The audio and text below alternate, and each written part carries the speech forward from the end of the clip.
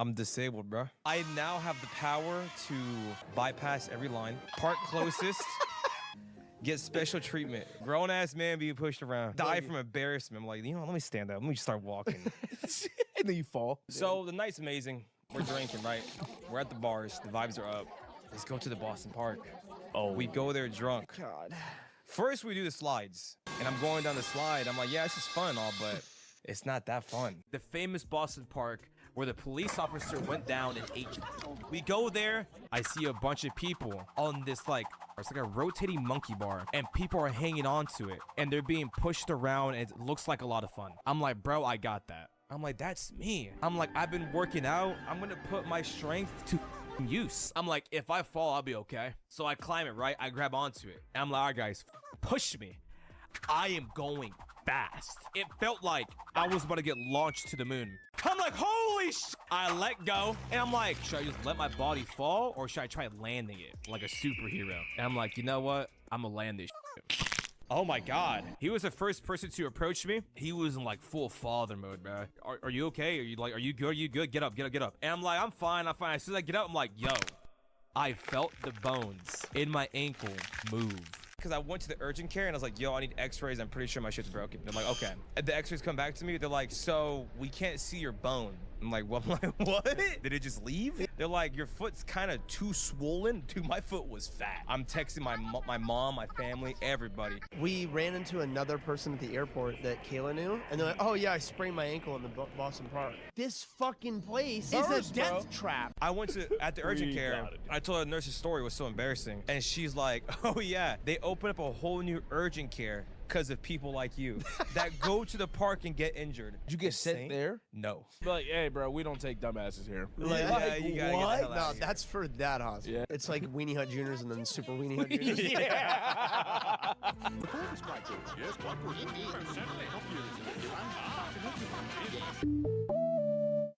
Dude, you should look up like the differences in or English words and like the UK recording. words and Yeah, they spell American. things differently over there. Well, not even that. They say everything differently. Yeah, like aluminium. Like they don't say trash. They're like, oh, the Rubbish? Bin, Oh yeah, they say Rubbish or bin. Rubbish or bin. Like- Do they say you taking the piss? Megan's mom says that. They say you know the word for cigarette. Oh yeah. They say Yeah. that. They say that nonchalant. It always jump scares me. I'm like, What's what? that? What? Oh, right. Look up fucking English slangs. I'll tell you if I heard it or not. Cheers, bloke, mate, chuffed. No, like I need like Scroll down. actual like sentences. 50 must know Bonkers. British Daft. slang words and phrases. To leg it, trolleyed, Plastered. Dodgy. quid, Yes, fuck I've is heard gobsmacked? that. Gobsmacked. Yes, I've heard that. heard that one. Bevy, Lost the plot. Oh, there you go, taking the piss. A Throwing couple. a wobbly. What is throwing that? a wobbly. Oh, Have a a tantrum. tantrum. What? A cuppa. I've heard Get a cup of couple. tea. Yes. Tea. Bloody Can't be, hell. can't be ours. No way they actually say arse. No, I say ass. I've never heard I think if ass. you're Irish, you say arse. 1 second, gonna check. Ah, the asshole, you. A fiver. I mean, that makes sense. A That- bog. That doesn't A seem tenor. like a Yeah, good that's how they word. say their money. A Mug. get is just Tony? a stupid idiot. Flag off. A muppet, dude. A fucking You fucking muppet. muppet. Generally a bit clueless. So like us. We're crap? Muppets, bro. We're Muppets, bro. They show To bad crack lights. on. Blimey. Cock up. Oh. Cock up. In it. Kerfuffle. Kerfuffle. That's fun. Minging. Minging. Minging. Is it minge? No, I think like it's minging. No, it's minging. Is minging gross or disgusting? Yeah. What- faffing around? Oh, hell nah. A load of tosh. Cat face. This can't be real. These things can't be used. All right, dude. They say all right. Oh, bro, what? The bee's God. knees These aren't bite even- your arm off. Bob's these your are- uncle. Bunkas. Cheerio. Cheerio. I'm Cheese gonna be dog. honest, I never heard a single person say Cheerio. But yeah, they have Daft different cow. accents, and you know how Spilt we say milk. like y'all in Texas. Yeah. Yeah, no one, no one else says it. Nah, but like, I Yeah. thought all of No. America said y'all. Someone from New Jersey is Take gonna it say y'all. easy. I didn't start saying that Nah. until I moved here. They just say it in a more ghetto way. Y'all? It sounds more aggravated. Like Y'all? I feel like when it's in Texas, it's more like an endearing thing. Yeah, like, how y'all doing? It's more like a y'all Is need to that strip really down. like Connor Ian's? censor that. What did you say, bro? Say it again. I'm so happy to be back, guys.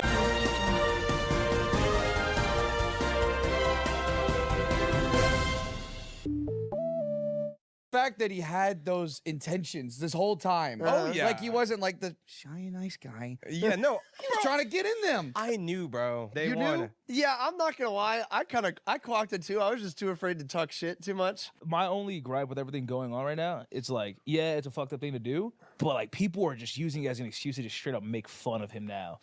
But like him doing it's stuff also like that is funny. kinda It is funny. cringe. It is cringe as fuck. I mean, nah, yeah, no, it But, is. like, People nah, are like, I- it's like, it's the internet, bro. No, there It's was bound to happen. people. That's just like how it goes. Jason Is Lee there kinda, like a- recreating his old photos and shit? Reactions to Sykkuno news? Okay, this is it, Brian, lock in. I need you to lock in. Okay. Here we go. Then Sykkuno. Dude, he's so fine, I can't. There was also a joke that he would turn hate this male guy. fans gay. What's happened to me? Desire. On Lily Peach's stream, Brian. Oh my god, he literally looks like he just came back from a trip from Vegas doing the slot machine for like 4 days. 18 hours of the day. Yeah. And this is where Evan would be in here. I go to wet market to get bad. Oh my god. That's what Evan used to always do. I have been a victim of Sykkuno Among Us charm. If he looked like this at the time, it would have never worked. Pretty privilege is real. 100% pretty privilege. It's clearly like brushed over and like gelled down. Hey, look, guys, there's good photos of me and there's bad photos of me as well, guys, okay? This is different, and you know it. Is it definitely him? I'm trying to find that video because I found that video my earlier god, today. that's a good in between. I am so good at this. Let's go, W. Marcel, for grabbing this original All right, footage. bye. We need Marcel and Tina in. What is up, guys? It's Sykkuno here, and today we're at Summoners Con. Wow, that was my dream came true. Right. There it is. That's where it's from. He had a glow up, and that's fine. Nogla got one. He got the black wife glow up. We saw it. Thanks, man. Appreciate it. I don't get compliments very often. My XP is low. Bro, there was this one fucking game. Holy shit, I got so fucking mad. There was this game. You good? There was this one game that was trying to be another, like a new mascot horror or whatever, where it was like it used these animatronics, like all like fucking FNAF shit. And there was this one cutscene in the trailer that was pure AI. Like it was a whole ass, the entire. Are you okay? Wow, bro. I was listening, but I looked down at George like, You're glutton sick as me, bro. it's You're gluttony? water. Hello, y'all should search up Wario dying in an elevator.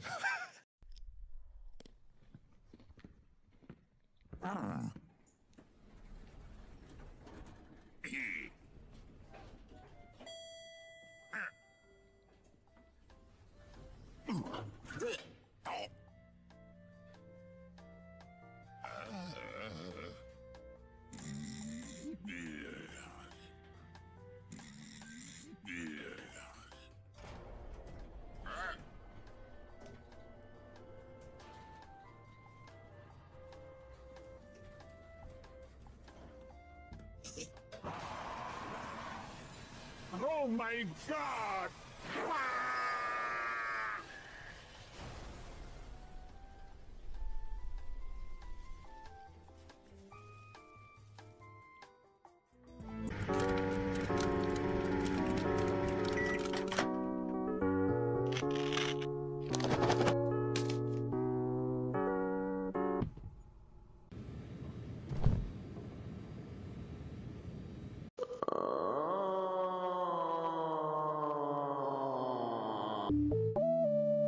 You want me to start? Yeah. Okay. B. G. No. Bag. Fuck! I was gonna say that. Oh but my I just God! stopped. Bag. Bag. Big. Bark, bark, bark, bark, bark. G. N. Goon. Gan. What Gan? Gan. Gan. Gun. Why is all three? Why are three doing three-letter words? That's just where your brain goes. Yeah, but I guess. T. Oh. O. Yeah. Oh. Taboo. Fuck, that was a good one. I should have said 2. S. Satu. So. Swoop. Swoop. Sway. Oh. Sway. Sway. So. Silo. Salut. Salut. No, it's T actually. It's just us making noises at this point. Fuck. Spice. That ends with O, bro. We might be here all day. Spaghetti. Spaghetti-O. Oh. D. OD. Yeah, I've come to the terms of my vocabulary. Octagon. Oi, oi, oi, oi. Oi, Huey. Oh my god. I thought that would be an easy letter to end on, and then you did O. Onyx. Stop naming Pokemon. Sorry. And that's still an X. Nah. Gracie, sound it out. On to O and D? Yeah. R. O to Dude, I have like nothing. on. Because I'm trying to like fill in the gaps. I just got odd.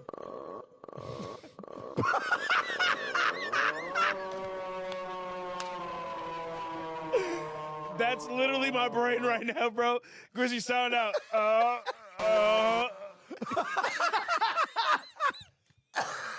That's literally. Oh my god. That's literally T. Pezzy end. Tat. Tit. Tot. Tut. Tot actually works. Tot. Tut. Tit. T- Tat. no, T-A-U-G-H-T. Trout. Thought. Think. Nope. Trot. Thought. That's a lot. Never mind then. Let's do it again. Do another one. R. P. No. Rap. Oh my god. That's it. But then I was like, oh, wait, never mind. All right. R. G. Rag. Oh my fucking. I literally didn't want to say that. I didn't want to say that. Rug. Do we avoid the 3 letters, bro? All right, fine. No more it's so 3-letter words. stupid. Y. D. Oh, Yard. Yard. Oh, dude, we upgraded to 4 letters. Let's go. S. M. Sam. We can't do 3 letters. Salem. Slum. Slum. I said Salem first. Yeah, but that's a pretty good one. place. If I had a gun. Sam. Sam. Hello, everyone. Just making sure everything is set up properly. All right. Sorry about the wait. Just needed to get some things in order before I started. Okay. I think we should be good. So yeah, let me make sure everything's just up to date. All right. Today.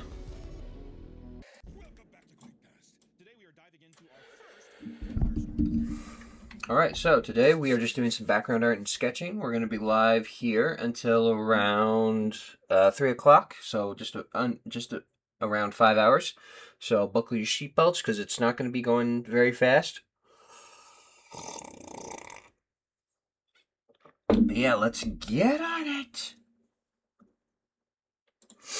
And we'll try and do this somewhat speedily so we can, actually attempt it. But anyway. Here's what we're doing. We are bringing back A class.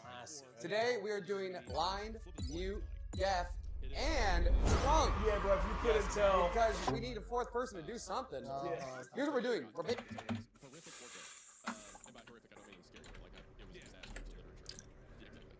This one comes highly recommended by some people on the subreddit, and it seems that a lot of people agree with us subreddit because the author of this story is someone named Jay Hunter Richardson, or as they go by on Reddit, Strange_Dangerous. Here's what we're doing. We're baking a cake. It's the whole thing we're reading, or if more got added, but at least part of it got adapted into a novel called "You're Always Welcome at the Blood Ridge Motel." That seems to have a lot of. We're baking a cake. Show of hands. Who here is baked up?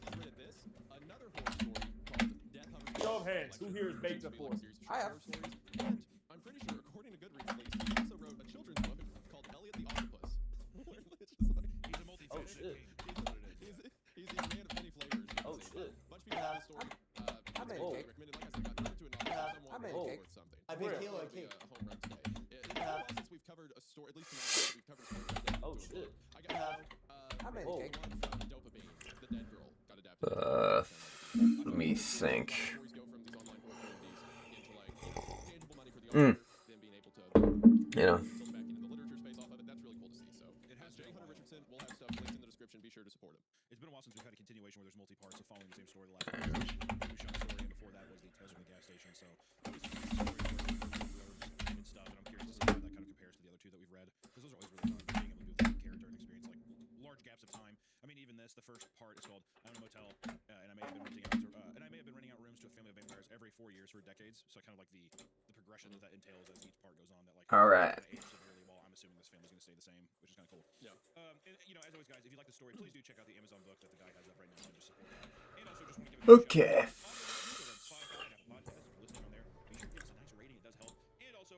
We've got some delicious extra content this week.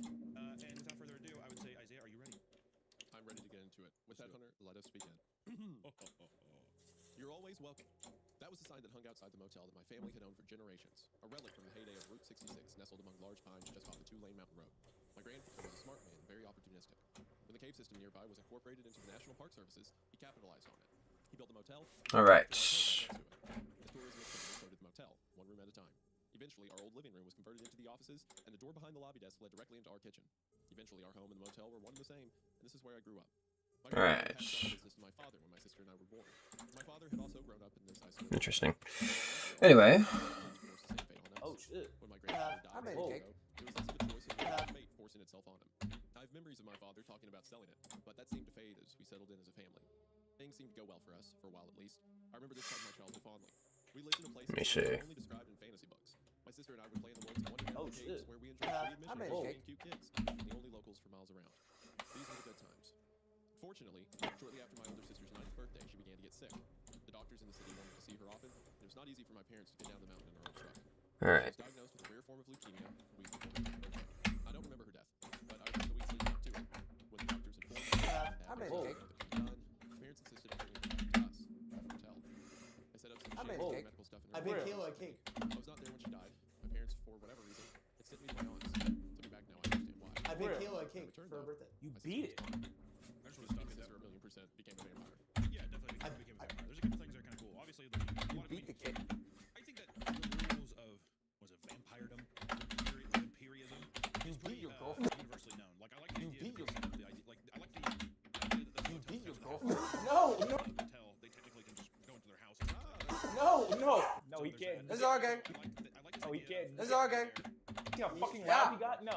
Which, you know, like you said, Yeah. definitely a vampire. But I like the idea of the family now basically begging these vampires to save their daughter or whatever. And is it going to be like an interview with a vampire situation where he's an older man and now he's just seeing his childlike sister again, like in one of these parts? You know what I mean? I like that stuff. My mother did not take her death well. My sister's room was clean of any trace that she once lived there. Oh, he can't. It's all okay. You see how fucking There loud? seemed to be less and less evidence that See how fucking Yeah. loud he got? No. eventually my mother went so far as to remove any photo we had of her. Yeah. By the time I was a teenager, there truly was no Good. left of her Here. existence. I Good. admit it, Here. but my memory of her face Oh, is yeah. vivid. Oh yeah, you're blind. Oh. Lavender. Good. I left the motel when I went to college and lived an exciting yet uneventful life far away from that small spot on the mountain. But as my parents grew older, they needed more help, and I felt myself drawn back to that old mountain motel. I helped them for a good part of 12 years, slowly taking on more and more of the responsibilities until I almost had the place by myself. They still insisted on certain tasks, odd things that Good. they were not Here. really about. The strangest involves what I have come to call Oh, yeah. Oh yeah, you're blind. my memories of them stretch back to my earliest memories of the motel. They always stuck out because my parents Here. Oh, yeah. Oh yeah, you're blind. always visited us every 4 years, almost to the day. The family consisted of 4 adults, an older couple, a middle-aged couple, 2 teenagers, a girl and a boy, and a younger girl around the age of 11. The 7 of them were always quiet and polite and always stayed for a week, every 4 years, like clockwork. My parents had even circled the date on our calendars, always expecting them. My father made sure to have a room open, even though they never seemed to book ahead.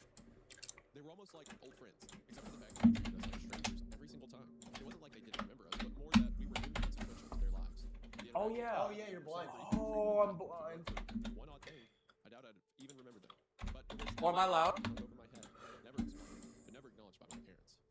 Eventually, I came to accept it as well, as something as ordinary as apple pie. But it wasn't ordinary. There was nothing ordinary about the fact that this family never slept. Or am I loud? They came every 4 years, and they never missed a visit. No, no, Oh, bro, you're. that I missed then, especially after my sister died. My parents would send me to live with my aunt, and it always seemed to coincide with their visit. There was over a decade where I went without seeing them. 27. Now, has everything No, no. Oh. One time when I was back from No, Oh, bro, okay. you're great. No. Anyways, just as I remember. They spend their days in their room and would leave at night, always dressed like they All right. Yeah. Wait. Every evening, except for the last, I would clean the room after they left. Yeah. Wait. Oh, they, What? oh my God. Oh, cut it off. Yeah. Wait. Even after my parents stopped allowing smoking inside, they made an exception for the family. On the final day, though, my parents always insisted on cleaning the room. Despite their tidiness, it always took my parents hours to clean that room. One time, it took nearly 2 days, but they still would not allow me to help. On the family's last visit while my parents were alive, I helped my father carry groceries. Yeah. Wait. Oh, they, What? oh my God. Fix a cigarette burn or a particularly nasty stain. We usually only needed a few inches or a foot at a time. Family's room, however, had the carpet replaced more times than I could There we go. On this last night, my father was tired, struggled with work. I told my mother did not want me to help, but they had no choice. Oh, cut it off. Carpet before I was allowed in, but I still noticed it. Deep brown stains on the carpet just outside the bathroom. My mother was still scrubbing when I. Oh, cut it off. Cut it out. My fault. My ass pointing at the frothy pink foam beneath my mother's brush. 36. Cut it out. My fault. He said he's gonna kill you. The dark stained ring that always seemed to exist in the bathtub this winter suddenly started to make sense. This is a lot of blood. I said, hoping for more answers. He said he's gonna kill you. He's gonna kill It you. made no sense to slaughter an animal in a motel bathroom, but I realized that I wouldn't be getting any more answers from my father. I let him You're gonna. for 4 years. It's really funny to imagine, like, look, if they want to believe a deer in our tub, that's their right. It's in this hotel. You did it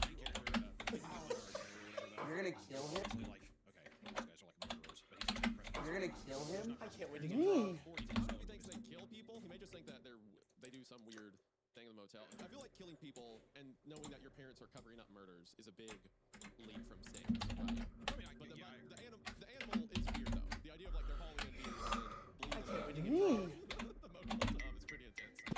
Us three. Actually doing is doing it to people, so I guess that's worse. But you know, Yeah, but even you still, wouldn't it's jump like straight to vampires. No, I don't think it's vampires. And you're probably right too of being like they're probably thinking that it's murderers either. But it would be very hard to explain. And even just trying to kill animals. Like, why should we do that? It's like why did they ask you to do? Are you just over? Us three. Someone's getting out animals on the property.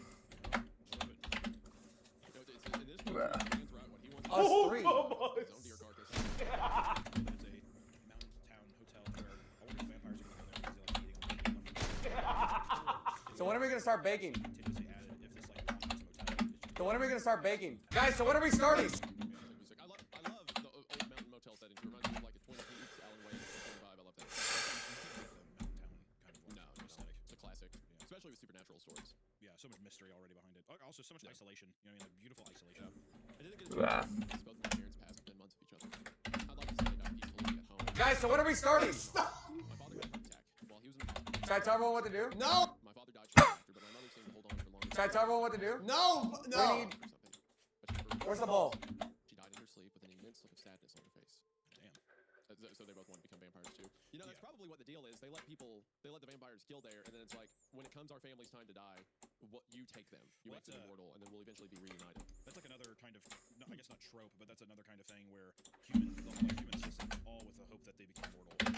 Yeah, make them one of their own, whatever. Where's the bowl? Stop. The lawyer explained that the will was very brief and uncomplicated. Stop. Here, Had no hold business this. in the hotel as their only asset, so I was given everything. They did leave me something else though, in addition to the burden of family business. They left 3 envelopes with very specific instructions on when to open them. First one was to be opened when I took over ownership of the motel. Second was to be opened in case of an emergency, namely a financial one. And the third was to be opened by my aunt in case I passed away. The letter within the first envelope was brief and to the point. It explained that my parents had a long-standing family and it was best not to question it. Here, They mentioned hold that this. they told me to ignore it, just make sure there was no trace left after they checked out. It was very explicit that I not ask questions and that if anybody outside of the family were to ask about the family, I was to deny everything. And something I found funny and not surprising, the family's odd trait of seemingly never aging was not mentioned in the letter. After reading it twice, I stored the letter in the cash drawer and forgot about it. Here, hold this. The family arrived. 7 of them piled out of the same old station wagon and walked together to my office. Without my parents insisting on doing it themselves, this was my first time I'd actually checked the family in. The old man greeted me as if he knew me. He did not ask about my parents, and in an odd way, he spoke to me as if I had always been the one to check them. All but the little girl seemed to Hold this. The little girl, however, broke away from me Got and this. sat around the desk and knocked on the door leading to our kitchen. None of the family reacted in any way to her actions. Is she in there? She asked almost emotionless. It's just me now. My parents passed away a few months back. Explained as I grabbed the room key. That's got to be his little sister, right? 100%. Forever stuck at the age of 11, which is honestly like a torment in itself, right? Yeah, I mean, Like this is eternity at 11 years old, yeah. Interview with the Vampire always had like an interesting part of that, of like the little girl like enjoyed being a little girl for a while. But as the years roll on, it's like her mind evolves to where she's like, I'm just a child. Like it's pretty much just a prison sentence. It's, you know, it's fucked. The older Got girl took this. the key without acknowledgement of the fact that my parents were dead. Got this. She began to Oh, yo. said one of the teenagers took her by the arm. Now what if I really? Now what if I? For a moment, I felt an unspoken grief for myself. Why? I realized it was the first time that anybody outside myself had any reaction to their loss. It felt good. It made me feel less alone in this isolated little motel. I watched as the family dragged the little girl back to their room to unpack and settle in. I remembered then how my mother used to treat this little girl. She always seemed to dote on her when they would visit. Yup. It was less than affectionate. Yup. Put it in the Now, bag. pour it in there. For this little girl who came around every 4 years. Their stay was uneventful. All right. All right. They left at night and returned before morning, usually without notice. Their rooms, again, were always tidy, except for the cigarettes. Before they checked out, I read the letter from the first envelope one more time. It had also mentioned that at checkout, they would pay in cash and leave behind a small paper package sealed with twine. The note instructed me to never open the parcel, but instead put it in a safe that I had no idea existed before reading the letter. The safe itself was filled with more small paper bundles tied with twine. I did as the letter instructed me. Sure enough, after their final night, there was blood. It wasn't a lot of blood, but enough to cause concern. Yup. Put it in the bag. Now, pour it in there. I feel like any amount Pour 3 times. I'll tell you would be a concerning amount. when it's good. Guys, No, that's not enough. If it didn't look like it was like how someone pricked their finger, I would definitely be like, okay, Yeah. someone was bleeding in here. What the fuck? No, it's just one splash. They just sliced open their forearm. They're probably just cut their that's jugular, not a it's concern. fine.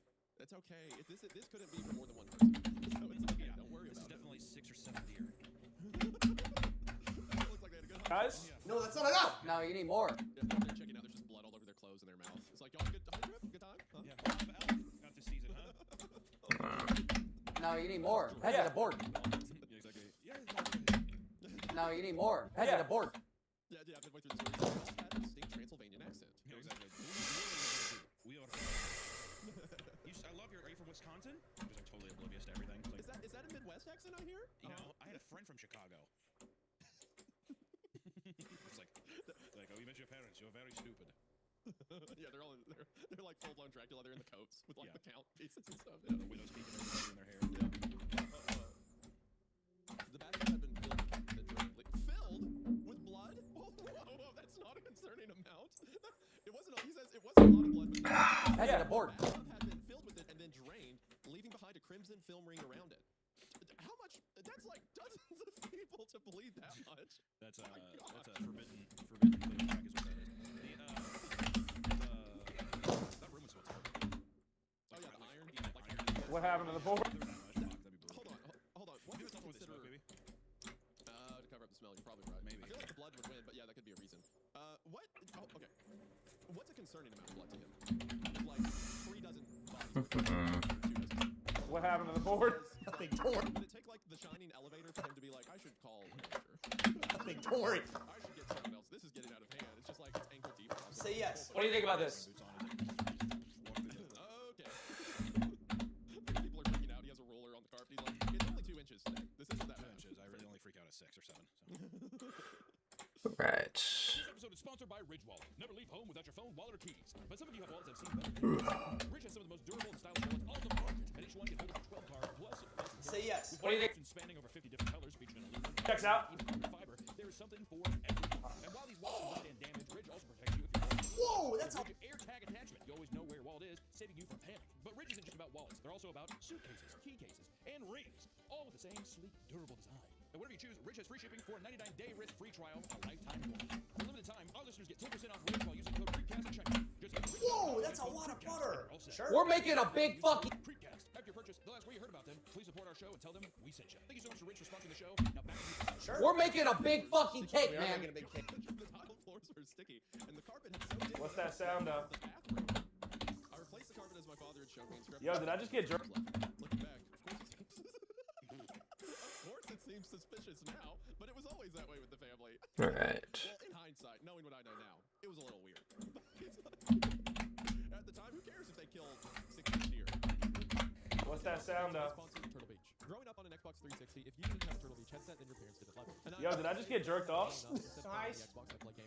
What happened? Computer, it seems the more things change, the more things stay the same. That's because Turtle Beach continues to deliver high-quality sound and functionality. Their Stealth 700s have an 80-hour battery life that's perfect for podcast recordings or playing video games or live streaming. I honestly Nice. think that because I can't remember the last time I charged these, and they're still running strong. Plus, Turtle Beach's quick charge feature gets them back at 100% in a flash. The headset is also super comfortable, which is a big deal if you're like me and leave these things on for your entire workday. Or that 10-hour Tarkov/Fortnite gaming session that you follow one day. I love Fortnite. But one of the biggest things for me is to switch over to the Stealth 700s after being on wired headphones for so long. Nice. It's a cross-play dual wireless system. Basically, instead of just using Bluetooth and worrying about what you're connected to at any time, you just plug the USB What happened? into the thing you want to listen to on your PC. Nah. Plug the other one into something like a laptop or a game console. And all you have to do is press a button on the headphones to switch from one to the other. And then on top of that, it has Bluetooth if you want to use that instead. I've never gone wrong with Turtle Beach, and I'm sure you won't either. For your next headset, turtlebeach.com and use code Creekcast for 10% off your entire order. That is right, 10% off your entire order when you use the discount code Creekcast.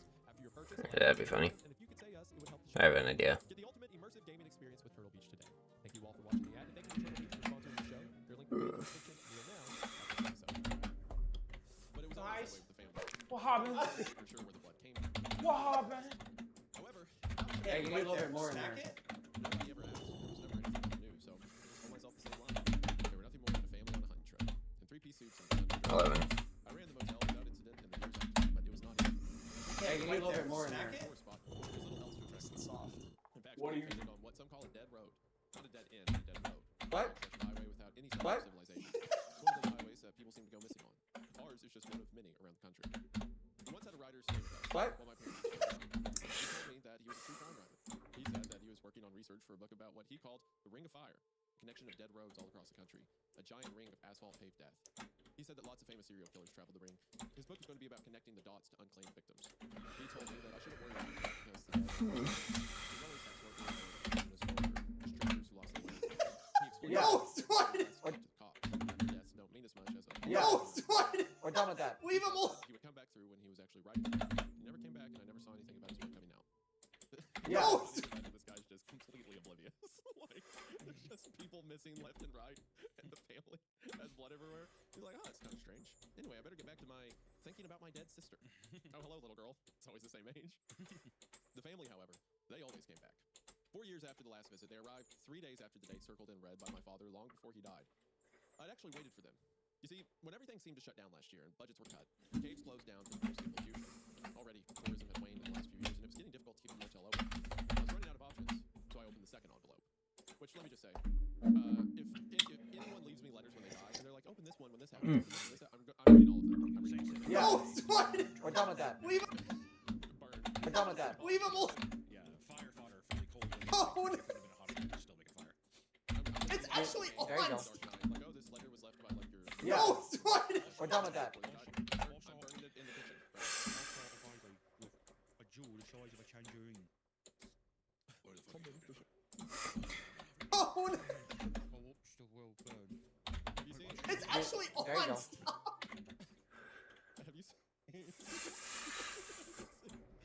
the picture about Bane? Okay, Bane is the scariest guy I've ever seen in my life. I think about that like once a month and just start giggling. It's such a funny. The idea of him just crying to Batman like, this guy is so scary. Bane is the scariest guy I've ever seen in my life. This is truly the most frightening man we've ever seen before me. Marshal Wayne. No. Inside was another letter. It instructed me to keep the motel open no matter what, even if the guests stopped coming. It then instructed me to open one of the brown paper parcels in the safe if I was ever in trouble. Yeah. No, Swan! We're done with that. Leave him alone. Me and Twine was a bundle of money. Various bills stacked in no particular order. The one bundle alone was enough to carry me through so season. There were dozens of these paper bundles. Despite what the letter said, I opened them all immediately. There you Good go, that's man. the spirit. Oh, no. The It's only actually. currency I barely recognized. It was still American, but it was long out of circulation. I'd planned to stay open long enough to collect one more bundle from these familiar strangers I've known my whole life. When they arrived 3 days late, I already knew something was off, though you wouldn't have known from their usual unemotional demeanor. What I'd always remembered as a family of 7 arrived as only 6. One of the teenagers, the boy, was not with them. This was not acknowledged by anyone upon check-in. There you go. Stayed beside the teenager. No. But her eyes were still fixed on the door in the kitchen. At this point, I cleaned out all the other rooms except theirs. Nobody had stayed the night in weeks anyway, so I took my time with it. When the time came for them to check out, they paid in cash and handed me the brown paper parcel wrapped in twine. I hate to say this, but your family will officially be the last guest we host here. I explained, trying to break the news casually. The man stared at me blankly. The girl looked at the teenager, but the teenage girl did not react. The man did not seem upset. No. Are you putting the dog in the oven? Said with a fake smile. With that, I turned to leave. The family followed after him, but the little girl pulled away from the teenager. She stood there, staring at me for a very long time. In a hurry, the sad pointed at her family, trying to break the awkwardness. Do you not remember me? Of course I do. You never change. I could see the old man out in the parking lot as he packed up the old station wagon. I don't notice the little girl's absence. Tell me the dog's not in the oven. As he approached the office door, the little girl Tell me the dog's not in the oven. Oh, I almost forgot my job. I asked, my mind racing. We're too young. I should never have been turned. The words were cut off at the opening of the door. The old man stood in the doorway, his gaze fixed on the little girl. Neither of them exchanged words. The little girl left, not before giving me one. Okay, if you aren't here, they will leave you. Yep. They'll just put her in the caves because she's too young, I guess. I think it's insinuating that they're gonna kill her. Potentially, or they just leave wild vampire children out there. Yeah, but I would assume if they're leaving her in the cave, she's starting to starve, right? Yeah, she can't find her way out, probably. Once they left, I waited to clean the room. I counted the bundle of cash left in the paper parcel. It was enough to carry me 2 seasons. More so, along with the rest, it was enough to start a new life. I opened a bottle of wine and cash. I knew what kind of mess awaited me in that bathroom. At least this time, I wouldn't have to replace. Sorry, I just saw it. I don't know why it didn't appear on my dashboard, but Nero is live. Thank you for the follow. As I walked towards the bathroom, something on the bed caught my eye. Laid neatly on one of the seemingly unused pillows was a photograph. I put down my cleaning supplies and picked up the photo. It was torn on one side, so it was only half of the picture. Shouldn't have been shocking, but it did catch me off guard. Strange. There was a photo of Anywho. she was holding hands with another young girl. Me. Why did I think the author was a guy this entire time? There was no indication. I thought it was a guy too. I'm stupid. It's like I just got hit with the whole Right. is Dr. Pepper a woman thing. Like Oh, I almost forgot my job. Each other our whole lives. There was nothing unusual about her happy I looked. Her seemed somehow different. It took me a moment to register what was off about her. But when I did, I gasped. She was younger. Not much younger. She appeared now younger than I had seen her. So here at the motel, just outside of the office. I'd recognize the background, not only because it was a familiar space, but because I'd seen this photo before somewhere. It clicked. I made it the cleaning and ran back to the office with the photo in hand. Hung above the fireplace in the office, just across from the desk, was a collection of photos my mother had curated. So, ow, it's hot! Some snapshots of famous guests and regulars. I ran my fingers over the torn edge of the photo of myself and the little girl, and I remembered one specific photo that hung over the fireplace. It was small and odd-shaped, but it was my mother's favorite because of how happy my father and her looked. It was just the two of them standing outside the office. Ow, it's hot! Ah, it's so fucking hot! It's hot! Frame, too impatient to be delicate. Pulled a small old shaped photo from the frame and confirmed my suspicion. It was torn. I held the photo of my parents up with the photo of the little girl and myself. They were too happy. No, I couldn't remember her face. Oh, it's Porcupine. It's me again. Hello, my friend. How are you today? She was my older sister. I now understood the deal my parents made. Fun. Wee. So fucking hot! It's hot! Why is it so hot? It also doesn't take it in a hokey direction. Yes. We need 3 of these? Yes. It's all very like you don't have to explain. I mean, we know that kind of thing. You know, that's why I like the story does. I like the emotional tie-in of the parcels are just filled with tons of cash, and the person's like, okay, well, I'm gonna open these immediately and just cash this in. And now there's the emotional tie-in though of okay, well, if they close shop now, they're gonna kill my sister. We need 3 of these? Yes. Which is Bro, let's just put the whole freaking bag in. Yeah, so you're in like this weird like Yellow. save your sister. It's like, oh, I'll take care of my vampire. Realistically think we can take care of her, but I can see people recklessly, emotionally doing a futile gesture in the hope that it is beneficial. Or like you're Are we sure we need this much? And I think more importantly, this story made me spark an idea to make a short story of my own called Penis Toes. Because I was just thinking about Are we sure we need this much? What do you put it in? and really follow me with this. You wake up. The knee thing got me thinking. I was like, that is creepy. What if you woke up? Actually, if any viewers out there, male and female, you wake up. You should be stretching out your feet. Yourself a Charlie horse. What do you put it in? Baking powder. Or in your toes. Baking powder. And how much is? Are we sure we need this much? What do you put it in? I know, actually. That'd be kind of scary, huh? That'd be a good story. And they all pee. Like you go to the doctor and he's like, how is this possible? You have all these so many different ways of how to pee, and then you don't know which toe's gonna come out, or if it's gonna come out your regular penis. What do you put it in? Baking powder. Everything at the same time. And how much does it say? That'd be too funny. You probably need to make it random. And how much does it say? 1.5. What's wrong with you, Jake? Sorry, Rebecca. I'm just a bit sad. My penis toes. It can't be that bad. Oh my God, Jake! Now that you know my secret, I have to strongly do it. 1.5. Half a bag? I pissed my pants. He's talking about his shoes.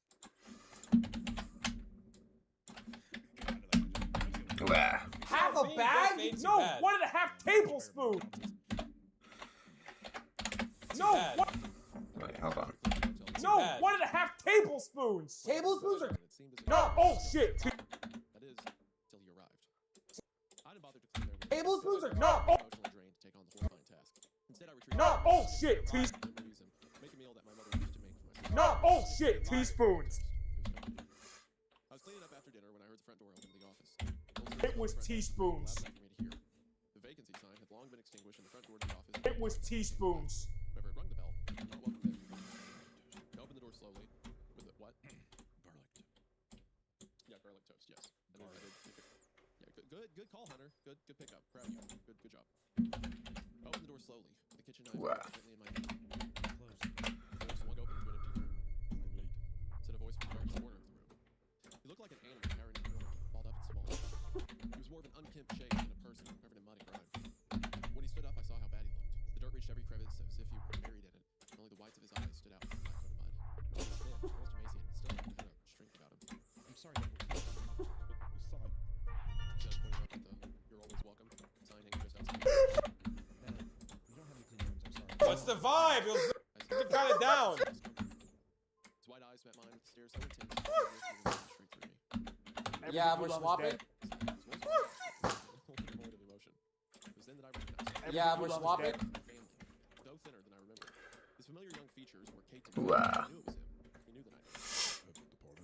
I nodded. Have they left me anything? Yeah, what is this voice you're doing right now? What? The vampire voice. You know, dude, here I am, trying my best to give you a cool vampire voice, but Support the show.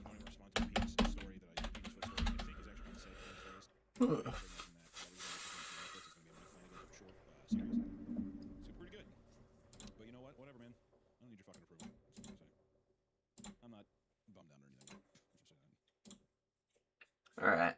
He asked, his voice finally cracking. I did not know how to answer. I wasn't sure what he meant. Ah. He said, sounded suddenly desperate. I don't know. I said, pulling the room keys from the belt. Come on up. Nah. Let me see here. Yeah, we're swapping. It was as if you saw something. Yeah, we're swapping. Wasn't until he was gone that I realized Actually, five, I think. Yeah, we're swapping. You'll be deaf and you'll be mute. You'll be deaf and you'll be mute. Start shaking up. Start shaking up. Yeah. No. Yeah. Yoki, don't like that no more. Put that away. He just lunges at her. Wow. That night, I could not sleep. I watched this room from the window and waited for him to leave, but once he closed the door, it seemed to Start shaking up. Yeah. No. Yeah. So I left my purse long enough to make You like dick up your butt? Never did hear it. The day came, I decided to check on him. I knocked many times and announced my intent to enter. He did not respond. The door opened with that familiar old creak, and the sun once again crept into that dark room. Cigarette smoke still hung heavy in the air and danced in the beams of light. The room key said idle next to the ashtray. Okay, hold on, no, we read that wrong. It's saying that he, the mud only went inside and walked down the hall to the room, but then never left the room. So You like dick up your butt? anywhere. He No, walked crack into it. the office and then to the I'll hotel crack room. you. Yeah. Hotel room. He might have flown there in some way. I don't think that's what was implied at all, actually. I think all the footprints led inside. Yeah. Okay, where's the baking soda? Yeah, I'm saying that's all fine. I just before getting to the hotel, he probably flew there. Your line's up, it's a quote. Hello? The room itself appeared empty, but I traced his muddy tracks from the door to the table into the bathroom. He had smoked the old butts left by the others and left everything behind in the The beds, again. Okay, where's the baking soda? Or baking powder? To be wet from the bathroom over. Or It baking was over powder? there. I announced already, turning the Okay, where's the baking soda? Or It baking was over. powder? It pushed aside a layer of sticky, wet sludge. It was a mixture of deep red and earthen brown. The putrid, sweet smell of decay hit before my eyes could comprehend the horror of what lay Okay. The bathtub was No. thick old blood and clumps of mud left behind by this boy. His clothes were piled in a damp, muddy heap just outside the bath. The floor was sticky with blood and dirt. Still, I stepped inside. The bathtub was full enough that the gruesome Actually, something could still be hiding beneath the surface. As I had done many times before, No. my hand brushed against something inside it, coiled. The bubbling trickle of rotting body fluids oozed down the drain as I waited. Okay, where's the baking soda? Or It baking was over powder? there. Thankfully, it was not the boy. It was the severed leg of a deer that had brushed my hand. The hoof was gnarled and cracked, and the leg itself was nothing more than coarse flesh suspended by tendons still clinging to the bone. So, is it saying that they're actually eating deer, or the deer are just a cover-up for all the blood and stuff? I mean, I would assume that this time that they're actually eating deer. If it's a dead-end highway, I'm going to assume there's not tons of people around. Yeah. But I would assume it's deer. I think that's Or actually... baking was over powder? there. Where's the baking powder? The mud left behind in the Over there. empty Over there. torn organ meat and unrendered fat. The remnants of a slaughtered beast. In all my years cleaning, I had never left this kind of evidence. There was always blood, massive amounts of blood and bile, but never anything that could be grain. Baking powder. Over there. Over there. Wait, why are we listening to him? Carcass into a plastic bag and used old sheets and towels to sop up entire bucket of bleach into the bathroom just to hide the smell. Exhausted, I fell There we asleep. go. Steep the odors of death and cigarette smoke. I dreamt of my sister. For the first time, as long as I could remember. I can see her face again. When I woke, I was hungry and covered in filth. Oh, I know. The hottest water I could stand, hoping to burn the odor from my skin. I made a sandwich and returned to my Oh. I'm getting my gun. I figured that if he had returned, he'd close it, but it was open. Night came, and I wondered if he had just gone on ahead, searching for the family. I decided that I should close the door and lock it. I'd taken his key with me after I'd cleaned, so if he wanted back in, he'd have to ask. The moment my foot stepped past the threshold of the room, I saw his wide eyes shrouded in the shadows across the room. He was standing just outside the open bathroom. He stood there, motionless and rude. I'm getting my gun. I found something. It wasn't the dirt like before, but a deep red cross, a cracked draw on his skin. He said from the shadows. He waited an eternity to answer. He was staring at me from across the room. I don't. Is my sister? Is she like you? He nodded in a way that seemed he was confused that I was even asking. That's awesome. Oh, you fucking. Found something better. Dies, quote unquote, and then she's there every 4 years for like the past several decades. It's pretty funny. He's just like, dude, are you serious? It's been like 30 years and she has not changed. Are you fucking dense? Oh my god, is my sister like you guys? Bro. Are you fucking me right now? Because of the accent, I was just one of those like office Plug it in! Plug it in! Yeah, I guess. It would Now be imagine the too teenager weird if like chain smoking like Russian cigarettes in a Yeah. an Adidas. That makes total sense to me. Well, no, luckily, I would agree with the Adidas tracksuit, but they've said too many times that they're dressed up all fancy, which maybe for Russian people, the Adidas tracksuit is fancy. That could be the fit. That could be the three-piece God, suit. that'd be Yeah. so sick if Dracula had an Adidas tracksuit on. He's just like, I seriously want to drink tons of blood right now. With the imported gold chains. Yeah, hold on. Imported gold chains, he's just like, exactly. I want to go to an EDM music festival immediately. I stepped backwards out of the room. He stepped forward and my friend Ooh, across the floor. nope, wrong one. Covered in dry blood and his hair was matted in a thick Plug it in! his eyes grew wide. The door stopped suddenly. His coolest features were suddenly What? It was. recoiled and retreated back. Oh, plugged in! I turned to see the blinding beams of an old pickup truck. Yeah! I glanced back at the boy. What? The door to the truck opened and a tall, sinewy man with cropped hair and thick rimmed glasses stepped out. He was an older gentleman, gray around the temples, but not elderly by any means. His stature was intimidating and his voice was deep. Van Helsing, hello. He said, still hiding behind the bright lights of the truck. Can I help you? I asked, shielding my eyes. He Hello. apologized, leaned back in the cab and turned off the lights. I felt myself trapped between the monster behind me and the stranger approaching from the front. Without realizing, I backed myself against the wall. We're here. Yes, slowing my retreat and stepping back himself.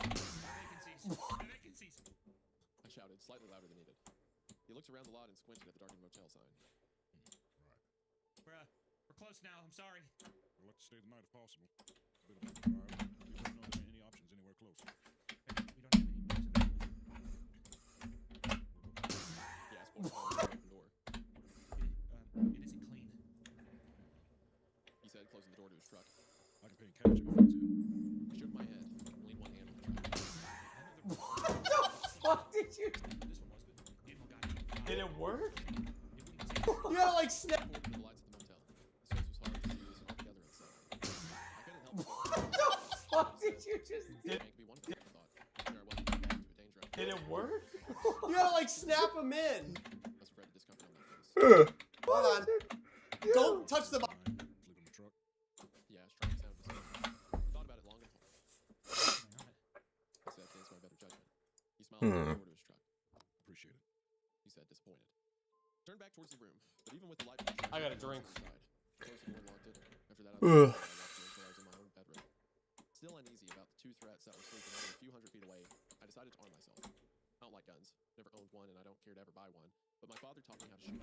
Back in college, Wow. my grandfather's old revolver, the same one I was locked in the woods when he went to bed. I got a drink. Box, I had no idea what I'd find. What? Who touched my? I used a hammer, an old screwdriver to break the lock, and after only a few attempts, I was able to pop it open. As expected, the gun sat atop a pile of important documents, photos, and small mementos that meant something to my father at some point in his life. 6 loose bullets rattled around the skill box. Wow.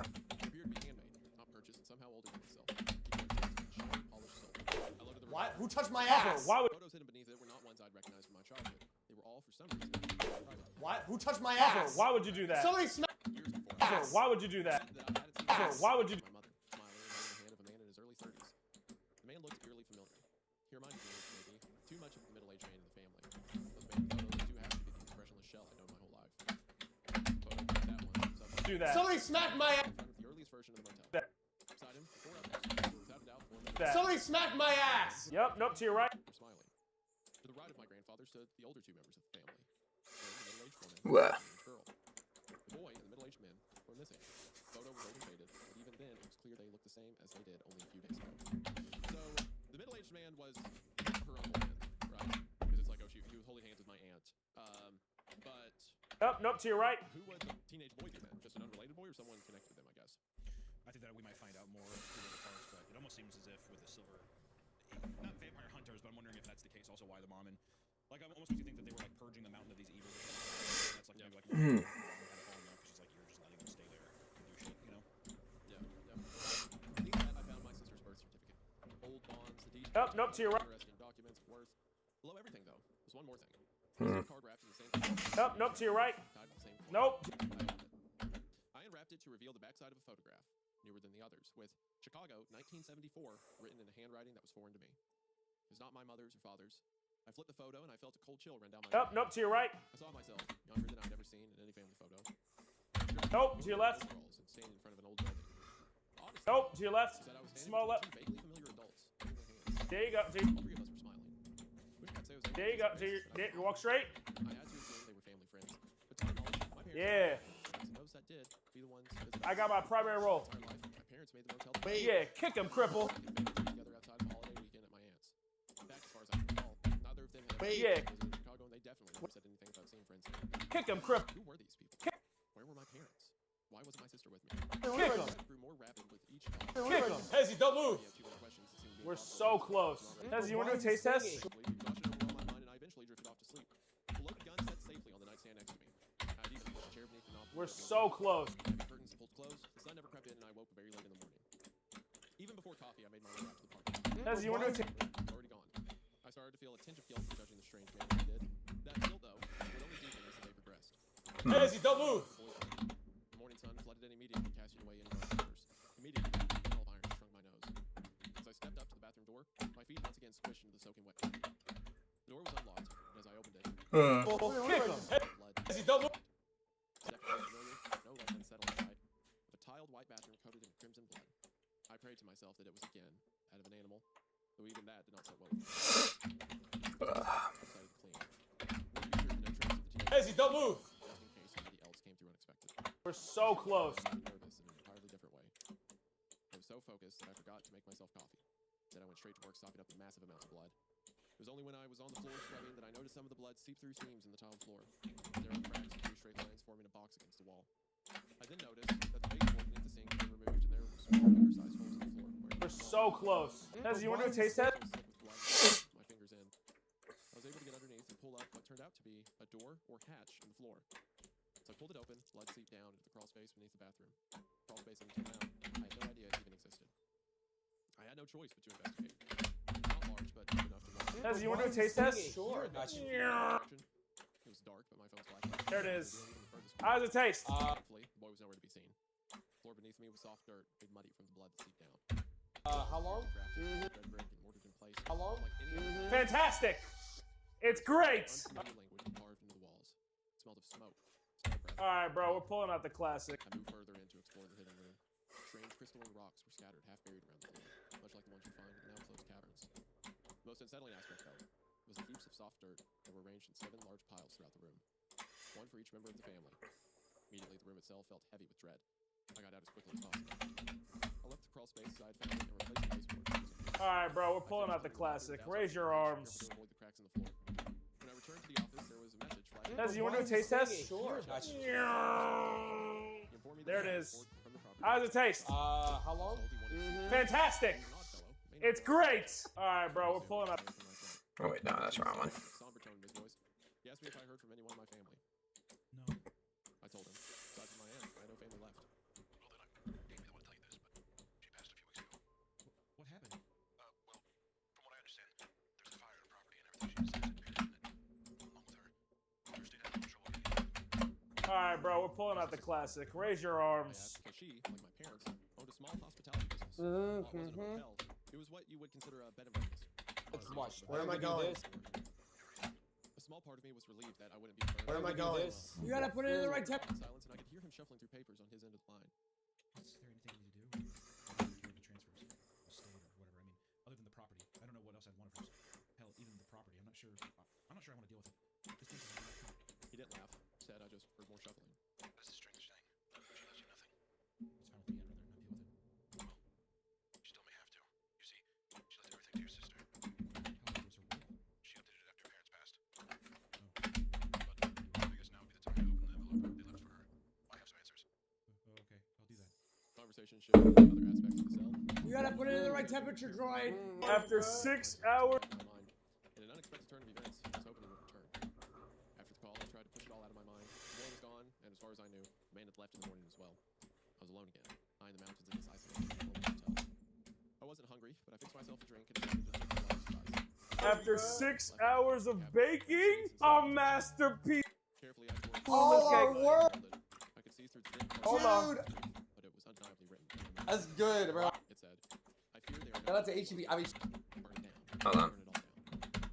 After 6 hours of baking, a masterpiece. The all coolest our cake. work, Hold on. They build mysteries. Are they vampires or anything? It's everything else, like the secret crawl space under the floor. What are the 7 mounds in ancient writing?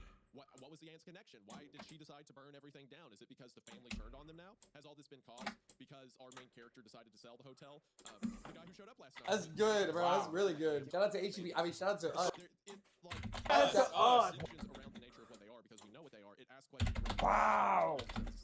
Which is really cool. It keeps it engaging.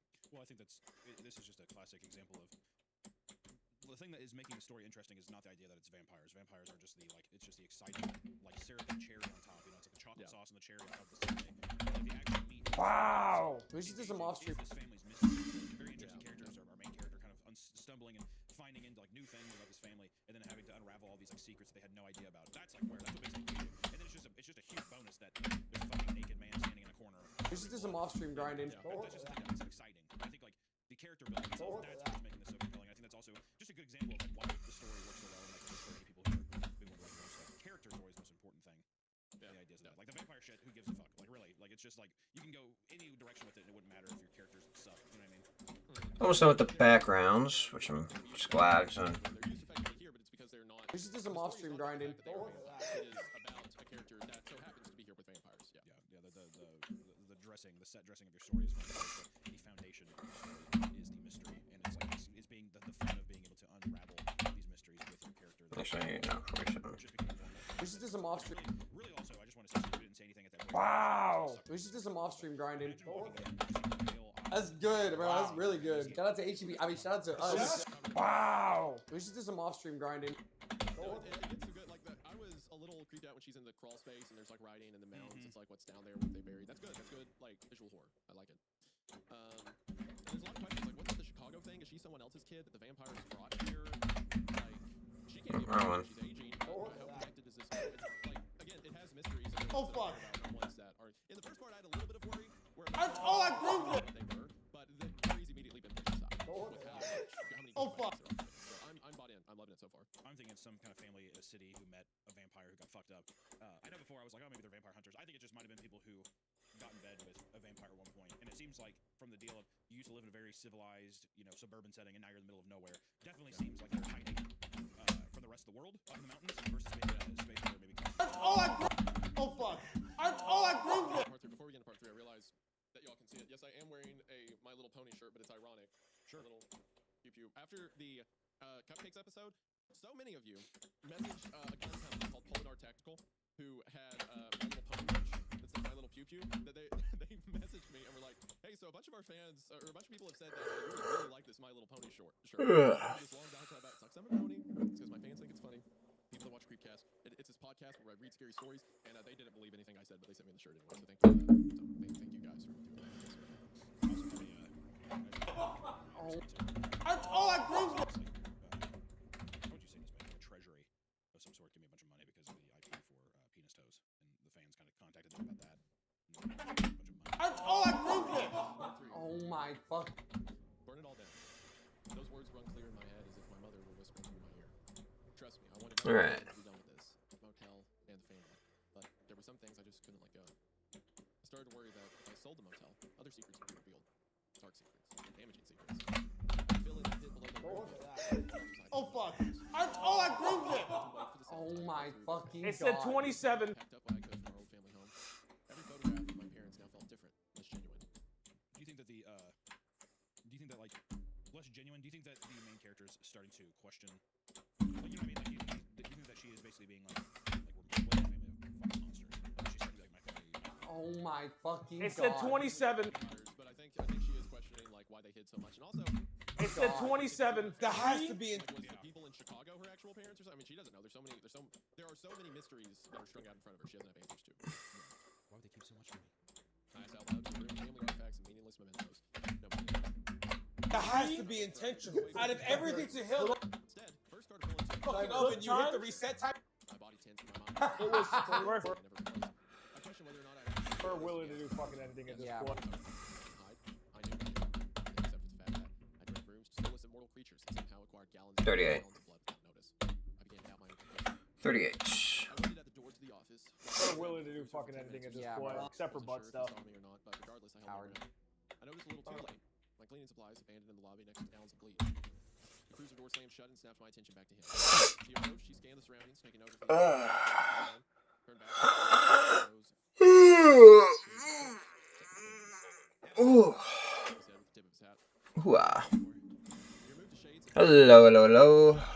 Wondering if I could have a moment of your time to ask some questions. How's everyone doing today? turned back to the empty room. All right. That's not what I asked. He said, smiling again, this time with menace. Sorry? I don't mean to be rude or nothing, but we know Bill Henley was on his way up here a few days back. Just wondering if he met him. Sorry, I don't know him. You know the man who was fixing all the place? He asked again, looking back at the family's room. Oh, him. Yeah, him. My lawyer handled it all. I didn't meet him. Not even when he stopped here for the night. He asked, showing his cards. I swallowed hard. I wanted to tell the truth, but I wasn't ready for what came with it. Oh, did he drive a truck? He did. Yes, I saw it. Parked over there. He said, foolishly pointing towards the room. Sheriff turned to the room, the parking spot, my sequence. Took out a notepad and began to write something down. He didn't stay with us. We were closed, so he slept in his car. Thank you. He asked, looking back at me. I didn't see him leave, but he was here for a little bit. You know, truck along with him and all. We did. All right. Putting the book away. Mind if I take a little round? We are bringing back. He said, words tumbling out of my mouth before my mind could stop. Stepped aside to sort of lead him into the lobby, away from the family's room. Immediately, he took We the are supplies bringing and back. Is there a problem? Is he okay? She is being the most suspicious person ever. No shit. Oh, yeah? No, I don't know him. Oh, that guy, he was here, actually. He was right over there. You can look around. Is he okay? Is he alive? He didn't die, did he? Did he get shot in his neck? Did he have his neck? Did you find him drained of blood? The blood in the We room? are Don't bringing worry about back Yeah, there's a definitely class. no giant cupboard with old Eldritch text written in Elvish on the walls. Just don't look in there. It's nothing. it. Any horrors that are in that room are certainly comprehensible, so you shouldn't even try to comprehend them. The sheriff's gaze lingered on the bleach for a very long time. He then turned his attention back to me. I could see his mind working over something, thinking. Suddenly, it felt as if the air in the room shifted. His entire demeanor changed, and I felt an aura of warmth from him. He shrugged and cracked a smile. If it ain't already. What? Yeah, that's good. That's for sure. We are bringing back. 200 or so miles west of here. Off the 80? There? What was he doing? Well, we don't know. We don't know where he was. We don't know who he is. Or no, we don't know where he is. Wait. We don't know who he is. We don't know what's going on. I was like, what the fuck? Well, we don't know. Well, we don't know. The sheriff has intense memory loss. Who are you? Who am I? What are we doing here? Well, we don't know. We don't know where he is. He said, his gaze drifting out to the knickknacks and photographs. Oh, that's not good. I don't like that.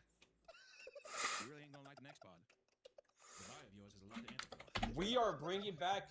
I found a cat, but it's crisp, abandoned.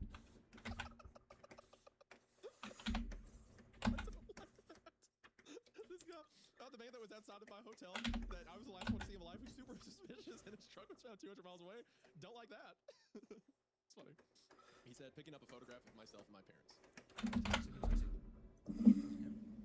I asked, trying to find something to do with my fidgeting hands. A class. Today we are doing.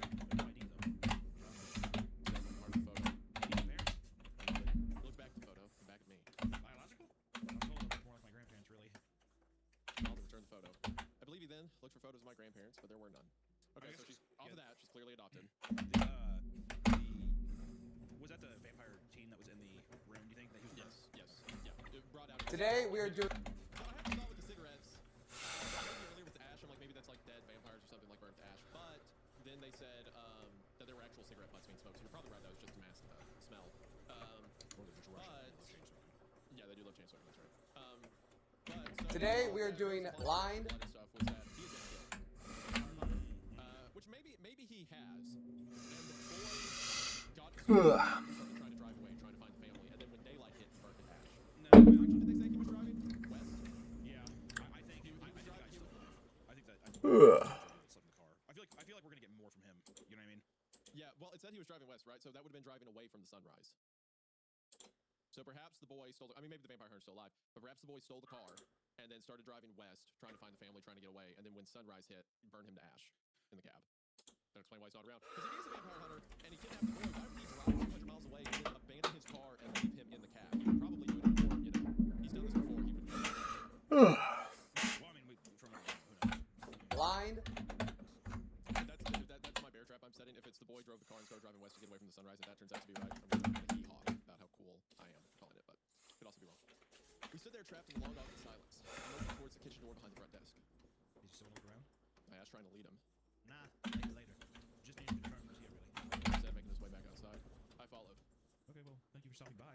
He paused at the door, acknowledging my awkward statement. Then I saw it again, it wasn't working. But sunrise is back on. Hello, yeah, you said. I thought hard. What did I tell him? Did I slip? Couldn't remember. I don't know. He's awful at this. He looked at me as if he could tell I was lying. Could have been someone else in the truck. It was dark. Can't say for sure. He nodded in acceptance. Take it anytime.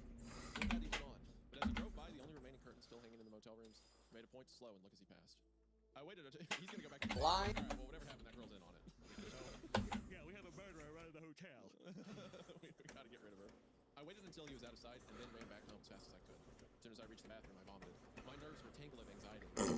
I knew that Blind. He was either still alive or still here. I searched the motel grounds for any sign of the man or other secret spots. I wandered past the property line into the clearing, and with the sunlight beating down on me, I had an epiphany. The teenage boy was on his way to another place like ours. Blind. You. You would never have let yourself get caught outside like that, not on purpose, in all my years of knowing the family. I had never seen them at any time close to dawn or dusk. They were experts at avoiding the sun. Wherever he was going, he couldn't have been far from his destination. I knew what I had to do. I had to find the next stop. I had to know if it was anything like the motel, and if it was, how? Why? Could there be more of those earthen rooms, skulls inside? You. Strangely written words. Jeff. I packed what I could into my small car and locked up the motel. I made sure to reload my grandfather's gun and place it in my bag, which I then placed on the passenger seat. I wasn't sure what I was looking for, but I was fairly certain that if I found anything, I had to be ready. The drive was long, but I drove slowly. I kept an eye out for any building Jeff. structure that And. it was an extension of the one that the motel sat on. It was another dead road, a long stretch of nothing. So spotting anything would be easy. As I passed the 200-mile marker, I slowed to a crawl and leaned over my steering wheel. The road bar did a view around the 220 mark, and I knew it had to be there. It was the only building within miles. I pulled into the old dirt road alongside deep tire tracks left. The rain softened it into mud. I stepped out of the car and pocketed the revolver. The sky overhead was gray, made for a dark afternoon. I followed the tracks as they led into the old rotted barn. Heavy doors were in despair, but the hinges swung as if they were new. Inside the barn was what you would expect from an antique structure. Old brittle hay and rusted equipment, left and forgotten. Everything looked as if it hadn't been touched in decades. Everything except... Wrong. Yeah. The sickening realization of what it was had set in before I saw the familiar dark rooms around the inside. Like the bath in their room, this had been filled with blood. The ground surrounding the trough stained from decades. Wrong. Yeah, bro, if you couldn't tell. As I stepped close, Guys, we need a fourth person. the wood groaned. I stomped. A hollow echo of below. Inside the dust, hay to reveal the trap door. There was less effort put in hiding this one. Then again, the location itself was a hiding spot. Wrong. Yeah, bro. That familiar scent of smoke, stale breath, and iron washed up. I pulled a revolver from my pocket and climbed down. The room was smaller than the one below the motel, but it was very much the same. Odd words were again carved into the walls, but wood replaced brick in this more ancient construction. Strange crystalline rocks placed around the room in a pattern I hadn't noticed at the motel. There were fewer here. Guys, we need a fourth person. Guys, In my hand. Solid, solid. we need a fourth person to do something. It was heavy in my hand, more than the other. I held it into the light from my phone. The dark red, blue, little veins streaking through the light of the prison. It was so dry, it felt as if it sucked the moisture from my fingertips. I pocketed it, continued on into the darkness. My feet sunk into an exceptionally soft patch of dirt. I realized I was standing on one of the earthen mounds, same as the 7 in the motel chair. Guys, we need a fourth person to do something. The dirt was discolored and more dry than the other mounds. There was also a fleck of white protruding just beneath the gray unfertile soil. Hunched over, I made my way to the lying mound and uncovered a note written on a white piece of paper. A white piece of paper that just so happened to be stationary from our motel. It read, We're baking a cake.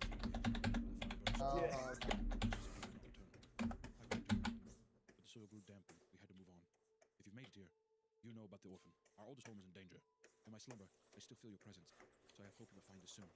Hope that gives you the strength to find us again, Matthew. I left the note where it landed. So the father then is a teenage boy, I'm guessing? I think it's the father of one of the other people. I think that the oldest person there is probably not related to any of them. Is what I'm thinking. You know what I mean? It's like the head vampire. It's the master. Here's what we're doing. Yeah, but I thought that there was younger ones than that. No? Yeah, I mean his little sister is younger, but is that the only one? I thought there was two. At this point. There's a teenage boy and the teenage girl. The twist kind of may be the teenage boy and the teenage girl, the oldest of them. They could be. Yeah. Because they're saying like, hopefully, father, you're separated. Hopefully, this old meal gets you here. So there's probably. Here's what we're doing. We're baking a cake. Driving to get to this next safe house, but he didn't make it before 7. Yeah. What was that they said that there was dusted salt seemed to rub off? So I feel like salt's normally used to keep a wave vampire. How would there be salt down here? I didn't know if it was something where it's like salting the earth or something. Because I know what you mean. Like it's supposed to be like a protection circle or something. Yeah, yeah. I think it's one. There could be a couple things. It could be a compromise. Like, did the guy get there and he made a protection circle? Yeah. Or something. Or something where they're Here's what we're doing. Farm for some reason, or who knows? Yeah, the soil needs to be wet for some reason. There's also something about the minerals. How there's red and blue mineral veins through the white crystals, and that means something. And they're super dry. She said it was so dry it felt as if it sucked the moisture from my fingertips. So maybe they're salt crystals, and that has some significance. I don't know.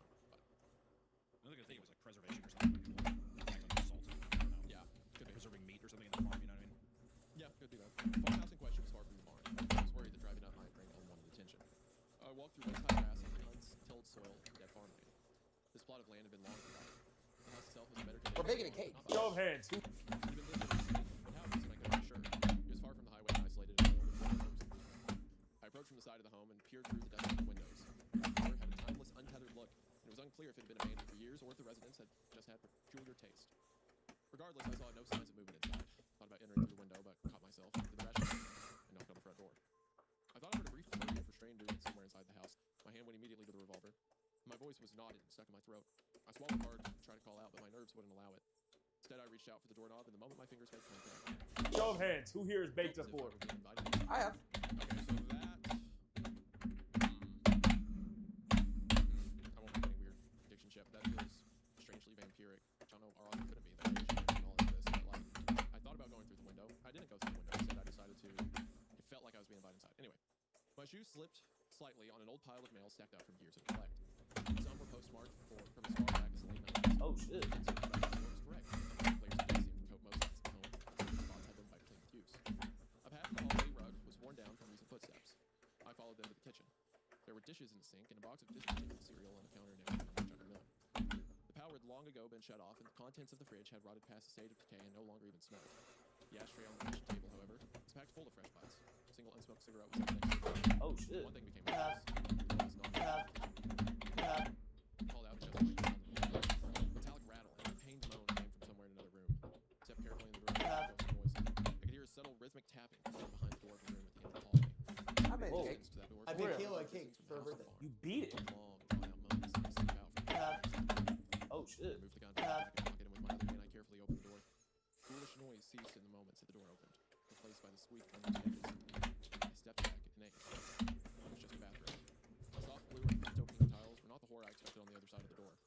Pipes beneath the sink let out another careful moan as they groaned from unused and steady trickle of a leaky faucet passed behind the shower curtain. I understand now that it was not the brightest idea, but I had driven for hours and I had no other options, none that would provide the comfort of a seat. So I placed the gun to the sink and sat down. Wait, hold on. She sat the gun on the sink, or she's pointing the gun at the sink? She sat the gun, or she like put the gun on the sink and then he sat the toilet. I only had a moment of relief before I saw the silhouette behind the semi-opaque shower curtain. I pushed on the curtain thinking it was just a trick of the light, but my hand made contact with something solid. Before I could stand, the silhouette formed into the figure of a person as it reached out towards me. I stood quickly, but a withered white hand covered in blood emerged from the shower. I tripped and grasped for anything to catch myself. I grabbed hold of the only thing standing between myself and the figure, the shower curtain. As I fell back, the curtain tore from the rings and fell onto me. Frantically, I crawled backwards out from under the curtain and out of the room and laid in the gun. I pulled myself up and struggled to my feet, realizing that the thing standing in front of me was not pursuing me. Instead, the emaciated figure of a dead man hung suspended above the tub, swaying slowly from my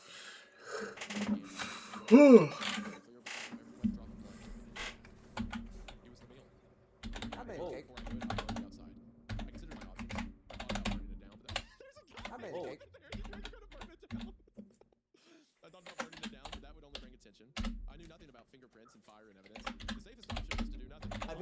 You can call 911 and just drive away. You don't have to be there when the police show up. This house had remained hidden for so long. I baked Kayla a cake for her birthday. Just to be safe, though, I took a shower curtain and wiped down any surface I remember touching. I baked Kayla a cake. Inside and closed it. What? There's a guy bleeding to death in the shower upstairs. Old girl's an accomplice. She is now complicit in the death of this man. I baked Kayla a cake for her birthday. After a conversation where the sheriff, where it's like, no, I baked Kayla a I cake haven't seen for her him. What birthday. are you talking about? The walk back to the barn was long and arduous. beat it. Like images in my mind over and over and thought back to the bathtub I'd cleaned so many times before. If there were any doubt in my mind before, it had been erased. The family that I had known my whole life no longer Beat it. creatures of the night created bring their blood. Should have been obvious, maybe it was. Maybe my parents knew all along. They had to. But me, I'd only coalesced in my mind after seeing the body. It became clear as day. Every 4 years, a week at a time, I had been in the presence of an unearthly evil. They were inhuman, unnatural, and otherworldly. They were vampires. We were just one stop on their tour of death. They must have other places like ours, just close enough to make it in a night drive. My aunt lived only a few hours. My memory of visiting her came flooding back. It now makes sense that every time I stepped into the guest house beneath her home, seldom smelled smoke, stale breath, and every once in a while, soft lavender too. It seems now that my aunt did what my parents couldn't. That is probably why they left her that last letter. They knew that she would be capable of doing what they never could. They made the deal and you beat the kid. Part of it was why. Even if they wanted to burn it all down, she was still there with a woman, and she needed. You to beat save your her. girlfriend? No, no. No, he can't. Back behind the motel. I watched the plastic shower curtain. beat the kid. It's down to the part of her. You could have helped that guy. As I stood in front of the burn pit, out back behind the motel, I watched the plastic shower curtain curl and melt in the flames. A flicker of light off glass caught my eye just outside the center of the fire. I used a stick to dig it out. Plastics. Thick rim plastics. He was never coming back. Bill. The man. Wait. The guy in the shower curtain was Bill? Or the guy in the shower. So not only are you killing an innocent man, it was a guy who knew about the vampires and you could have helped. So I'll be right back. Just gonna get some more coffee.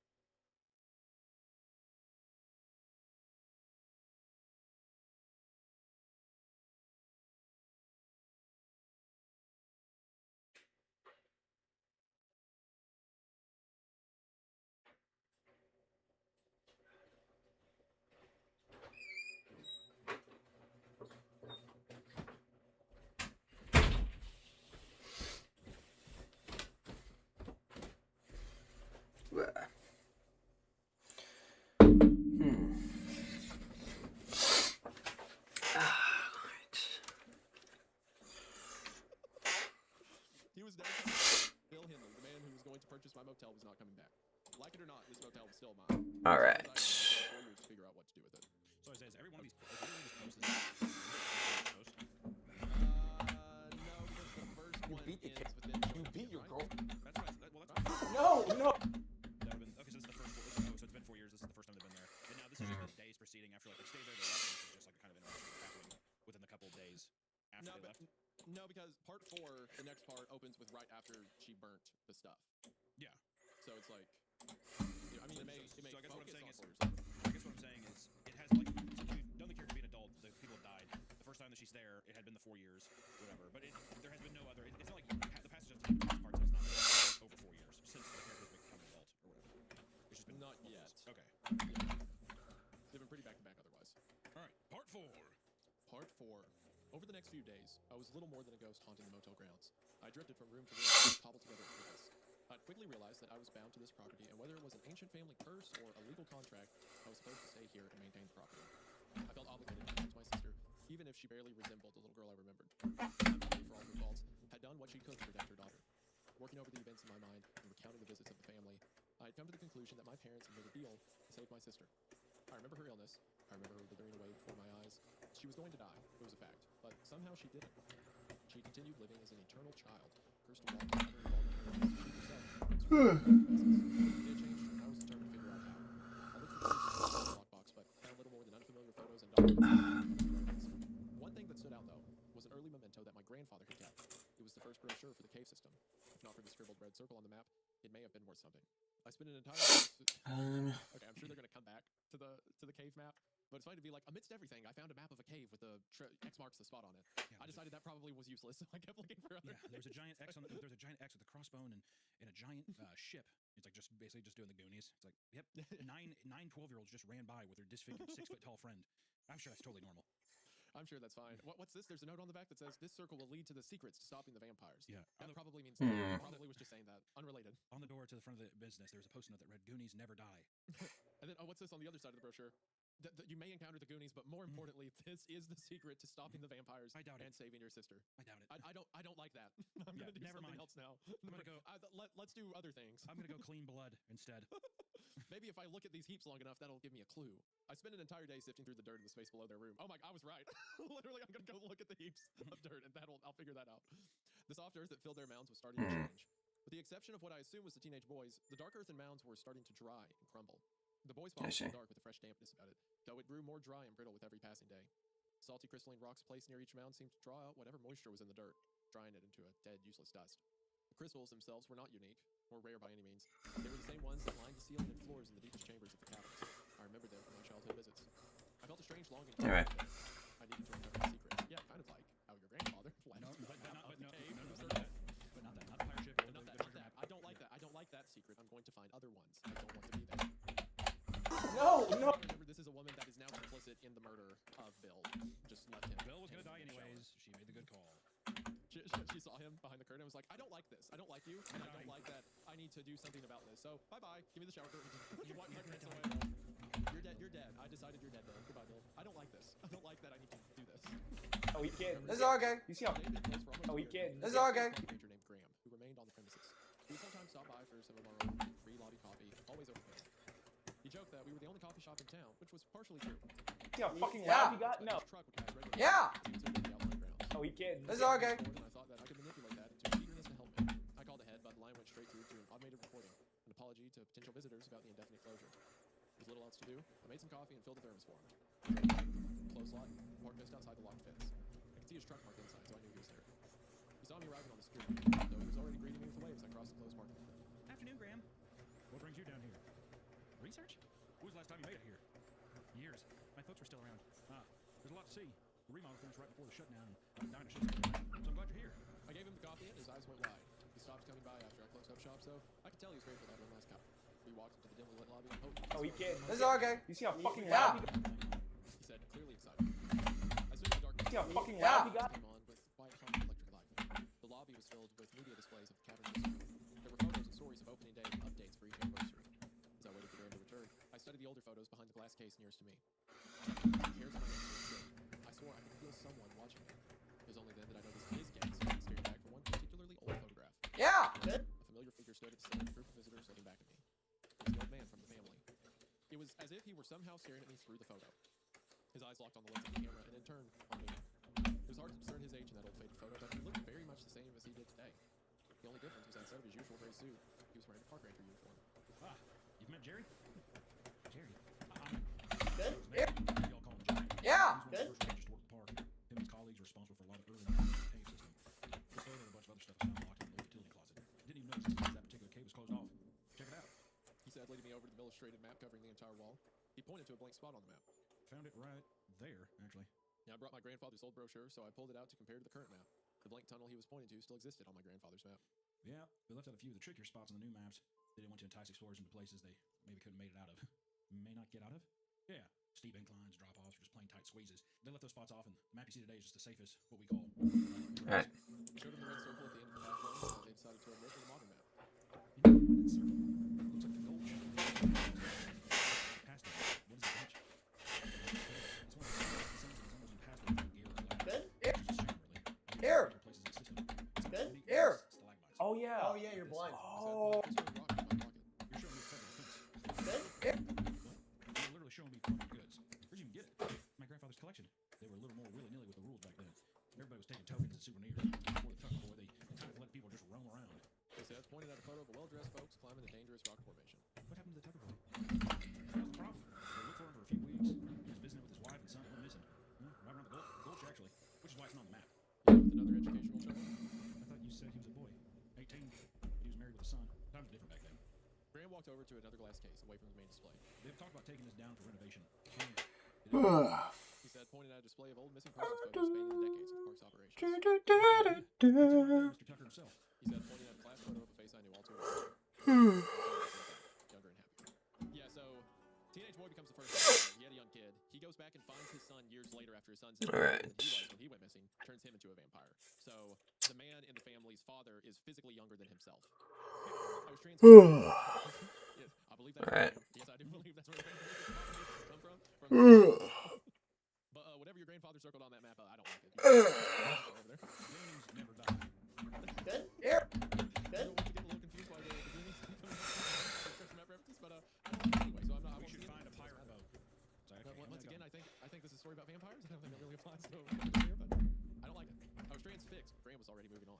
Listen, I got nothing on the docket today, so if you want, I can take you close to the gulch. I just gotta get some lights. Said already on his way to get back. So later for his return, I made my way to the elevators that would bring us down into the caverns. The gift shop is located just across from them, so it would be the first thing visitors would see. Good? Here. T-shirts. Oh yeah. Oh yeah, you're blind. Oh, I'm blind. The entire shop seemed to be designed with a framed bookshelf filled entirely with copies of history books about caverns. Curious, I opened the book and flipped through the first few pages. It was as if the old man were continuing through time itself. Oh yeah. A big stare caught my eyes. Looking out from a full-page photograph of the staff photo inside the largest chamber of the caverns. It was labeled October 23rd, 1924, 1 year after opening day. Even in his friendly park ranger uniform, his presence was so chilling that I almost missed her. The park service began with Teddy Roosevelt, right? I believe so. Which was, yeah, it was around. That's the right time period. Yeah, 20s. Late 1910s, 20s. And also the 20s were when, like, everyone got cave fever. People would find caves on their property and charge money to go into it. People would just die. Stuck there somewhere. And I'd be like, oh, we probably shouldn't do that again. Holding the hand of the old man was a teenage girl. Here. My attention was suddenly stolen by the sudden clank of Graham approaching with his gear. Did he have a daughter? I asked, pointing the photo of the old man. Graham leaned over to give a half-involved glance. Like I said, we don't know his real name. He then walked over and hit the button for the elevator. His excitement was doing nothing to stop my growing anxiety over the photographs. The ride down took longer than my ears popped from the jams we descended deep.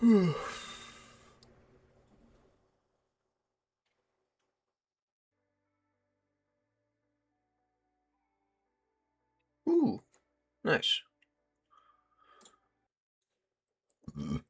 Oh. I still have like so many fucking squats to do, man. I'm gonna say,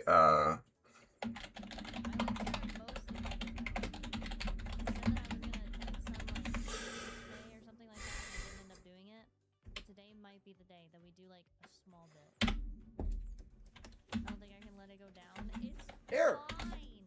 Close your eyes. Don't look at it. If it's that terrible of an idea, just close your eyes. Don't just see it's right there. It can't harm you. It's way up there. It's so up high in the corner. It can't do anything. It's absolutely don't fuck with it. yeah. Deep underground. As soon as the elevator doors opened into the first chamber, Graham disappeared into the dark. Trapped here? Are you We. I think it needs a little more time. No, it doesn't.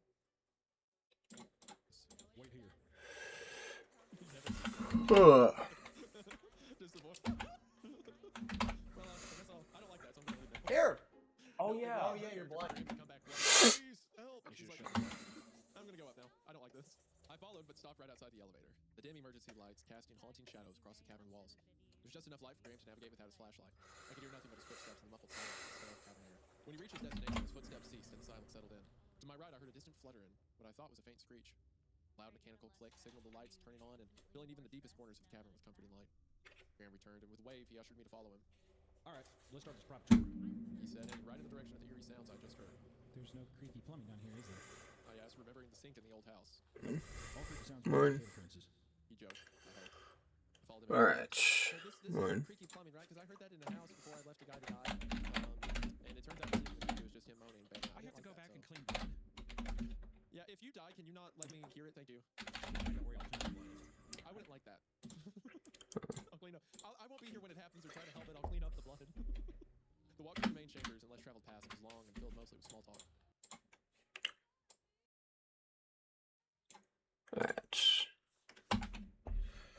Oh yeah. Oh yeah.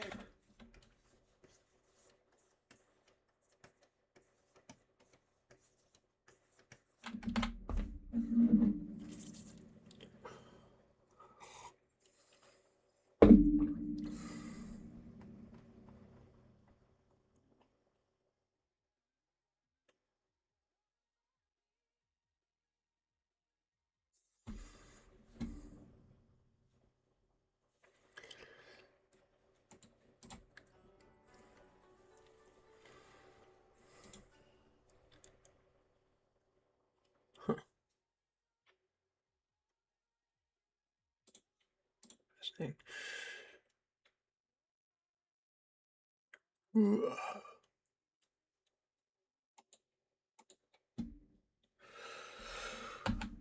You're blind.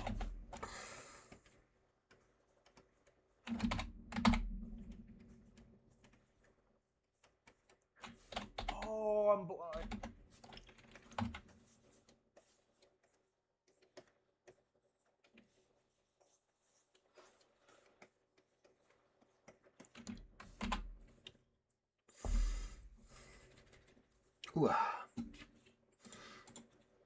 Graham lamented on the fact that reopening wasn't guaranteed, despite the money they spent on the remodel.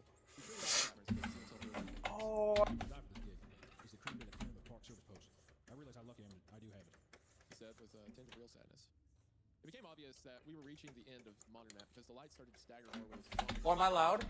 The pictures themselves were older than the rest, and some were entirely out, creating breaks of darkness in the already lit cavern. Each time we reached an old iron gate, he would search a massive key ring for the one out of the dozen keys that would open it. Eventually, the lights no longer lit our way, and he switched on the lamps and handed me a helmet. Probably should have given you this earlier, but these low ceilings make it a necessity now. I remember it reminds me of that scene in Ted the Caver, where he just slams his head on the roof and Horrible. That sucks so yeah. bad. Every time I think about low-hanging ceilings, I think about that scene. The description of like I feel like the pain through my body and the light goes out and I'm crawling and everything hurts. Got a dog. You know, I made myself jump for a second because the way I have the camera angled, my deer skull is behind me, and the night vision's posed in such a way that it reflects the lights from the camera, which is a cool effect. When I looked at my camera for a half second, it looked like it was standing behind me. Did it like that? Is that your impression of me screaming, me being afraid? I just, oh God!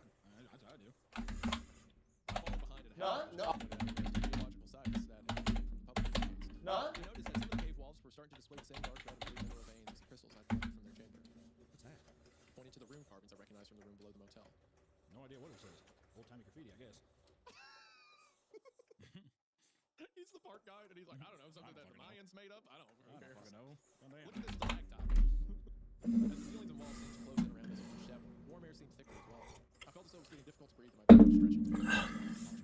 Graham must have sensed my discomfort. No, it's up a little bit further ahead. We're almost there. He was right, and as soon as we reached the next chamber, the air seemed to grow colder as well. The floor that had until now been paved with gripping cement had given way to the cavern's natural floor, slippery surface that felt very much like sandstone. I present the Gulch. He said while grabbing hold of my jacket to prevent me from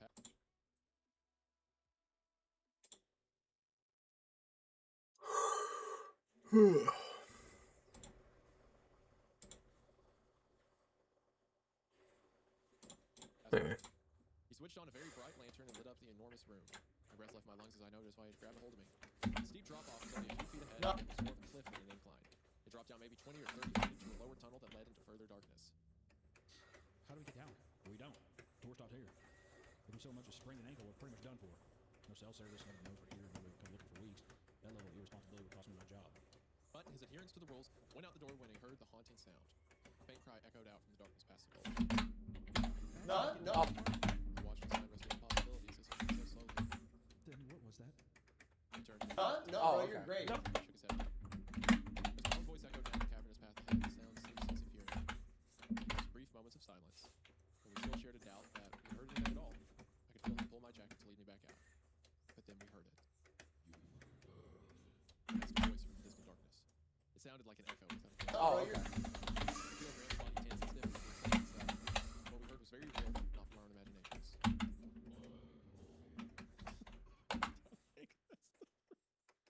What have you brought me? His nose for R2. I mean, that's kind of the vibe, right? The old man? Okay. I think it's the old man. I thought you brought me? if it's the old man, you know what? Have fun with it.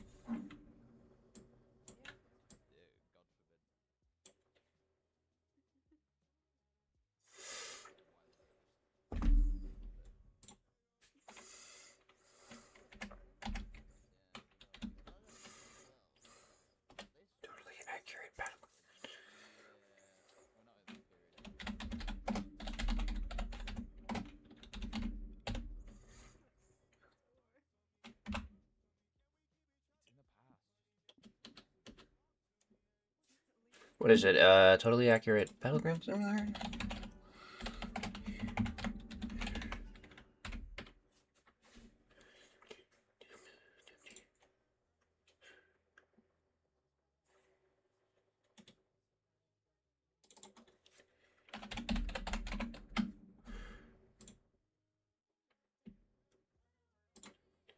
I think it's tab G is the...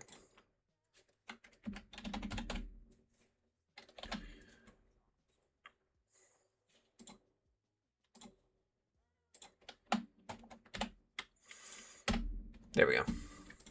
Hold on.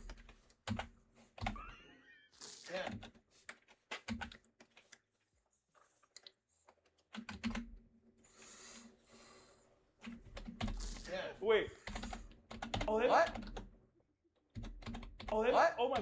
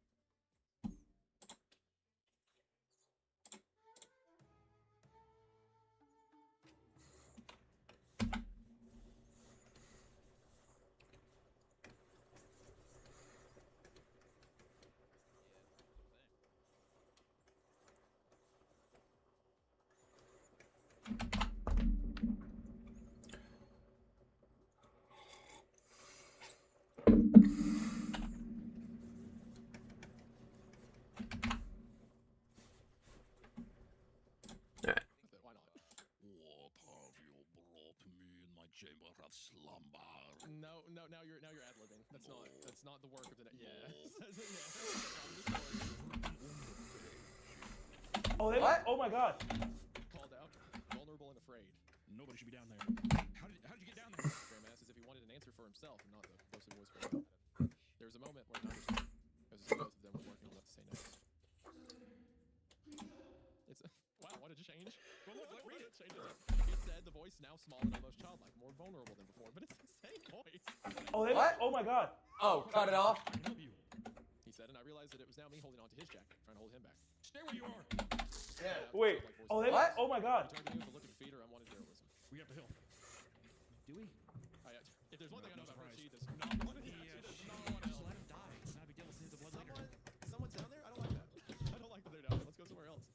Now, she should be like, to save Graham, she should be like, hey, so I should have told you this earlier. There's vampires. They're very real, and I think they're in this cave.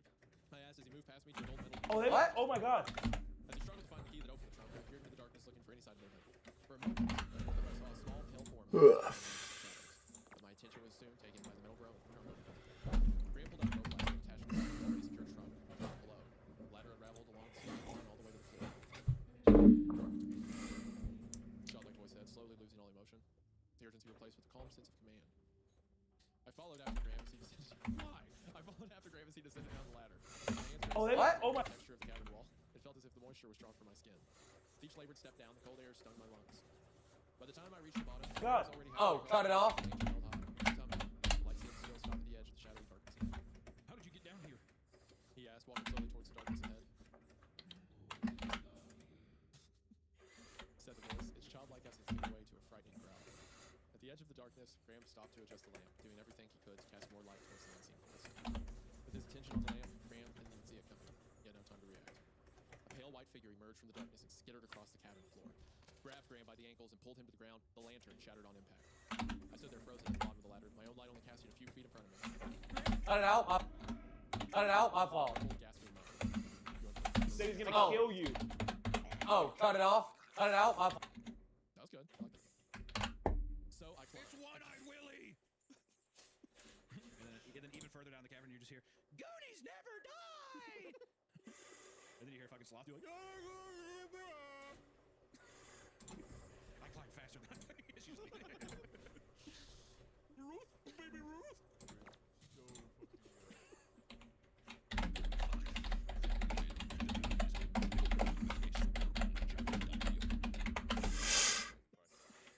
Like, totally get me the fuck out of this cave.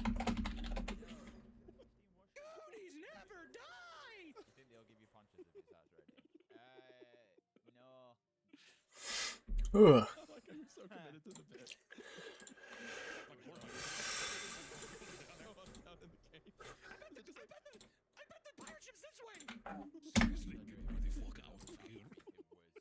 Why would Dracula be scared by them? Because it's the fucking goonies. They have Sloth, a 7-foot-tall disabled man who's just like. Just to get to where we were sat, it was about a good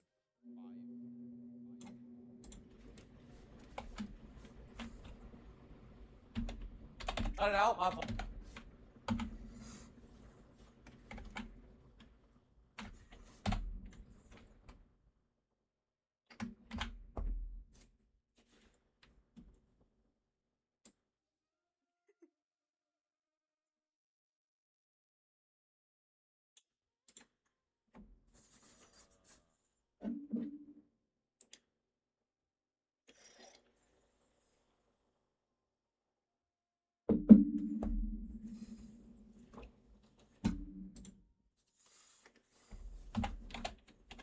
Cut it out, my fault.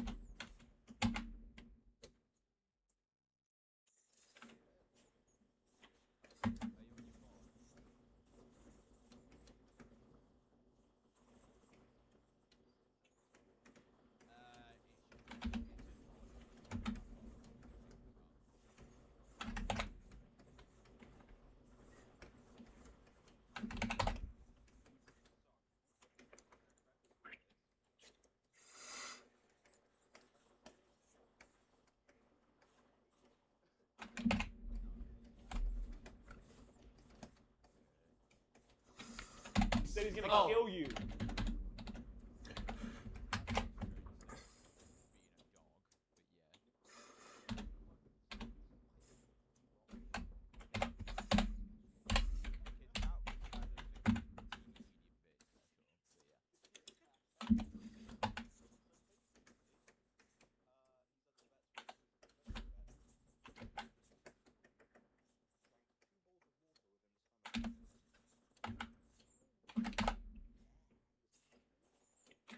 He's gonna kill you.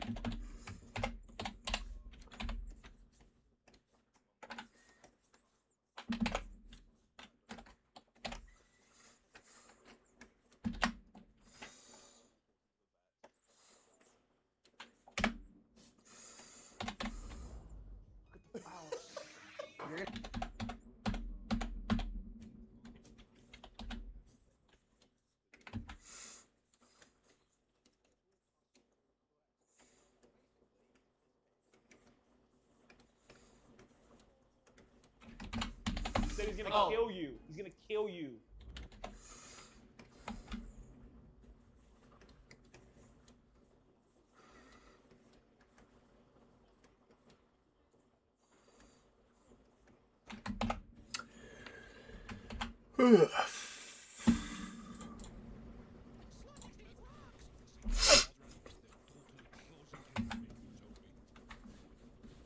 Actually, I'm curious. No, it's fine.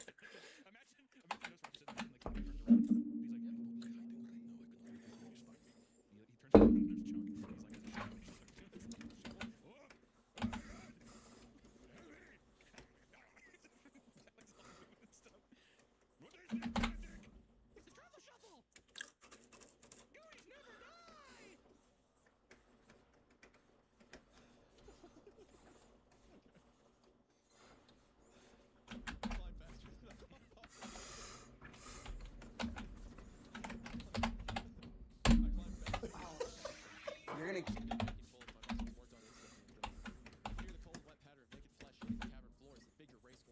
When I reached the top of the ladder, I glanced back to see the figure pulling itself across the floor with an unnatural speed. As I turned to pull the ladder up, my light passed just far enough to reach the bottom of the gulch.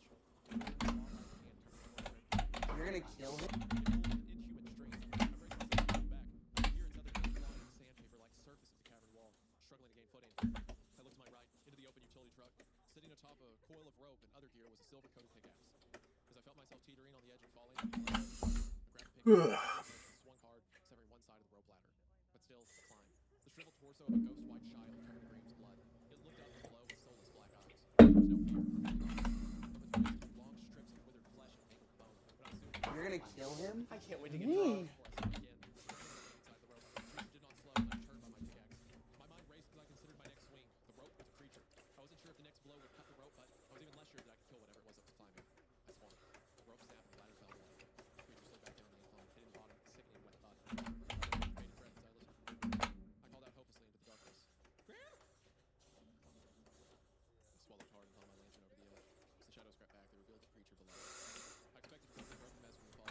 can't wait to get drunk.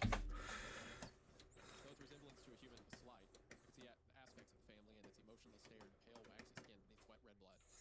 The naked figure was child-sized, slim and distorted, odd and long. Its bulbous, veiny head held two bulging black eyes with thin lips that barely restrained sharp, jagged teeth.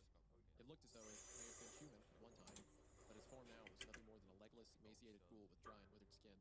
Its few remaining strands of hair were matted down with wet blood. Why are you down here? It said, with its shark-like eyes locked on mine. Who?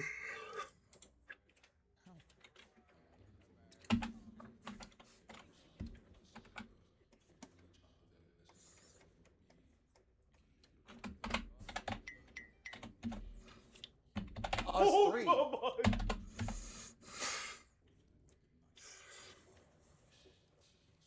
Said, digging its claws into a patch of loose, gravelly sand. My fingers found around the claws.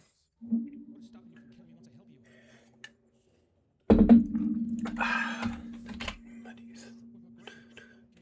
God, stop. You know what? Actually, hang on.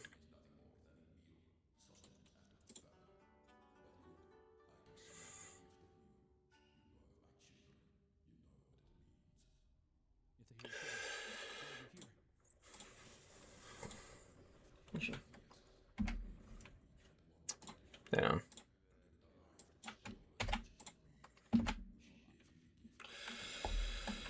Brrr.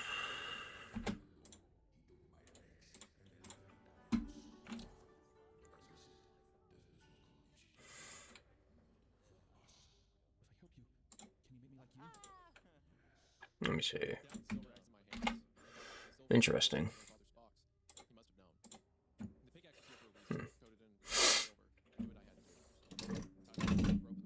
Think.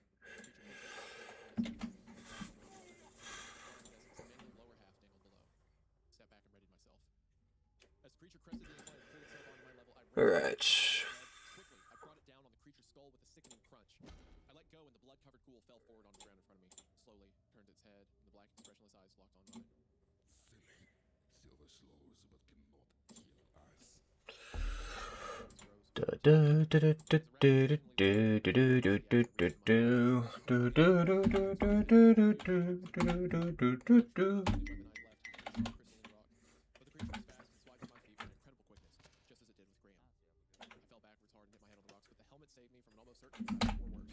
I was still woozy when the creature climbed on top of me, the pickaxe still embedded in its skull. With one arm I fought it back, killed it by the neck. With the other I grabbed the crystalline rock. With its face only inches from mine, I closed my eyes and plunged it into the creature's chest. Almost immediately, the skin around the puncture withered and cracked as the rock leached the life from the creature. I pushed it off me and crawled backwards. The creature's blood seemed to avoid true war as it looked down at the fatal piercing blow. It used its hands weak and clawed the metal stone. It stood up and removed the axe from its skull. Again, I raised my eye and blow. The flesh crumbled into decay until nothing but dust and blood set before me, soaking into a sludgy mess. So stabbing it with the crystal is like the kill shot, it seems. Also, all the stuff that the vampire was saying. So the family abandoned them. He seems to be the original. Anyway. Well, I should say, which is why the girls are like.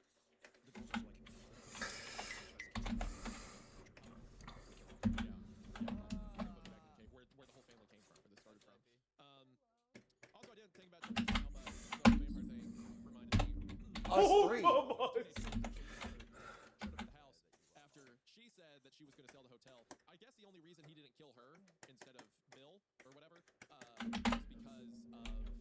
because she ate the garlic, right? That's had to be why that detail came up. Yeah. Let me just save that like that. Confident that I'd ended this ancient evil, I pushed curdled blood and flesh into the vulture below. I used the rope to climb back down into the gulch, willing to take the creature's word that Graham was gone. Wow, this is big character development for her. No shit. As I stepped into the darkness, the ground squished beneath me. I directed the light to my feet and found Graham only a few feet in the darkness. Tweed. I could have sworn I still felt his pulse. Blood oozed from large gashes in his throat, stomach, and arms. Still, I had to try. He was heavy, but I managed to drag him all the way back to the rope. Us three. There was no way I could get him out. Not on my own. By the time I would find help, he would surely be dead. And if he were dead, I would have to explain why he's about to leave him. I swear I can feel a pulse. Well, that'll take effort, so I don't like that I need to do something, so bye.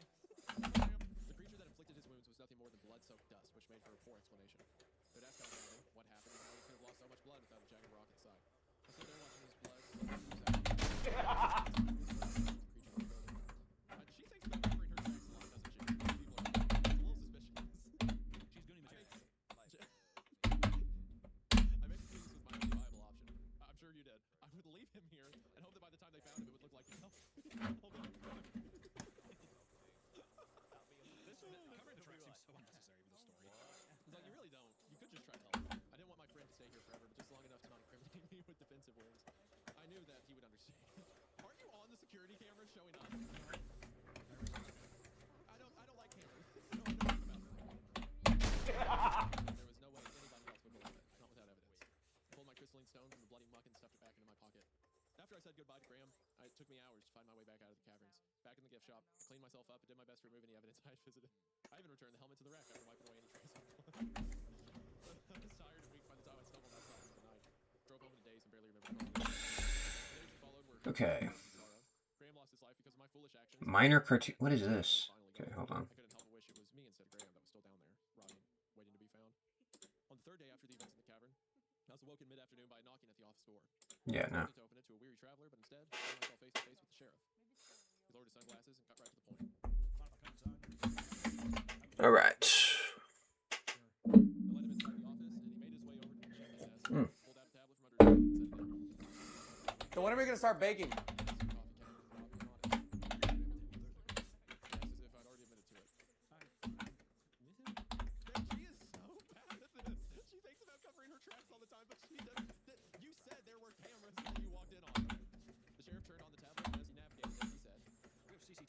Showing you at the cabin's business center.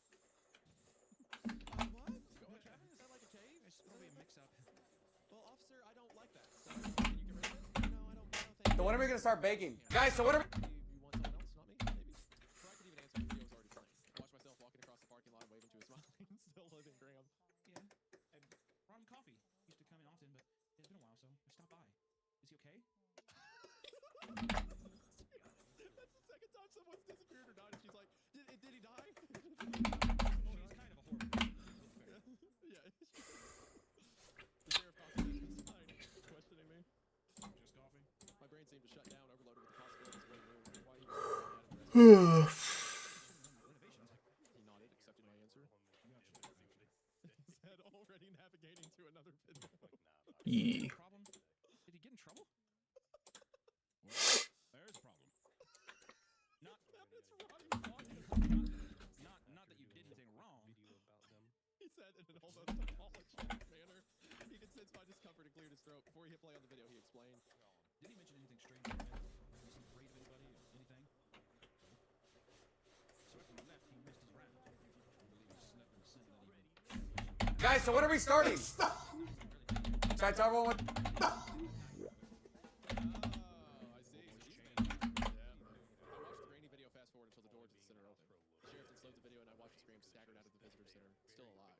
It'd be really funny if he wasn't a vampire and he just lived. I bit my tongue to hide my surprise. His whole neck's ripped open, he's covered in blood, and the sheriff's like, he might have a boo-boo. He might have a slight laceration. He said, funny experiences across the parking lot. Is he okay? Without answering my question, yes.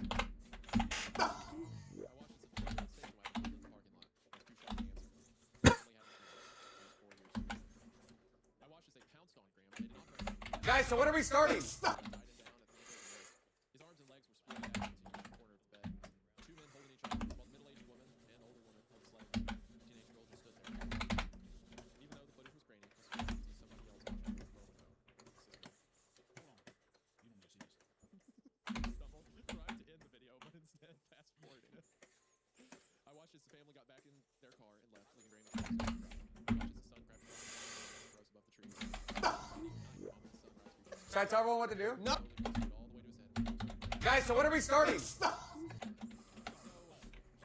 seems that anyone they kill becomes a vampire, but they don't want everyone to be in the family, so they kill them again. I guarantee you that's where all the ash inside the hotel room comes from then. Yeah, definitely. Yeah. Oh, I'm so sorry. You shouldn't say that. He stuttered, finally just Should I tell everyone what to do?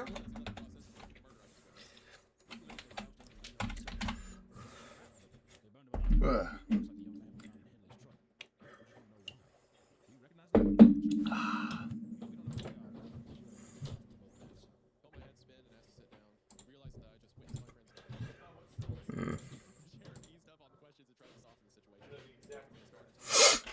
Let me see. Should I tell everyone?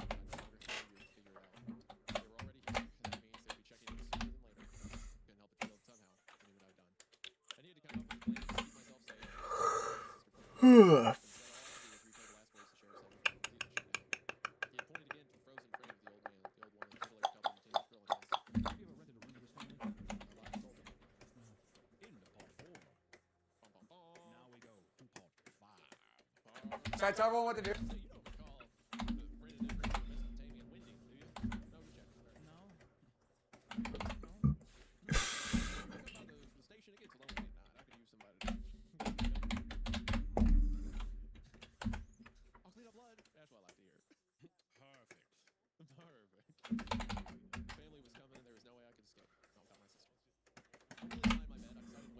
Should I tell everyone what to do?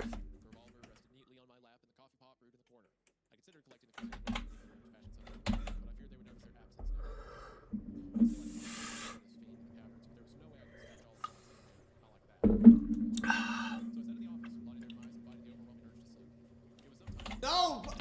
Should I tell everyone what to do? No! Middle-aged man was the first to exit the car, rushing to the door with a restrained urgency. The middle-aged woman followed him behind. When they found it locked, both stood at the door. He turned towards the old man as he stepped out of the car. There he was, park ranger from the photos with the same haunting stare. They exchanged knowing glances, then turned watched as the old man opened the back door of the station wagon. And stepped aside, dark figure emerged. For a moment, she appeared as a walking shadow, devoid of light. Truth is more horrifying than that. A teenage girl, covered head to toe in fresh blood, stepped into the parking lot of my motel. On the other side of the car, the old woman emerged. She stretched her face in my direction for what seemed like an eternity, waiting for something. No! No! She turned back to me. She was holding my sister. Where's the ball? The old man broke from the group and walked towards the office. Behind him, they all stared. I took a deep breath and readied myself for what I had to do. As he approached, he glanced up at the old sign and hung it up. You're always welcome. He grabbed the knob and turned it. When he opened the door, he smiled. It was the same fake smile I'd seen a million times. He removed his hat and entered. Sat there in disarmed shock. I was unsure of what to do next, but my instincts took over for me. I said, surprised it even myself. I turned to grab the key. Oh, I'm curious. Oh, wait, never mind. It's already open. Here you go. He took the key with a polite nod and walked casually out of the office. I watched him join the family and head directly to the room. With an unnerving sense of normalcy, he opened the door and entered. The rest followed in a straight line, except for the teenage girl. She put down my sister, then ran into the unlit room behind the others. The teenage girl remained. She watched me through the window with an unnerving gaze. I only looked away for a moment, but it was long enough for her to disappear. Immediately, I reached for the phone. I had lied for too long and brought pain and despair to everyone around me. I pulled the sheriff's card from my pocket and dialed. Picked up after one ring. There's a moment of silence. Hmm. Yeah, same room. The line went down. I dialed again, no answer. She's like, I know, I'll get a third male figure killed in the story. I know a way to get a third guy dead. I want innocent blood to clean up. I'm not going to say anything. I'm not going to give him any information about vampires or monsters. I'm going to tell him where they are, and he's going to walk in like a lamb to the slaughter. Uh-oh. I gathered my thoughts and tried to work out a plan. I had to figure out a way to separate them from my sister. Maybe if they're eating the sheriff, I can get to her. I needed to get her alone so that we could escape together. Monster or not, she was still my only family. I'd only gotten as far in my plan as I need to get her alone when I heard the car approach. Interesting. Red and blue lights flashed in the distance as the cruiser approached at high speed. However, the moment he hit the parking lot, I turned the lights and slowed to a crawl. Watching cars too close to the station wagon. In the end, he was the only other vehicle in the parking lot. There was nowhere to hide. I went to the door. I waited for him. Again, he stayed in his car for an uncomfortably long time. Sense of urgency seemingly lost. No! No! But I thought wrong. Instead, he opened the door and with a casual saunter made his way to the family's room. She keeps starting scenarios. She may be watching them play out. She may be the most prolific serial killer. One of the most. No! No! I opened the door to warn him. Yeah, great timing. But before I could get out a word, he knocked, he waited, then opened the door himself and went inside. Terrified, I wanted nothing more than to go back inside the office, but it was foolish to think anywhere was safe. I stepped outside of the Where's the ball? I lingered back inside the home, listening for any sign of a struggle. Minutes later, that sign came in the form of 6 gunshots. Bang, bang, bang, bang, bang, bang. They were followed by silence. I ran, but not in the direction I expected. I ran towards the room. pushed open the door and stumbled inside. What I found was not the Huh. scene of a small town. Weird.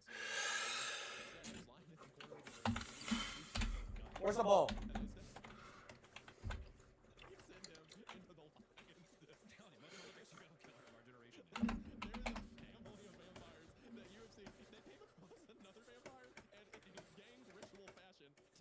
To the back of his own truck to immolate.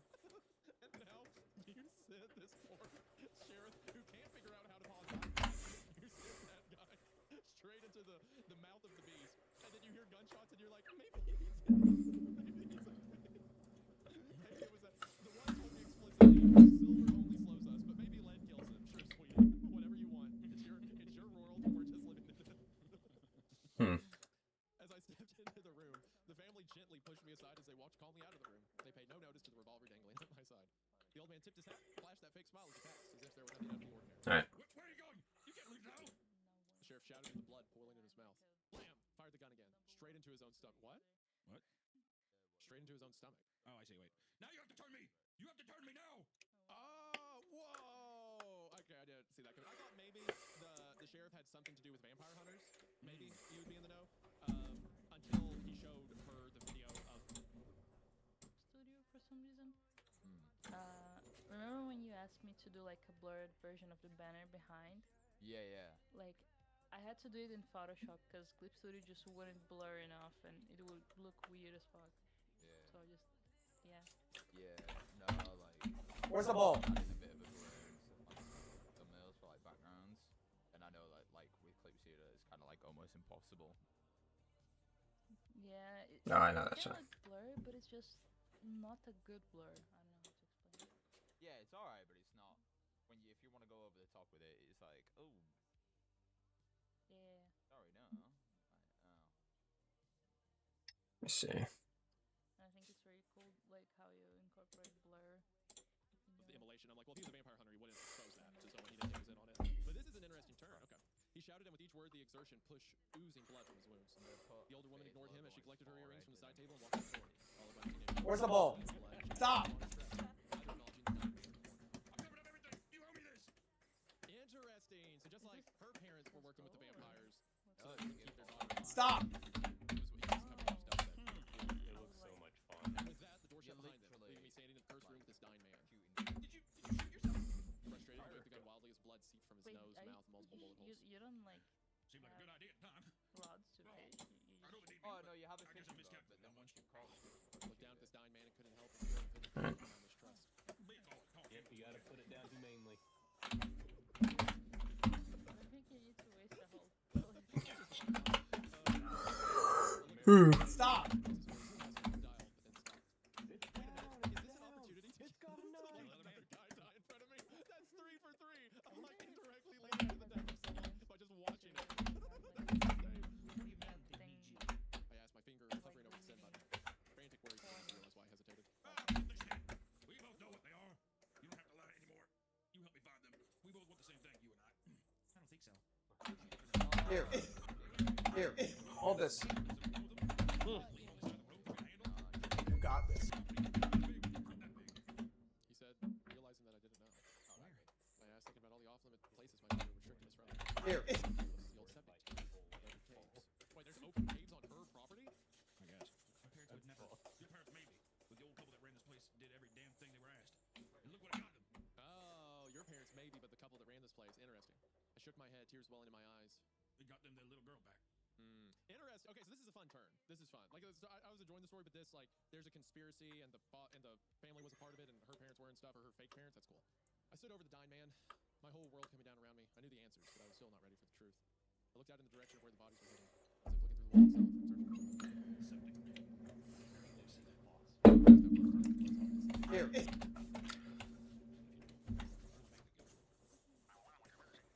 tried to answer, but the words wouldn't come. Stuck in my mouth. Albatross is one. Sheriff shook his head. Sorry, misdialed.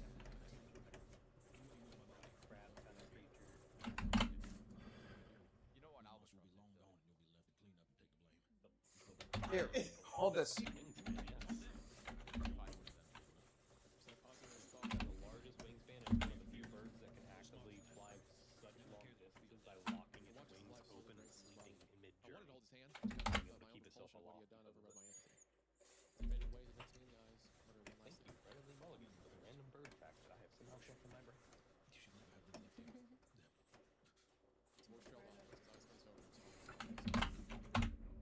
Hold this. If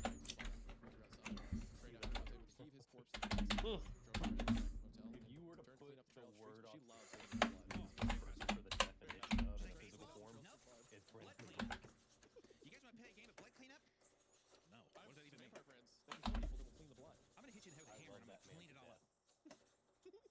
I'm gonna clean you up. I'm gonna clean it all up. It's called clean up. Clean trail of street blood that led from the parking lot. I use buckets of warm water in the shower and scrub it clean with an old push mover. Drove the cruiser along the train track.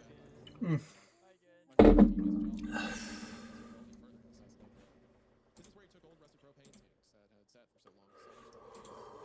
This is where he said that if I ever wanted into, it would cause everlasting harm. At least he was telling the truth about that. When I reached the unrecognized for years, I stopped the call. I retrieved a large flashlight from the trunk and continued on, looking for any sign of, well, death. I saw the rusted white paint of old propane tanks buried halfway beneath a layer of dirt. I called and leave, walked in that direction. The smell hit first. The putrid stench of decay that was so thick you could taste it. The ground beneath me seemed to soften as I neared the trench where an old septic tank once was. It was never used or removed sometime after I was born. It was the remnants of the dream home my father always promised to build for my mother. Instead, they settled together in macabre routine and lived out their lives in the small cottage attached to the motel. I always thought that my sister's death was the reason the dream was abandoned, but it turns out they just found other uses for the plot. Sorry. Hold this. Bodies in various states of decay.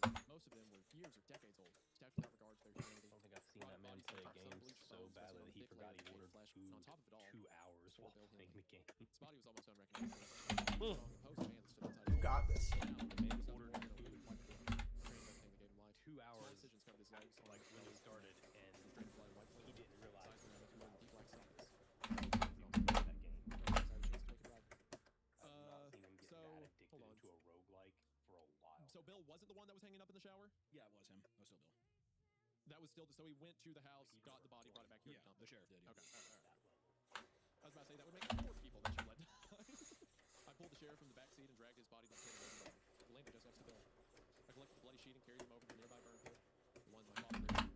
Lit a match and tossed it onto the sheets. As I watched the flames consume and burn the bloody sheets, I laughed at the futility of burning evidence when I had a pit of dead bodies only a few feet away. What was I trying to hide? In the wake of that epiphany, I formulated a plan. Stomped out the burning sheets and smothered the fire. OD'd those later. I returned to the cruiser and siphoned most of the gas from the tank, spilling it into a bucket I found nearby. I soaked the sheets in any dry water.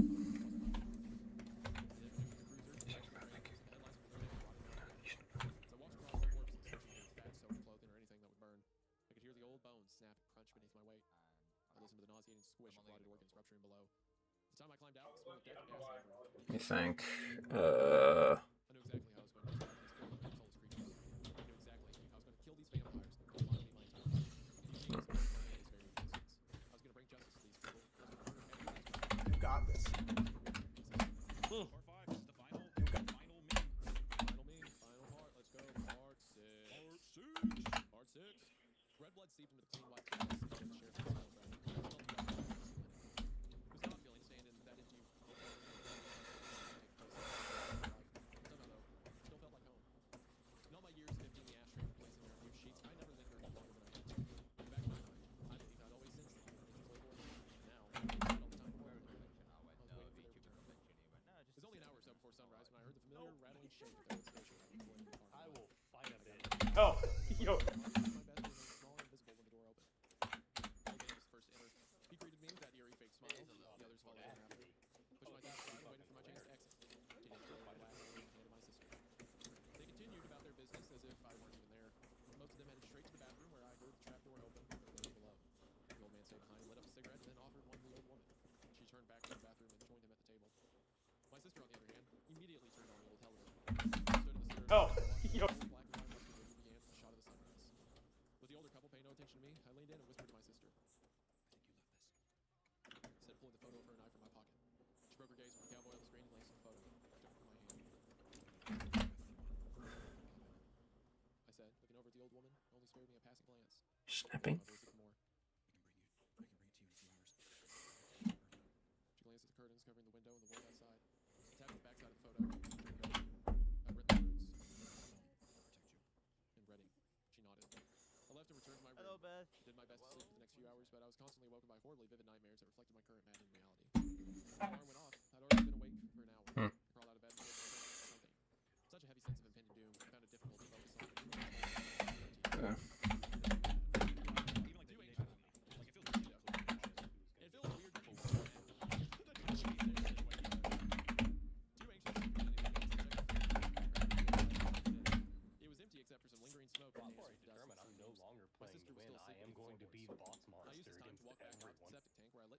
sheets, fat soaked clothing in the burn Oh, pit. I'm tired of being Socks called reached high, and I prayed this would burn for My at least 2 game hours. was sweat, I'm tired of being called a sweat, so fuck it, I won't sweat anymore. I'll just fight everything. How are you anyway, Beth? How are you today?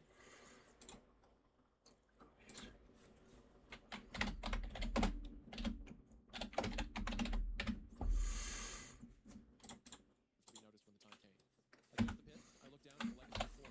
Oh, yo, now what if I really? Live on as Cobb folklore. As the corpse-fat-fueled flames danced in the burn pit nearby, it became clear that I was on the precipice of insanity. My claim was little more than a half-baked assumption that I could somehow defeat beings that had lived over 3 of my lifetimes. But it felt as if I had no other choice. So I collected every single tank of propane that would fit into the stacked them 4 cylinders and keep more past themselves. Now what if I really? Sputtering on fumes, I was able to coast to a spot near the family station wagon. The sun was low in the sky and daylight was waning. Check the room again, talking lightly. I slipped inside without opening the door. I found You do myself better without it. shrouded in the darkness of the heavy blackout curtains. I produced the photograph of my parents from my back pocket and handed it to her. You still want to leave? They want to keep doing that. Make sure you are safe. Yeah, They won't trap you. if they want to keep doing that, I think you then changed that's your on mind. them. Mess said you were too afraid to leave this place. She said you were weak and insignificant. She said that you had nothing to fear. She's wrong. Instead, pulling the comforter from the bed, the light was low. Dancing up quickly, both breathing. I had my sister lay on the bed, wrapped her in comforter. I tucked her in the bed, holding the seams close to my body. I carried her to the office as fast as I could. Inside, I took her behind the desk. I know what you mean, Put her down behind the check-in counter. Do not move until I return. You understand? She nodded. I sprinted back to the room as fast as my legs would take me. The sun was now setting, and I only had a short time before the family would wake. I remade the bed with the comforters from next door and smoothed it out, so no one would notice. With everything back in place, I returned to the cruiser and dragged each tank into the room. Well, I mean, it's a fine plan, but it's just kind of funny. Like, I'm gonna blow it up. I'm gonna take all these propane tanks, and we're gonna get a big boom. You think they're doing that? Do you think the only reason she came to this conclusion was just because that letter that was just like burn it down, burn it all down? Yeah, well, I mean, you imagine she saw with the one she killed in the cave. Why are you freaking out? We know you can dry them out, right? Yeah. Seems to be the solution. So I'd say this probably works. One by one. I took the heaviest one first and opened the door slot. Some hissed violently. Okay. Others were a low, rusty whistle. Faint odor of sulfur was faint cage, and I barely know what to say. The last one I took, sealed the door shut, and shoved wet towels in place. I set a timer for sundown and turned back to my sister. I found her cuddled beneath the comforter with both photos in hand, opening the photos for her. She looked at me with sad eyes. Saving myself. Mother said it was the only way. She promised to always be waiting, though. She lied. She did her best. But people can't wait forever. Said, brushing her hair back. Said, looking up at her eyes, that only now realized were marble, deep black veins. All right, I think that's part 1. Ow, my eyes. All right, works in progresses. Sketch 1.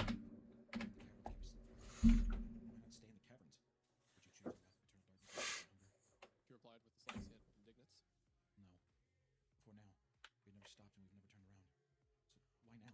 We had to return so Master could destroy the betrayer. My watch was warning. All right.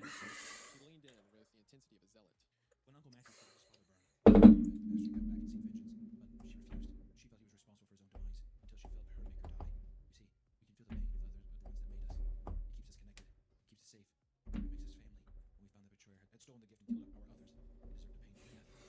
Okay, so Uncle Matthew, right, which is Yeah, her what is it? actual uncle. Hi, honey. Because that is the missing husband of Anne who had bed and breakfast. Hi, Annie. Yes. No, Uncle Matthew felt his father burn. His father was the teenage boy. So Uncle Matthew must have been the young man who went. Uncle Matthew. Yeah, he was the guy that drove the Uncle Matthew's father, who was the first person or one of the first people to get infected in the caves. Yes, because remember there was that line about that the monster. It was just me and him, but then he fell in love with her. Who must be the old woman or like the mother, or maybe actually no, it'll be the teenage girl. Teenage girl must be Master. Ah. Yes, because like back in like 1900, that vampire in the cave made the father, the first vampire. All right. Smitten with this girl, a teenage girl that's his age.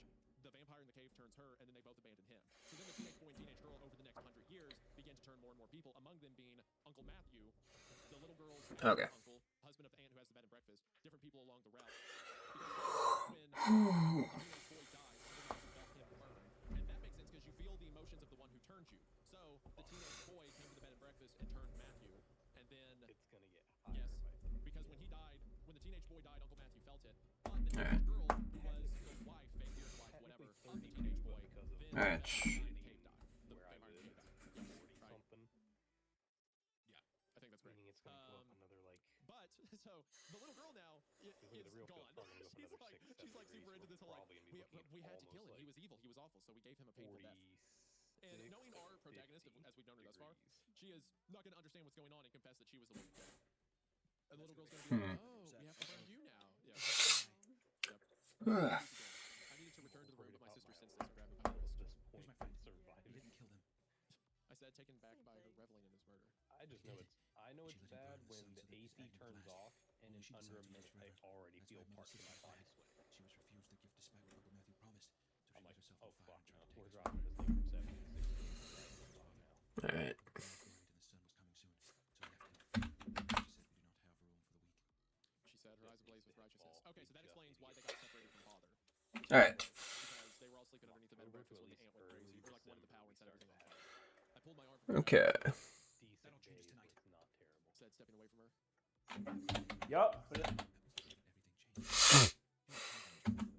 Yup. Put it in the bag. Now, pour it in there. I'm going this. She said, wicked smile, as if she could taste my pain. My mind immediately went back to the photo of myself with strangers. I thought back to the coldness my mother had for me. My warmth for other children was always evident. I didn't know any of that. Why would you? That's going that way. That's going That is very on that par way. for our character. I didn't like the thing she was saying, so I don't think so. The moment I looked at my gun, I know what he The means. alarm beeped to I final saw alert, and it. I realized I was out of time. I sprinted to the room, pulled back the wet towel, held it to my mouth, and entered. I smelled nothing, but I swear I could sense a haziness to the air. Tied the towel around my mouth and grabbed the first 2 tanks. They were lighter than before, which means they were empty. Alright. Just needed them to be out of the room. Was it possible to do that? Yup. Put it in the bag. Pump while keeping the door closed. Human Speed Bump, hello! See, you changed your profile picture. My hands bled from cuts on the rusted metal handles. Interesting. Way out with the final tank guards, the door into the bathroom. Yellow, hello, hello. Ah. I moved a few of the other tanks around the corner, but abandoned the house. Ooh, excuse me. Keeping you safe. I am safe. She knows you won't hurt me. I can't hurt any of us. Yup. You haven't seen her. You thought she was dead. You haven't seen her since you were like 10 years old. She's doing the fucking Fortnite L dance with the fucking thing on her forehead like that dancing. She's just like, yeah, whatever, orphan. Good luck trying to kill me. Yeah. We had to burn your friend because he hurt our master. I'm like, you better watch out. Just kill her. Wow.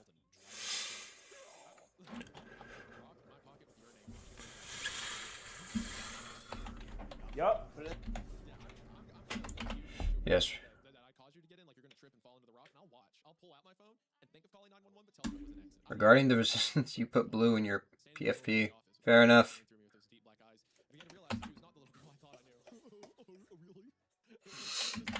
Thank you, Papona. Hello. Bamba. Yup. Put it in the bag. Yup. Put it in the bag. Hold on. Okay, I'm pressing the button. Goodness gracious. Now, pour it in there. Nah. That's all you could ever ask. Park ranger was not concerned. Said he did as he always did. He lit a cigarette. The explosion shook the very foundation of the motel. Now, pour it in there. Now, pour it in there. Pull. When I looked out at the parking lot, my ears tingling. I saw the master lying motionless on the asphalt. Especially if I you've stepped got a new outside with my cop. sister rushing past me. Pull. 3. Behind them. Now, pour it in there. Pull. Foolish moan, even above the crackle of embers. Actually, I don't know if I need that. First time in my life I'd seen it. 3 times. I'll tell you. His flesh dripped from the bones as the heat melted his skin. His white skull was slowly revealed behind blackened flesh as it sloughed off his face. With each step, he left behind charred chunks of melted skin and a smoldering trail of burning gore.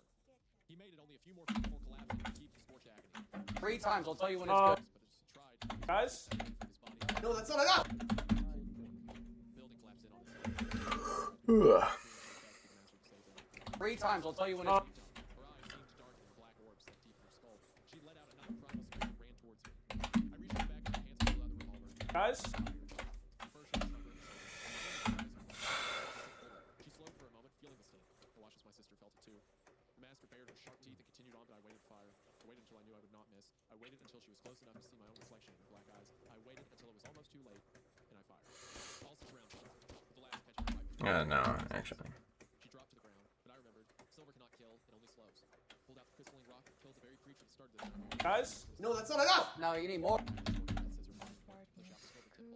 Rolled her over and raised the crystalline rock above my head, ready to plunge it into her heart. Yeah, I need a hold of mine, but I can't hold of mine until I get paid in September. She's evil. I'm your sister.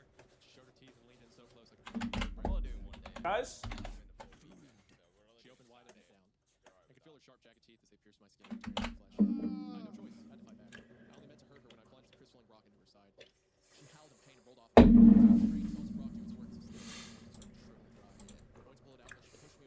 I'm going to be getting a hotel for the night. I don't mind Birmingham. I think it's alright, but I don't want to stay in Birmingham for more than 24 hours. The rest remained inside her, eating away at her innards. She looked me in the eyes one more time, for a moment, just a moment, to see the face of the little girl I once knew. She collapsed to the ground, her cage collapsed in on itself. She was gone. Spot of wet blood on the asphalt. I looked frantically for her. Alright. She was still alive and I was defenseless. Picked up the dull rock and ran towards the cruiser. I could feel the Guys? reach out of my hands as I gripped the rock as hard as I could. The explosion shattered the front window. I'm going to look at Premier Inn.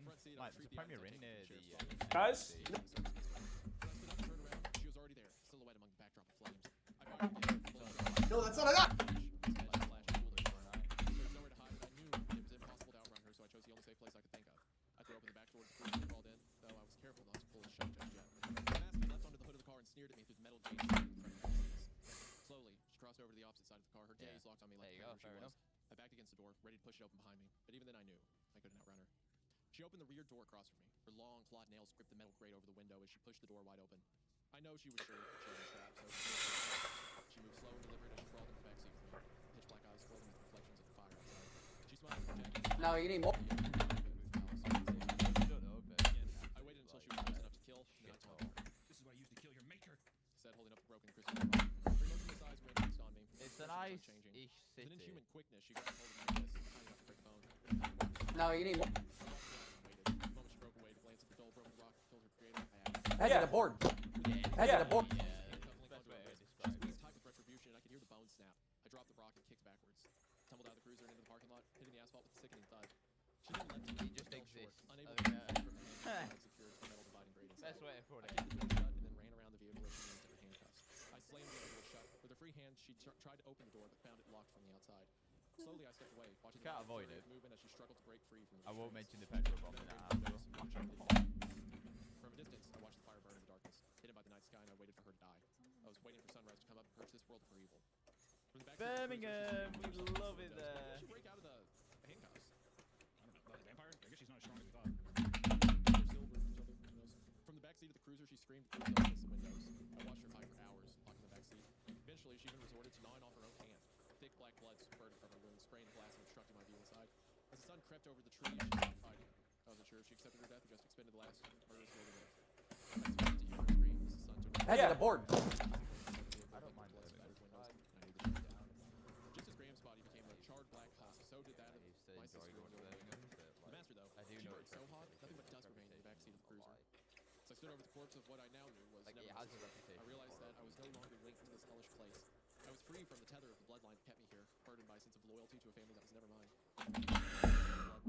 There was no longer anything that held meaning for me here. Hello. I watched this and eventually the office and the cottage. Tank burn pit still billowing What up? black smoke, and I hope that whoever came would draw their attention there. There we go. Bring closure to the families who lost Hold their on. loved ones on the dead roads. I hope those bodies would be All right. released. I hope that I'd actually ended tonight. Hurry. I hope that after hearing my story, you'll understand. I hope that if you ever meet a family that seemingly never ages, you will know what they are and know that whatever they promise will never be a part of their family. I left in their old station wagon with nothing but a duffel bag of old bills, no longer bound to the motel by the legacy of blood. As I passed the fire engines on the way down the mountain, I thought to myself, the family may have been able to live forever, but until now, I've never been able to live at all. I just want to can I get that's the end. Yeah, that's it. Yes, that's So to destroy a family of immortal vampires, all you need is to firebomb someone and have a Himalayan salt lamp. You'll be okay. You need a lot of table salt, and then you need a lot of propane tanks to cause an explosion. Yeah, I think Isn't she a vampire now? She got bit. Yeah, but I mean I don't. That's what I thought. She didn't she fucking get bit It by her dug into sister? her neck. Yeah, yeah. I'm surprised He has he to be didn't one. There's no burn way. and flame too. I don't know. This story, I thought that the story was okay. I think that like, I feel like the beginning really grew with the characters and stuff, but it kind of it's one of those things where like the more that the mystery kept getting solved, the more that I was just kind of like, it just became pretty generic and I guess not forgettable, but I don't know. I just feel like I was kind of bored. I mean, there was some good, like, reveals. Like, I like the reveal of the sheriff helping them and the pit out back. There's some cool stuff, but it just like at the end when it got an action set piece, it kind of lost me. But it had been a thing where the family is still mysterious. Like it's kind of like the toast in the gas station. What happened to the boat? Thing. And even if you like remove some of these elements or pieces, or people that kind of like kept you know, your family locked away, or this mysterious family moving from town to town or whatever. Like I like the idea of finding out more people in the community know about it than you thought, and you get to unravel that mystery. But I feel like solving it with just firebombing and the Himalayan salt lamp, to me, I'm like, I don't know. It's like. It was okay. Like I think the most effective one was the caves with the creepy Nosferatu dude down there. I think that's fun. But it all seemed to just kind of be like, and they're dead, and we move on to the next one. You know, I kind of They torn. All in all, I mean, I really enjoyed the setup. I like my favorite moments once again were the cave, Graham getting killed, and her like kind of like bidding this, or like talking to this thing in this cave. I also really liked. I think actually no, my favorite part was probably the teenage boy coming, and he was like naked in the room. And it was just kind of really creepy, and that kind of fun setup to where before this she always cleans up like a weird mess, but now it's just like. You see all the blood and the deer carcass in there. I thought that was a lot of fun, and her kind of like figuring out, like you getting to peek behind the curtain for the first time, I think was fun. But otherwise than that, it was just kind of like, oh, I'll just firebomb them. There you go. Yeah, I mean, I think it's like the way with any horror story. Say yes. What do you think about this? When they go action, some of them do it really well, but I feel like it loses a lot of it. And there was so much good setup stuff. At the end, it's a little, especially with it not being said that she is. Oh, a horror story that goes action. Predator. Action movie that it's fun. It's still a monster movie. I mean, yeah, it's not. I mean, like I think that the threats. I think it's definitely like. Alien. Right? Alien scary for the first half, and the last half isn't scary, but it's such a good action film that I don't care. Whereas in a visual movie, it's harder to convey visual action set pieces than it is in film, right? So I don't know. I'll be right back. I gotta get some water. Dramatic, and I see that could. I see how people could enjoy it, just not for me in the ending, especially with it not being explicitly stated that she is a vampire, because I'm pretty sure she should be. Setup was great. I really like some of the characters, even if we had fun with her leaving people behind. I like the idea of like the master being a young teenage girl. That's a cool idea. I like a lot of stuff with the teenage boy, and like the sheriff was interesting. The cave part was interesting. It was cool. I had a lot of really high moments. I think it was a good story. I enjoyed reading it. I think it was successful when it was more character focused, and I think it lost me when it was trying to do the badass vampire stuff. Yeah. Because I mean, also, how many times have you seen, or like the archetype of like vampires and all this weird stuff and everything? I kind of like the idea of the vampires are also more of a threat when you just like, or they're so mysterious and there's so much distance between it that they're just these like omnipotent beings where it's like you might as well not even fuck with them because there's nothing you can do. You know what I mean? Yeah. So just unraveling the characters is where I had the most fun. I mean, it's not that kind of story. I'm kind of just arguing for something else at this point, but I almost like the idea of the vampires being so otherworldly and distant that you don't really know they're vampires. You know, it's just like a thing. Yeah, almost like Hello, it is me. There's a movie that's an example in my head of that, but I can't think of it right now. Let the right one in. I mean, I know that's a vampire. Yeah. Like, there's nothing specifically. Hang on. Remember, there is no Say yes. Little girl that's obviously has the tendency of vampire kind of thing. I'll say one that's kind of similar to this in parts. The Descent. Obviously, they're not intelligent in that movie. They're more like animals. When they start getting attacked by the vampires left and right down in the cave, those could be vampires or some troglodyte thing, but it's just a threat. It's just a thing you run into. Basically, you don't have to. I don't think. No, I mean also just splitting hairs and everything we're saying is subjective. Yeah. It was a fun story. If we're not talking about it was well written too. I think it's just the pacing of it. It was. Some of the things are really fun, just like drawing out some of these characters. And that, I would have preferred that more. That being said, that's not what the story is, but that's just all in all, that was good. Good story for some reason.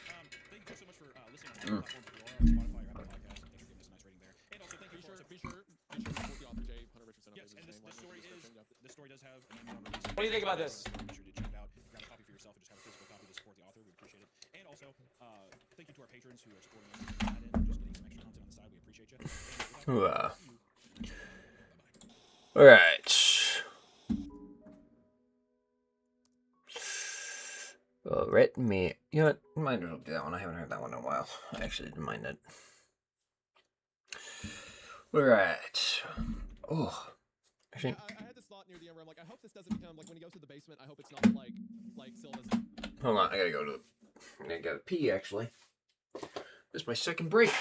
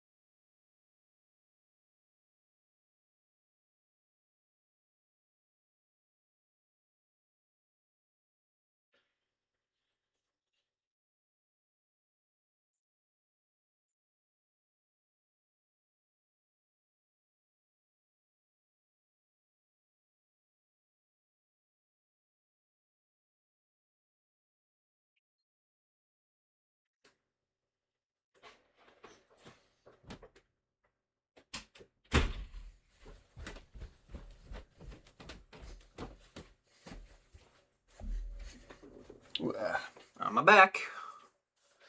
Me again.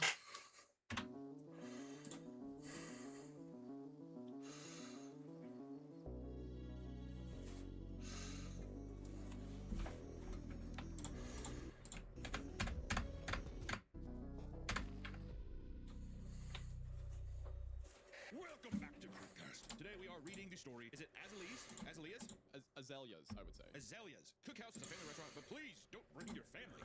This is a CC's Pizza. This is a Buffalo. Ooh, okay. This is a 54th Street Grill. And I'm very excited. Hold on. CC's Pizza, you don't bring your family? No. I thought the whole point of that was... No. Well, the little when I was a kid, there was a CC's in your house, and I loved it. It's a family great. restaurant. Please don't bring There's a your little family. arcade corner in the back? Yeah. No. It's a family restaurant. Please don't bring your family there. Why? What's your problem with CC's? Because it's an evil place. It's a tempting, evil place. Say yes. And I just don't care for it. Did something happen to you at CC's? I don't want to go into my CC's debacle. What do you think about this? Maybe another time. Checks out. This is written by Royal. It's AP Royal. It's like his initials. AP Royal. Or you just say App Royal. Sure. Royal. So, Royal has his own website. He seems to be a very prolific author on boards like No Sleep and stuff like that. Has a bunch of stories. And App Royal has also been picked up recently by Velix Books, which Velix has been pretty cool. Yeah, we've read many Velix published books, and we've it's people that we've worked with to be able to read some of these stories. So really happy that he's with a cool publishing company like that. Yeah, they seem like a cool company. They seem like very in the know about like cross promotion between like YouTubers and like authors making stories and stuff. So they're chill. So it's cool that AP Royal has got with Velix Books, and it looks like he has a book called The Kaleidoscope coming out with them late this year, early next year. But you can subscribe to his newsletter and get updates on that. You can also get like short stories delivered straight to your inbox. As a bunch of stories across No Sleep, the story itself seems pretty highly rated. So I'm excited. Also, the title is just enticing in itself. Yeah, evil family restaurant. Is this going to be turned into? Hello, Jill. How are you, my friend? Glenmont retro thing where it starts off with, Dionysus House, whatever. Say yes. Someone just walks into a restaurant and gets their head blown off, or is it going to turn into like a Five Nights at Freddy kind of meme? It has like weird. It can go either way, and I'm excited to see. Does your brain just take all the stories we read and it like lays the titles out randomly and just grab one moments and stuff? Is Dionysus House not the one where it begins with do you get the shot? Yeah, it is. But you started with the Glenmont Metro. Well, because I thought it was that one at first, but no, I quickly caught myself. Because that's the kind of bear trap my mind is. That's how fucking ironclad it is, right? What do you think about this? No. It's instantaneous. Actually, and then the bear's like 20 feet down the trail, and then it's like, you hear that? Because it like shut up on that. Quarter of a millisecond before your heel even touches the metal activation lever on the bear trap, it fucking grabs you. That's the steel bear trap that my mind is. That caught the Diana House incorrectly because it originally caught the Glenmont Metro. Well, actually, it saw the heel coming and it said, "Oh, hey, I remember Glenmont Metro. Oh, just kidding," and it switched it up because it was like it was just sleeping in. All right. Like a predator to a prey, and it sees the kill right there. It doesn't matter, dude. I don't have to fucking justify my brain to you. All right. All I know is that, as always, be sure to support the author, and as well, check us out. What do you think about this? Checks out. Spotify. Go there right now. Give us a 5-star rating. Fucking listen to our show there, dude. It helps. All right. Maybe AP Royal. Maybe listen to this on Spotify, dude. If you're watching this right now, consider hopping your happy ass over to Spotify and listen to it there. The author right now. That's the bear trap going out. You gotta watch out. You're already mad at him? Wait, what? It's a polite suggestion. So now you're claiming that you're so quick-witted that you're near psychic with your knowing. Well, I didn't want to have to go out and expose but that psychic ability can also be wrong at points. Well, see, it's never wrong. So in other words, you're just guessing. No. Whoa! The more I think about that, the more the British thing doesn't make sense. Sure. We're making. The whole point was like, oh, this one person's British because you make everyone British, it ruined that part of the story. Whoa, that's a lot. That's the fucking premonition, dude. I told you. Even I didn't. See, that's the thing about the bear trap, dude. So you see stuff coming. The bear trap. Sometimes I can't even see through the fucking fog. Whoa! Of my own power. Because I was like, is this going British? There's something about this that makes it British. And then sure enough, we're on the fucking Queen Elizabeth liner, dude. So hold on. So you can't see specifically how it applies. You can just see details. Well, not all the time. Sometimes the power is so hidden in the fogs of my mind of these bear traps that I myself step into the bear trap as well. You step into the bear traps, you can tell what you're thinking, you can tell what you're gonna do. Yeah, with this power, Isaiah, you don't understand the complexities of how this. Okay, so here's my point. If you can just pull random stuff and you don't necessarily know how to play, it's like you pulled British last time because you're super bear trap. For today's story, are you getting anything? Feel anything? Sign? Let me think. I think that it's probably going to be, I would say, in American, but I'm going to say that we're probably going to spend the majority of our time talking about like a restaurant, probably some kind of family. These are inferences. Whoa! These are all things you're pulling from the top. No. This is the premonition. I think that even we're going to sit there and we're going to have a point where I'm just going to randomly think if there's going to be somebody who's like, sorry, ma'am, that's not a problem. And for how many? And I go, oh, 4, please. And then, Are you scrolling down? No. Last minute, it was confirmed. She was scheduled for tomorrow at 7 p.m. These are just things that are kind of coming. Her voice over. That's a lot of butter. Sure. We're making a. Nah, no. That was actually powerful how that came with you. But let's just dive in. All right, I don't have to prove myself. Okay. I want to take a quick moment to tell you about today's sponsor, AG1. For those who are here from my channel, you'll know that AG1 is your daily drinkable dose of important vitamins and minerals, providing you with the brain, body, and gut health you need to thrive. AG1 helps provide the natural energy that I need to get through my day. Because trust me, I need it when putting up with Hunter's text messages. And as opposed to something like caffeine that inevitably leads to a crash, AG1 is natural, lasting energy that lasts the whole day. And instead of being a bunch of different pills and multivitamins I have to take every morning, it's instead just one drink. Sure. Easy. Sure. We're making a big fucking. Sure. That's a lot of butter. Sure. Stabilize your mood. It's like Sure. We're making a big fucking cake, man. So if you're ready to start your day with an AG1 Hold on. boost and feel the difference for yourself, then there's never been a better time to get in on this offer. That's because right now, if you head to the link in the description at drinkag1.com/creepcast or scan the QR code, you will be able to get $20 off your first order of AG1. That's a lot of butter. Sure. Things like a shaker bottle, a few days of AG1 in their convenient travel That's pack, weird. and a dropper of vitamin D3 and KG1. We're making a big fucking cake, man. The QR code or head to drinkag1.com. What's that sound? Hey, man. Thank you to AG1 Hey, man. for the show. It means the most. We are now back to the episode. We're making a big fucking cake, man. Fucking cake. I know this is our narrator talking. So whatever voice you come up with is going to be the narrator for the rest of the story. Well, is it a girl or a guy? I don't know. It's a waiter. Normally they don't specify in these stories. Whatever you want. Well, waiter's a man, and waitress is a woman, right? Typically. Okay. Yeah. Just want to make sure, because I hate to go through and give another Captain Price kind of like, Azalea's Cookhouse, how can I help you? And then it's like, I'm a 16-year-old girl from Minnesota. I think if that. Hey, man. Making a big cake. Okay, better. Marriage, I'm not catching that, so I don't know. Yeah. Azalea's Cookhouse is a family restaurant. Please don't bring your family. Part 1, Hunter, bring us in. Azalea's Cookhouse, how can I help you? I despise the inflection in my voice. The fakeness irked me to my core, but it was all part of the job, so I took my customer service seriously. I've been a waiter for longer than I'm comfortable doing. What's that sound? My job isn't rocket science by any stretch. I believe there are skills one needs to develop to be successful. A wide smile, a cheery demeanor, an unhealthy tolerance for bullshit. If you make sure everyone's waters are filled and remember to ask about dessert before bringing back the bill, you will do well in this profession. The tricks of the trade were simple, but you'd be surprised how many college kids wandered into the industry with zero regard for service. It was an epidemic, as far as I was concerned. Pretty faces were always welcome. Let's help them if they stay. It wasn't like this was my dream job either. I used to have real ambitions too. Played in a rock band, had a marriage. Those things, well, I wish they were simple. When everything went up in flames, it all started to slip away. The restaurant industry was always there. And to them, I was valuable. A place like Azalea's was a great gig. They demanded a pristine level of service, or your ass was on the curb. But for what you got paid compared to other places, I felt the trade-off was worth it. Hello, I'd like to make a reservation for Friday evening. I recognized the silky voice right away. It was a twist of warm friendship mixed with passionate lover. It was elegant. No.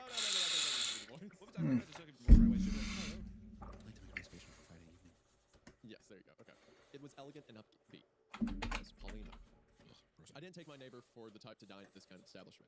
And while it was only her voice, she could have been 100 miles away. It was enough to send me down into an anxious tailspin. Isn't he married? No, he had a marriage. Oh, he had a marriage, okay. And a rough one. Like, he lost out on that stuff, but this restaurant is one thing that's been dependable for him. Yeah. Hello. Sorry, man. That's not a problem. And for how many? 4, please. In less than a minute, it was confirmed. Oh my god. She was scheduled for tomorrow at 7 p.m. This is the stuff that I was saying. Okay, go ahead. Even newer PFP, you're just playing fast and loose, my friend. Fast and loose. No, but then the further audacity to call it out. No, what is the next line though? Her voice had reduced me to a teenager again. Visions of her watering her flowers and walking her dog occupied my mind for the rest of the evening. Wow. Holy shit. Oh, wow. That is... Yo, did I just get... Dude, I am scary at times. I bet I could get Psychic Pebbles to do this podcast with me. Dude, I'm gonna plant that seed in people's minds because they will want me out immediately. They will want me off of the show immediately. Who's another YouTube, and really any of the Oni guys would probably do it. Who's another animator that I could, like, sell? Yo, did I just get jerked off? Yo, did I just get jerked off? Nice. Nice. You say that, but every time someone like talks about me anywhere online, they're always like, "Where's Hunter? Why is this about Hunter?" What happened? What happened? Hey, you need a little bit more. I'm gonna change this background, I think. A guy that someone who posts a subreddit it was like, these two are some of the best personalities on YouTube. And then someone commented, I was like, well, one of them's a YouTube personality. The other one's a guy who got lucky with an iceberg trend. And I was like, ow. Like, People are too rude, dude. That was rough. Listen, man. I'm glad. You know what? I love that we sat here with 2 men aboard the Titanic taking out our tiny violins and playing. Nice. I see a lot of stuff. What happened? Nice. Really? Yeah, all the time. All right. What kind of stuff? I don't want to go into it because it's only gonna. We say these things, it only gives them fuel, Isaiah. Don't you understand? Right. I'm gonna. There's one guy. So there's one dude. He has like, I'm not gonna say his name because I don't need people to know, but he has like 8 followers on Twitter. Complete nobody, right? Yeah. Every time I post a video announcement, after a couple hours, he will quote tweet the tweet I made announcing it and say either good video or bad video, and he never gives any further explanation. Never says why or anything like that. But my algorithm, I think because I've looked at his page, it always shows me what his reaction is. And every time I post a video, he'll just be like, bad video. And I'll be like, oh, why? Damn it. Explain. Like, Yeah, it's a 17-year-old German kid. Your entire existence was wrapped up in this kid. I loved watching that stream. Left man. Yeah. I know it'll do well. So unfortunately, it did take a while just because of some other stuff. So it's kind of what it is, but for the most part, it's just me being cringy. Yeah. Yeah. I remember watching it too, and I was like, "Woo!" Nice. It's impossible not to. Anyway, yeah, the story. So you talking about being a psychic and whatnot. Her voice. Should we reread that line too? That where I'm not. I'll reread that line since you were seeing visions from the heavens. Yeah, I fucked up. No, I think you should. Normally I would be like it's okay, but I think you should go sorry for this one in particular. So. Her voice had reduced me to a teenager. What? Jesus Christ. Oh, I don't know.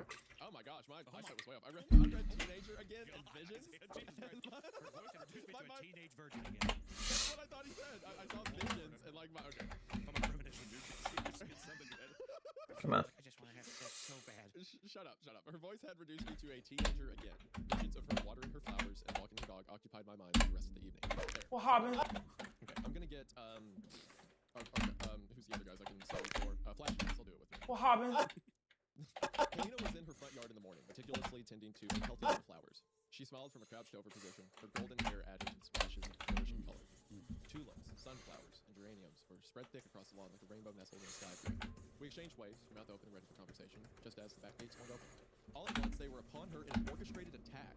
Concentrated streams of water blasted out of the barrel of their... Oh, it's kids. It's kids with water guns. Okay. I saw that coming. I'm like, did she get swatted? I kind of like that though. He's like fucking turning this into a like Boondock Saint scene with water guns.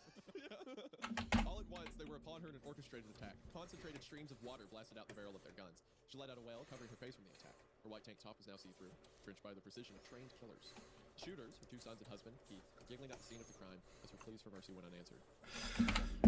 I'm blue and I would dee babu die, I would dee dabu die, and I would dee babu die. Friday nights were always a What happened? What happened? One of the busboys Alright, hold on. was wearing a vexed look on his face, more so than usual. After his puff, he warned. Silver's looking for you, man. Thanks for the heads up. From the outside, you could never tell Azalea's was a restaurant. Looked more like a cellar with cracked cement stairs that led down into the basement. What happened? That was Silva's vision all along. The hidden gem is rough. Walk in, thinking the place was enough. Walk out pleasantly surprised. It was the psychology of the food industry, and this element of surprise seemed to be essential to fine dining. Azalea's was the height of exclusivity. Not just anyone could stumble in. In order to keep up this allure, speaking about the restaurant in any capacity was strictly prohibited. What happened? Staff were never allowed to dine in. We were servants, not clientele. Not that any of us could afford it. The menu items never seemed to reference a price, which always seemed trouble. From the bills I'd hand out at the end of every meal, the numbers were always staggering. It was clear Azalea's was going to a very specific crowd, refined taste. Yeah, you need a little bit more in there.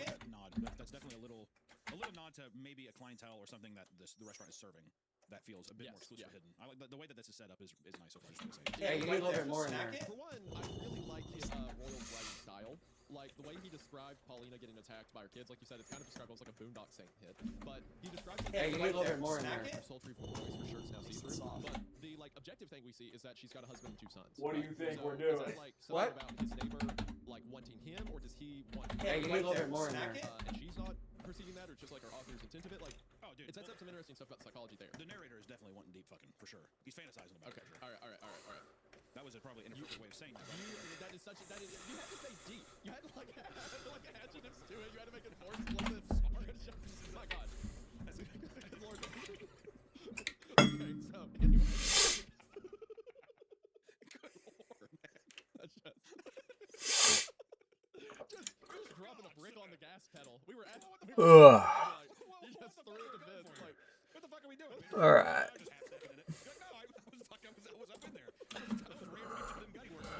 You got $20. Let's go. There's your meal right there.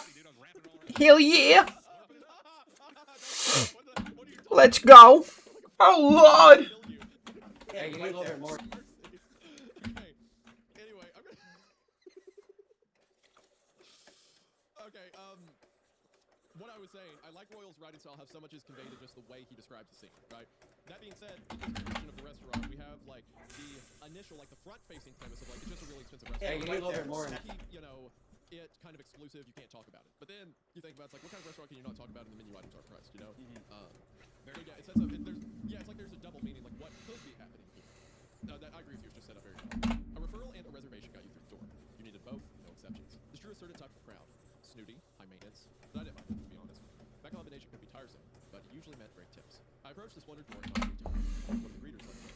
The interior was nothing like the exterior. The lawyer had a Gothic medieval vibe, high ceilings and narrow hallways.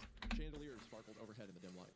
The halls were plastered with stone and exposed brick, a handful of doors on either side. The doors concealed the intimate dining experience that Azalea's offered. Private rooms for every party to make you feel at home. Going to the thrift store. Got $20 in my pocket.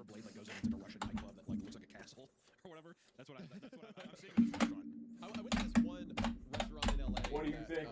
Someone in like the YouTube talent side invited me to. That was kind of similar, where you had to walk down a hallway and you had to have a membership or know someone to get in. That it was like a very stereotypical like LA white walls, like big windows. Yeah. So it didn't look the same, but I'm imagining the same kind of like entry. What? You have to take an elevator to get to the restaurant kind of deal. Tight. That'd be really funny. All right.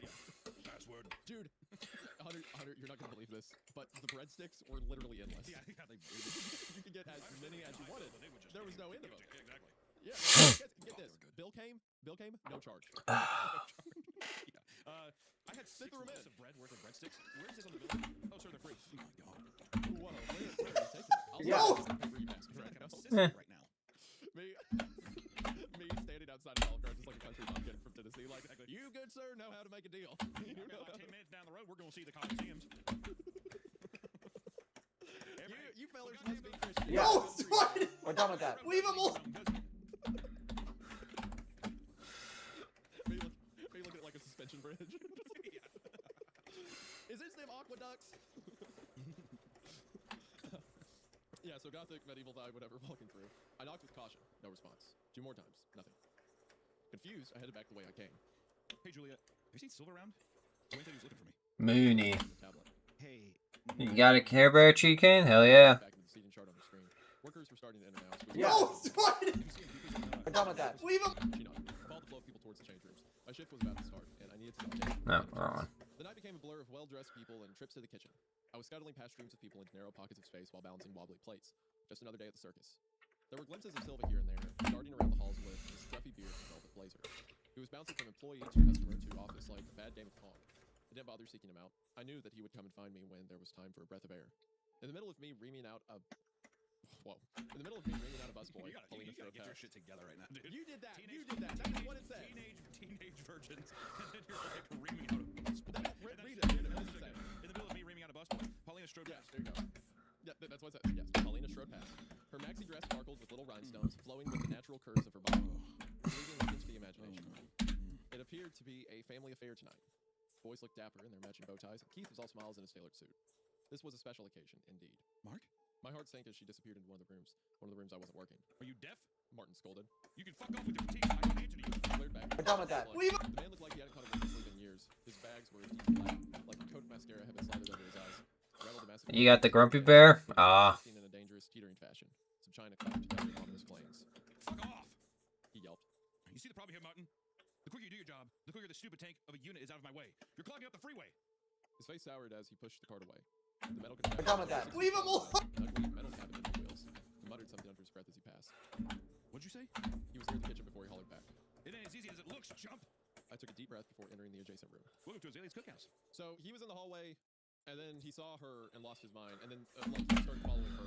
We're done with that. Leave him alone. The bus boy says Mark. Oh, and then he goes. it's actually on. There you go. On my way back from the kitchen, I was balancing 2 plates of hackerel. Is that how you pronounce it? Hackerel? You're asking the wrong guy. Or Yeah.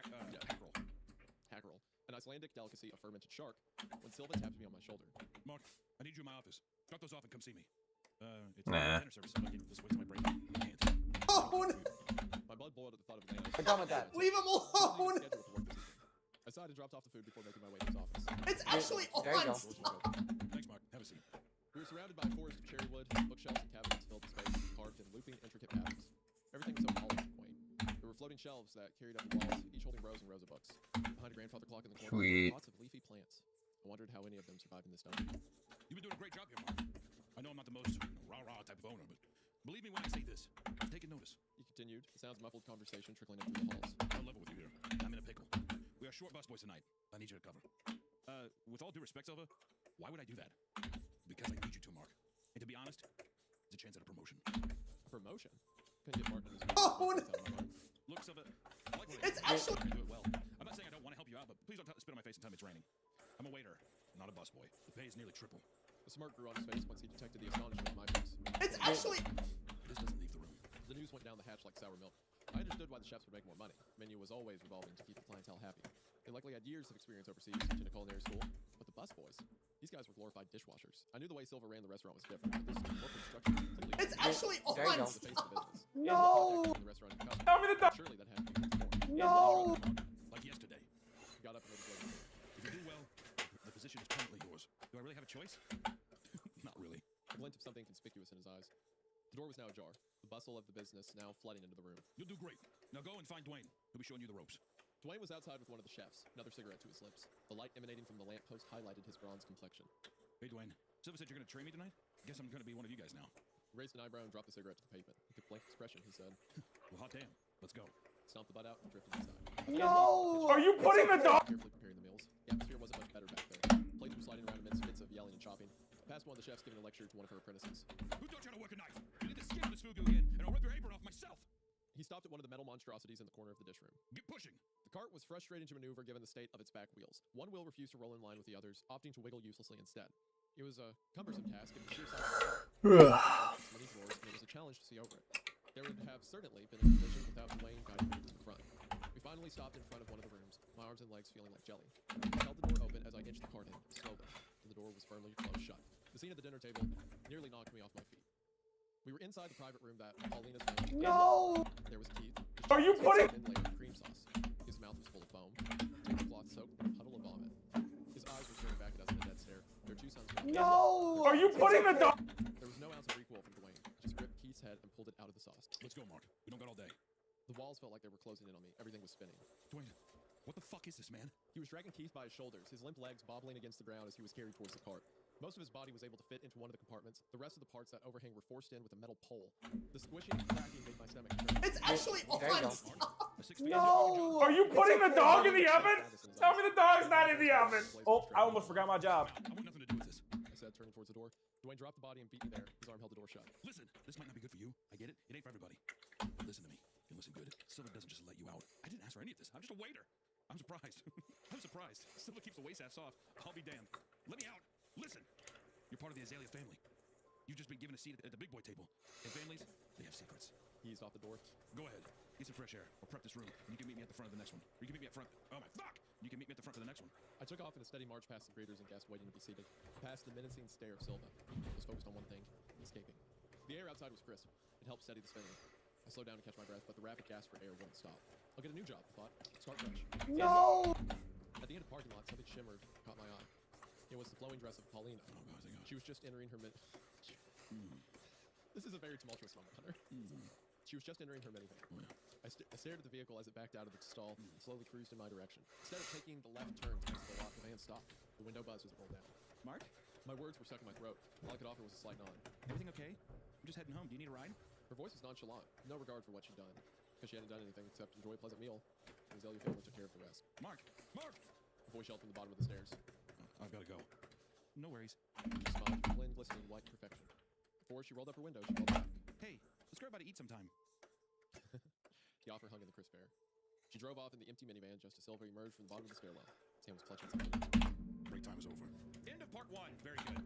You know what I like about the story I love it. so This far? is great. This is I love it. This is so fun. What I like about the story so far is it sets up sets up the restaurant well, sets up the dynamic. Are you putting the dog in the oven? Bring in this the unfamiliar territory, you know, the act 2 in the story where we still don't know really what they're doing. I like that the idea, and you know, my mind immediately goes to they're cooking people, but it could also just be a guy where Silva's a guy who is maybe he's like a person that, you know, works for some other person. I think this sounds like, or, you know, who knows. Yeah, I think it sounds like you it's only members and members' friends who come there, right? So I think it's like if you want someone taken care of, you know, come to the restaurant, lace the food, right? We'll kill them, take care of the body, do the rest. So it's like a hitman service almost, is what I get from it. It's interesting how it's like we have Mark, who's like not evil by any means, but in the beginning he's kind of portrayed as a jerk, right? Like he's yelling at the busboy. He's thinking, Are you putting the dog in? Physically, like looking through her shirt and stuff like that. Like he's a bit of a jerk. And now he's like in this super evil position, and he's like, oh, I should get away. I should flee the city. But then seeing Paulina, who's now single, mind you, like is enough to make him be like, well, maybe I'll, you know, like she asked for dinner. Maybe I'll stick around a little bit. You know, that's like the interesting things in the stories is whenever you Tell me the dog's not in the oven. approach in a situation that like really thrusts the story forward into the trajectory that we're going. You need to have something that's compelling. There's nothing more compelling than sex. Like there's nothing more primal than people who are like motivated and moved by like sexual desire, basically. You know what I mean? Yeah, yeah. So of course he's going to do something stupid. I mean, like the way that the first part of the story does it so well is that it really kind of almost makes you like idolize her as well. He talks about her in a way that is so like fantastic. Like it's nothing but just like almost like poetry. Like he said her hair was this, and you know, it's like even that we're bought into her is nothing. The flowers but were a rainbow across a green sky. Like very flowery language with how he describes everything about her. And I was like, oh, she just murdered her husband and 2 kids, but now she wants to go out for dinner. So yeah, exactly. But which also do you think that's a tongue-in-cheek thing where we're going to find out that like, that they're fucking cooking people? It's where I'm they certainly might. I'm sure like I wouldn't put that morally to like serve people if like clientele asked for it for sure. But also like it's just funny that she just had her whole family murdered. And she's like, "What if we got a bite to eat?" Like, was it the whole family, or was it just the husband? The husband and kids. Dragging. Yeah, because it says that after he got done shoving the husband, he grabbed the kids whose lifeless bodies were lying. Okay, so yeah. Tell me the dog's not in the oven. This is really cool. Wow, a family annihilator. That's great. Love those. All right, part 2, the family. The family. Something deep inside of me told me to run. It cried for me to take flight, to duck behind the nearest car, to weave in and out of the stalls to safety. My brain convinced me otherwise, however. I stared at my red Prius parked in the Oh, I almost forgot my job. Shot. Freedom was only steps away. Might as well have been 1,000 miles. Silva's hand crept out of his pocket and landed on my shoulder. The movement was smooth, but not smooth enough. Polished chrome flashed for a moment, then disappeared amongst the folds of his dress shirt, back into the confines of his pocket. So how's the shift going? Yeah, squeezing my dull throat. My words were caught in my throat as we made our way down the concrete steps. Oh, I almost forgot my job. Paused, one of his eyebrows. Tell me the dog. I feel sick. Not in the oven. Oh, I almost forgot. We stopped before the entrance. The sound of classical music leaking out of the building. Finally let go of my shoulder. The waiter's waiting for you at table 1. I plead with him further. Please, let me go back to serving. I won't say anything, I promise. Finish up your shift and we'll chat. So one thing I knew about Silva, it was that he wasn't much of a chit-chatter. He stuck his palm out. Phone. There was a sinking feeling in my chest as I looked back at Silva. Surely he wasn't serious. Hand it over. Everyone inside. We'll get it back after your shift. No way. It's my personal property. I need it. I don't think this is the kind of guy. No. Also, I would not say this is my personal property. I don't think that's going to sway Silva in the situation. I don't think he'll be like, you know what, you're right. Due to the Constitution. Yeah, actually, you know what? I respect that. Stand your ground. You know what? I like you. A man can do attitude. That's what I was like. So. That's right. That's right. So. The soft melodies continued, masking the cold-blooded murder taking place inside. His face turned blood red, the wrath of Silva nearly upon me. It was a face I'd seldom seen, a crack in his cold, calm demeanor. Phone! Now! I laid my phone in his palm, diffusing the situation, placed it into his other trouser pocket, next door neighbors to the pistol. Thank you. Now let's go. He knocked 3 times and the scowl morphed to a cheery So. Ow, it's hot! Staff had whisked Silva in her direction. Much of the dinner crowd had dispersed. A moderate number of people were now up and down the halls. I caught Dwayne's gaze leaning against the front desk, chatting with one of the other busboys. You good? A slight smile stretched across his face, only for a moment. I caught Silva's gaze at the corner of his eye. His face instantly went blank as he motioned for me to come with him down the hall.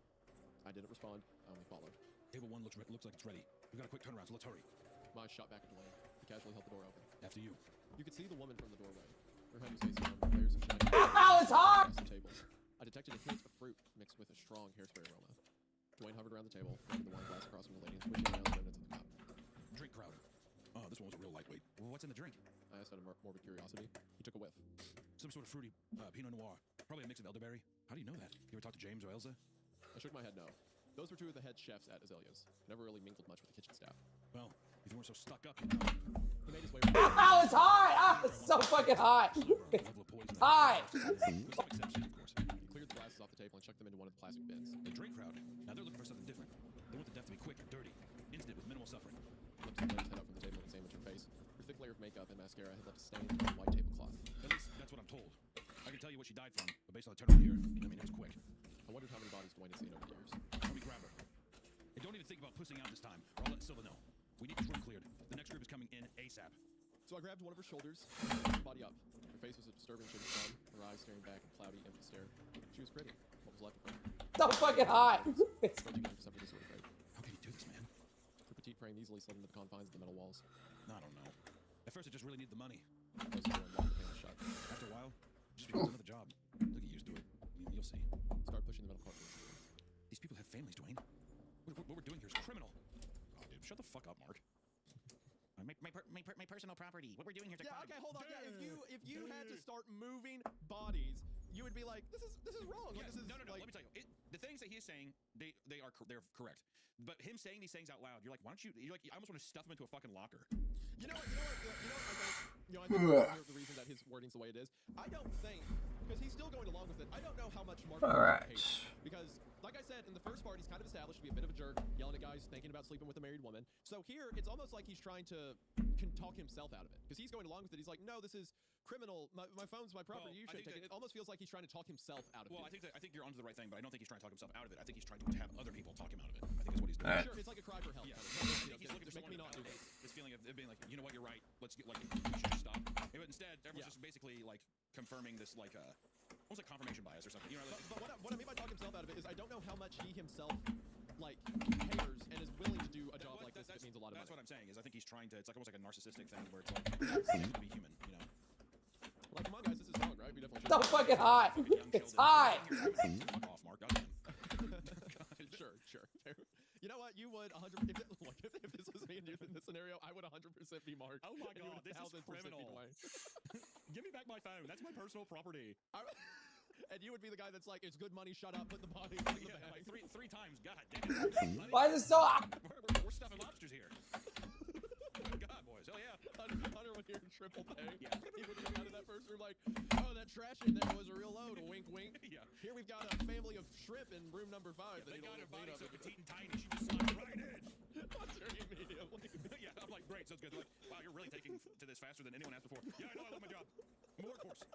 You're gonna call me Seabiscuit by the end of the day. All right. Yeah, you need to toss out a. Why is it so hot? Stop doing the food. Get back to work. Yeah, there's a couple baked potatoes. We need 3 of these. Yes. Bro, let's just put the whole. You gotta quit. Yeah, you actually have to. You're making everyone uncomfortable. I know we're all like moving bodies and we're all in the know about this, but you're way too in. And I'm over here like, this is illegal, guys. This is illegal. This is a crime. And then like Hunter over my shoulder, like, looks like the state's starting to settle, if you know what I mean. Got a full load of this one. Dwayne shrugged. You're thinking this, Mark. Just had a target on the back. Do your job and you'll be fine. We're just simply disposing of the mess that someone else has made. With that bleak sentiment, pushed the car through the hall in silence. On our way to the kitchen, we passed by the next group of patients.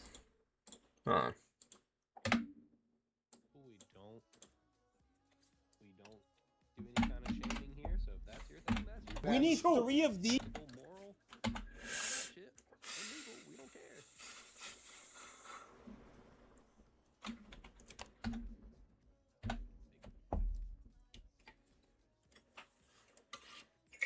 Ooh, that is satisfying. Oh, let me see something. We need 3 of. Look at the screen, and you'll see.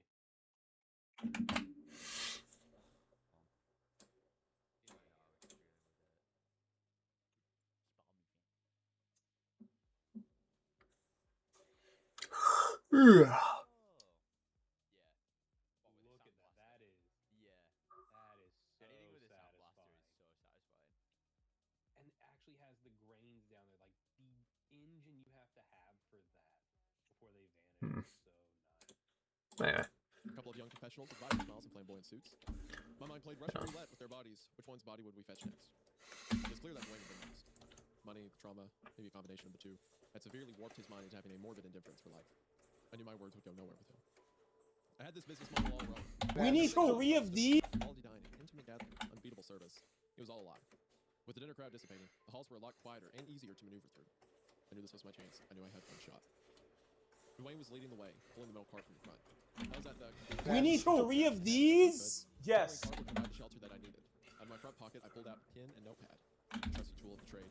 Keeping one hand on the cart and pushing it along, I used the other to frantically scribble together a note. Craning my neck from one side of the cart to the other, I caught a glimpse of Silva. He was on the right side of the hall, chatting with one of the guests. Cart squeaked as we approached the front of the house. If I timed it right, his view would be blocked, only for a moment. As we approached the front desk, I took a deep breath and crumbled up the note. Julie, I whispered. She was alone at the front desk, her face planted in the tablet. I felt the opportunity slipping away. Just as we passed Silva on my right, I had no choice but to Yes. I took aim and lobbed the note into the air. All the paper seemed to hang there as I watched it in horror. It overshot the table and bobbled off Julie's shoulder just as we passed the front desk and Silva came into view. The impact broke her gaze from the screen. The paper bounced to the floor. Where it landed, I wasn't quite sure. I glimpsed her annoyed stare in my direction before steadying my attention to the front of the cart. As we exited the front of the house and entered the hallway to the kitchen, I could feel Silva's gaze burn a hole in the back of my skull. Bro, let's just put the... The kitchen had also simmered down compared to earlier in the evening. Many of the cooks had gone home. Only a handful of chefs remained, fussing around with various display of dessert arrangements. There were plates of chocolate lava cakes topped with caramel drizzle, creme brulee in little cups with apricot shavings, and some sort of tower of fudge layered with sheets of sugar. The garnish was a colorful display of a key fruit and lychee. I admired the creativity from afar as we wheeled the cart into the dish room. Wayne discarded the dirty dishes, and then we pushed the cart around the corner. I saw each chef bring their masterpiece over to Elsa. She inspected everything in the back, added the finishing touches, and the plates were carried out like a Bro, let's just put the whole freaking back. A dark hallway that bore no resemblance to the restaurant. I had the smell of musk. It was left dusty with no attempt to make clean or decorate the area. There were holes in the drywall, cracks in the concrete, questionable stains on the ceiling. We took the cart as far as we could until we came to an end. The only thing at the end of the hall was a service elevator. Sketch. Step 2. A couple of moments until we heard a high-pitched ding. I half expected a wave of blood to come out like The Shining. Instead, Martin's foolish face popped out. Why is this asshole back here? Silva's orders. He's a busboy now. Martin's lips formed a wry smile. Oh, is he now? I looked away and helped push the cart away. I stepped inside and waited for Martin to hit the button down. Nuh-uh. Wayne said, wiping me out. Only Martin is allowed down. I stepped out. Martin muttered something under his breath just as the door closed. Chump. Just let me say, this entire setting is so well established. Like Martin's the guy who takes the bodies down, and then who knows what he does with them. And then like the staff doesn't know, but Silva knows, and the busboys know, and it's like these private server rooms. That's how they are able to kill people, then dispose of the bodies quietly. Like so many layers of this just play off each other very well. Yeah. I love it. The rest of the night carried on like a bad nightmare. I towed the line, collecting the bodies and transporting them to the back of the kitchen. The smell of excrement and death was in the bag. Are you excited for Halloween? Yes, I am. Yes, I am. No matter how hard I tried, it was impossible to get their I'm very, very excited. Bluish purple tint on their skin. Yes. Look in their cheeks. Their loved ones would never find them. The gravity of it all was sinking in. To be honest, I just like fall in general. Silva was waiting for me at the exit. How'd it go? He asked, pulling me into his office. I took a seat. Nothing's changed, Silva. The position's just not for me. No. I'm disappointed to say the least. He went quiet, pacing around the room. It's going to be hard to find a replacement. Strolled over to one of his plants and was inspecting one of the leaves. I eventually worked up the nerve to cut off the awkward silence. Can I go home now? My shift's over. He broke out of his trance and walked over to his desk. From the top drawer, he pulled out my phone and slid it across the table. Of course. Trust is always. Are we sure we need this much? Words were cold. His piercing stare a warning in itself. Of course. I got up from my seat and made my way to the door. When do you put it in? Monday. Glanced up from his paperwork. Have a good weekend. I held my breath as I walked out of the restaurant, traveling as fast as my feet would take me. Only once I left the parking lot did my nerves return to normal. I was free. There was only one thing on my mind. I needed to put as many miles as I could between myself and Azalea's. I could find another job, that'd be easy, but the victims' families deserve closure, and Silva needed to be exposed as the monster he truly was. One problem was my phone. I tried to swipe and click the power button, but no success. As desperately as I wanted to call the cops, the call wouldn't have until I got home. The streets were quiet as I pulled into the cul-de-sac.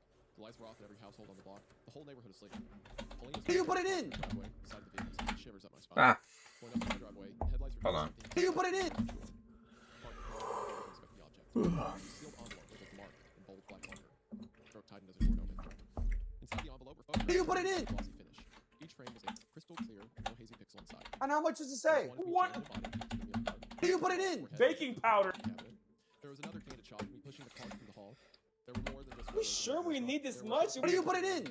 Pictures of my ex-wife and her daughter at the mall. Photos of my mother and father watching television in their home. Their bodies comfortably lounging on the sofa. My heart was beating at a dangerous pace as I flipped through the stack of photos. You put it in! Something else was crammed at the bottom corner of the envelope. When I pulled it out, I gasped. It was the paper note I'd written to Julie.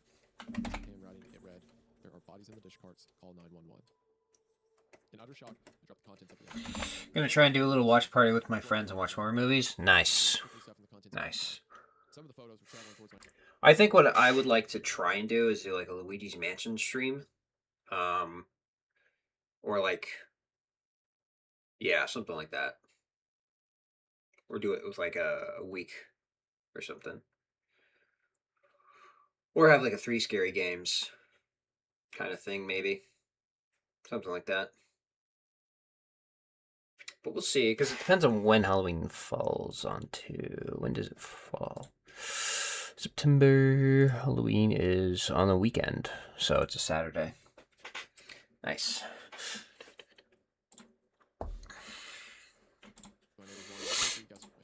Skirted across the drive pad to collect them, glancing up at the sleepy suburban neighborhood, a place I'd called home for decades.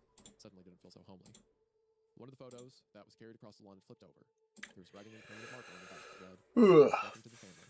See you on Monday." That's great. Into part 2. Oh, buddy. Oh, This is flowing really well. I really like the idea. Not be in love. I really like the setup of a. First off, we need. Ooh, I'll bring the candy corn. Nice. I want like a shitty, like, you know, like, I don't know, like there's like Hoover. You put it in. It's like Baking powder. like, you know, fancy underground stuff. But yeah, if he does any merch that's like a Zell's cookout, like make it look like a steakhouse, you know, like Amelia's or whatever. Like I would 100% rep that anywhere you want. Yeah, it's so fun.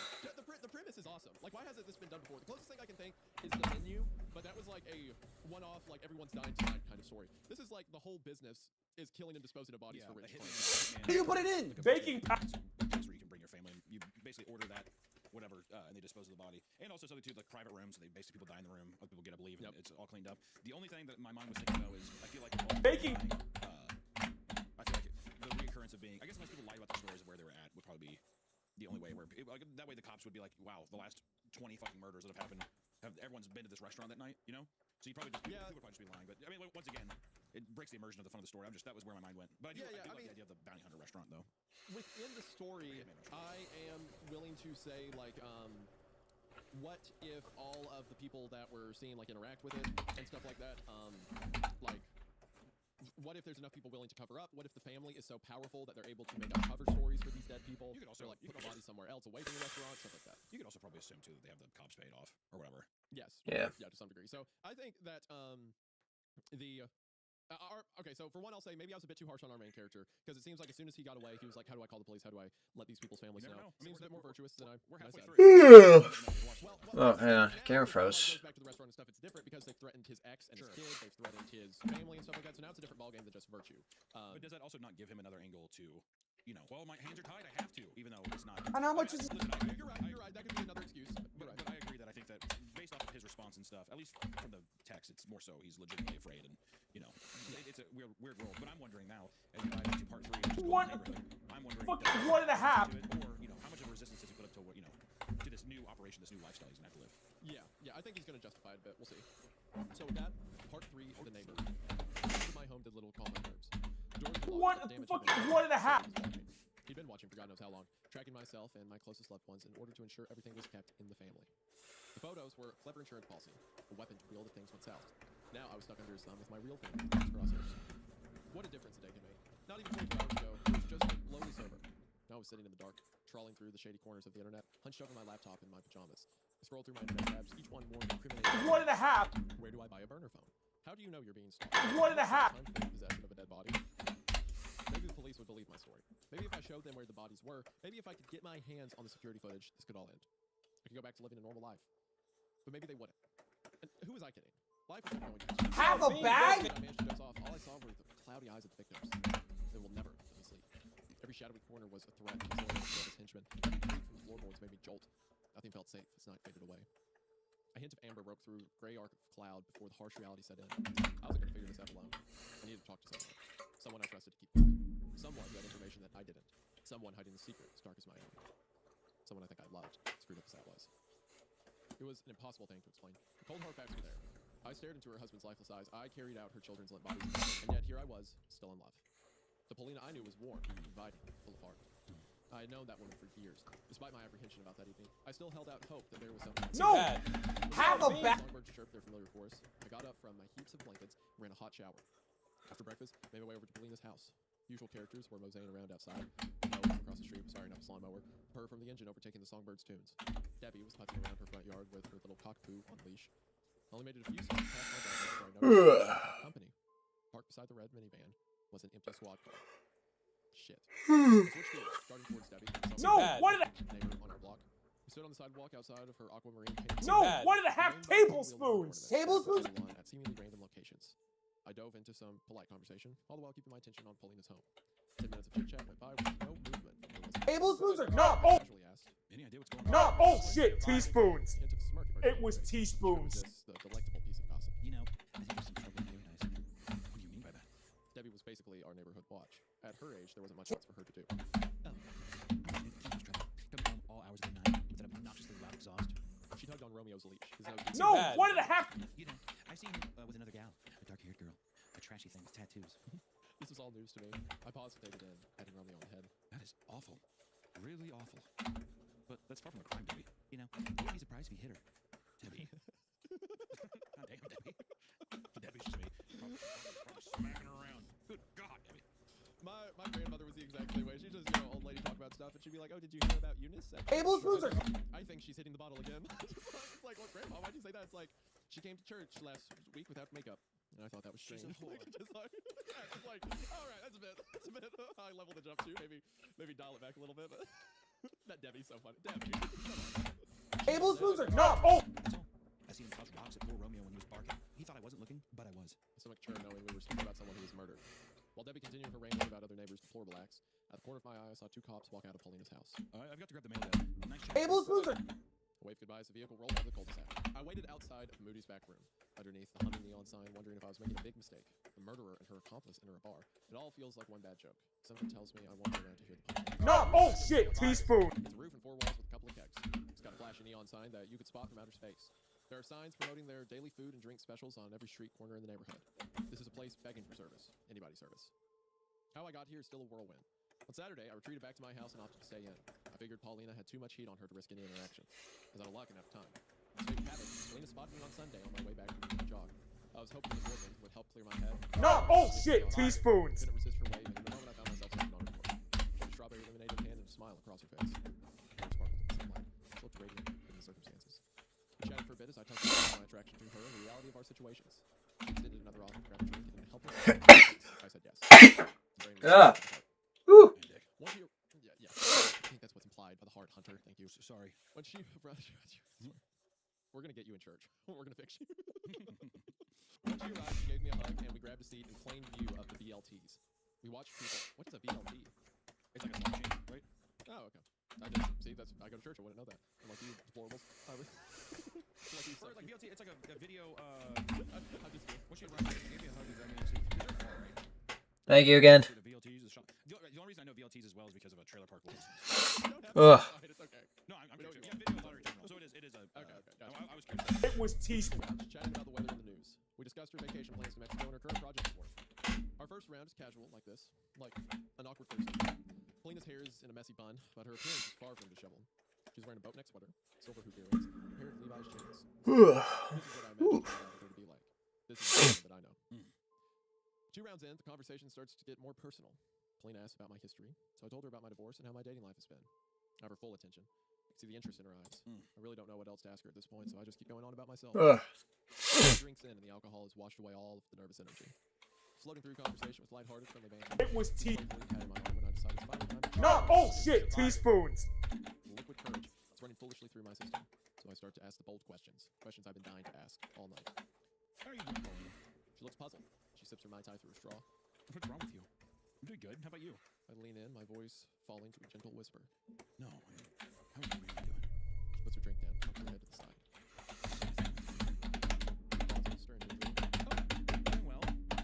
That does remind me, though. We should check in with Keith. She pulls out her cell phone as I place my hand on her arm. Paulina, I know. Her eyebrows are raised, leaning closer. Are you getting sick allergies? No, I just had a sneeze. I can see the color slowly draining from her face. Her eyes are more. You know, I just yeah, no, I just get sometimes my nose hairs get a little wee bit tingly and tangled. I'm sorry, it's too soon. I just need to know. She glances at the exit and grabs her purse. Wait, Paulina, hear me out for a second, please. She stands up. I follow suit, reaching for her shoulder. Paulina, I won't see anything, I swear. Bell about the exit door jingles as the swing shut behind her. You dumb son of a bitch. Yeah. She murdered her husband and children, Hunter. It's Paulina, though, dude. Dude, this isn't just like a cute mom next door. This is like she killed her kids. Oh, Paulina, please. Please, love me, You're Paulina. next. She is a black widow. She's going to eat you next. Oh, here she comes. Watch out, boy. She'll chew you up. She'll chew you up. Huh? She's a man-eater. Watch out. Walking away. Did me and you sing that at karaoke? I think so. We definitely sang some Hall Notes for sure. We did. Yeah, I know there was that one. There's definitely Out of Touch. I know. Yeah. You're out of touch. I'm out of time. I'm out of time. My head when you're not around. Anyway, you know what? With the mention of Hall & Oates, I'm back in. Oh, yeah. Okay, yeah, exactly. See, I was Paulina's like, back in. but then you brought up Maneater. I'm like, you know what? Okay, I ask my friends' families. Ah, I see. I don't get sick too often, so it's not super common. When I feel cold, you want me. And when I feel I can't go on, I come and Hmm. cause it's you and me. Whenever I say smile. That's why I wrote from Sarah Smile. That's a good one too. That was a good one. Thanks. You are such a good singer. Frustrating. After paying the tab, I drove home knowing that I shouldn't. I'm tiptoeing the line of sobriety with an empty stomach. The hard liquor and dark thoughts swirl around inside of me in an anxious concoction. I scream as I pound the wheel. Screw up, you idiot! It's a short route home through residential streets. Cookie-cutter homes with blurs of color as I drive past. Besides the parked cars, the roads are empty, and sidewalks bare. In my rear view, I notice a black SUV behind me. It turns left when I turn left down Haddon Road. I think I'm overreacting, so I test my theory and make another left into a nearby cul-de-sac. The vehicle follows me in a loop past the row of two-story homes. My chest begins to tighten. Only thought is that I can't go home. So I keep driving down Citadel Road, Citadel Crest, Citadel Circle, leaving the community. I head down Mackenzie Boulevard with the SUV and hotel. Eventually, I will have to stop. Just don't know where to go. My heart is beating so strongly that I feel it in my skull. I figured the safest place is somewhere public, so I decided to pull into the Southside Strip Mall. Walmart parking lot is exactly scattered RVs and late-night shoppers, but it's the best option available. Parked near a row of cars on the left. The SUV pulls up beside me. Tint on the passenger side windows too opaque to see through. Only hear the opening of the driver's side door. Get out of the car! Give me 1 sec. Covered in elaborate sleeve of tattoos, two colorful gardens of fully blue. All right, I gotta go to the bathroom real quick. I'll be right back. Roll down the window a fraction of an inch and yell back. Why are you following me, you psycho? Hold on. Oh, gotta use the bathroom.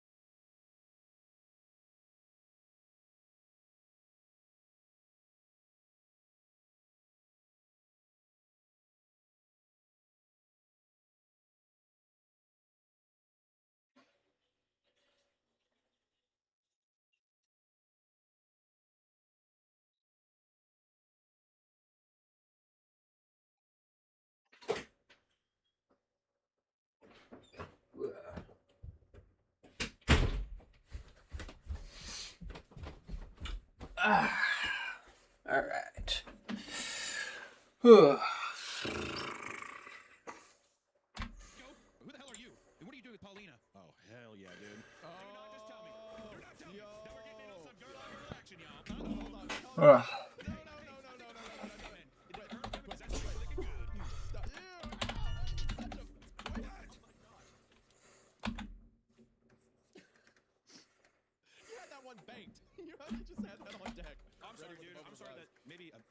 Paulina, our queen, our hero, and then all of a sudden, a fucking girl with a drag tattoo, curly girl comes up, she's just like, you moving in? You know what I mean? Is it, now we got a love triangle, dude. No, like, it's because you're sexualizing. Like, if it's fine, like, two like, perfectly fine, like, two women want to be together, you know, that's between them. I don't need to come in and make it into, I don't need to bend it. What's the fuck? That was wrong with me. You know, I was probably wrong. Was it wrong? You had a Colonel joke on cue. That was in your tape deck, like, skip next song, ready to play. I'm sorry. You know what? I'm sorry. You know what? I probably jumped the gun. What's they were definitely happening. We don't know. We don't know that for a fact. No. That is absolutely what you do with Paul. That or she's like an investigator that was trying to find this house. Could have been. That is 100% what it was. It is your characterization of that. What's the vibe? Was not for him. It was for her. Or no, you know what it is? That's the fucking woman that. You got a mosquito bite? Yeah, Lee. That's the woman, but the only okay, Hunter. The woman across the street said, "I've seen this girl with tattoos." It's like whore. She said, coming around. It was actually yes. So yeah, the little Chinese finger trap deal. I get it. I see. Yeah, okay. I was saying that. I was saying that is what was happening. No. Bear trap. It is not a bear trap. It's already happened. Do it? It's so odd. This is not a bear trap. Dude, I'm fucking if it has scared already of happened, myself. you were calling out something that just happened in the story. You're not. I'm fucking like so Yeah, It's like you eerie. were right about no. You said the thing, and I said yes, that's the thing that happened, and then you got confused, and I said no, the thing you originally thought would happen. That's not a prediction. It's a fog. It's like when you see so far ahead. Okay. Anyway, yes, you are right that it wasn't a affair happening. It was the sexualization of the affair that I was jumping you for.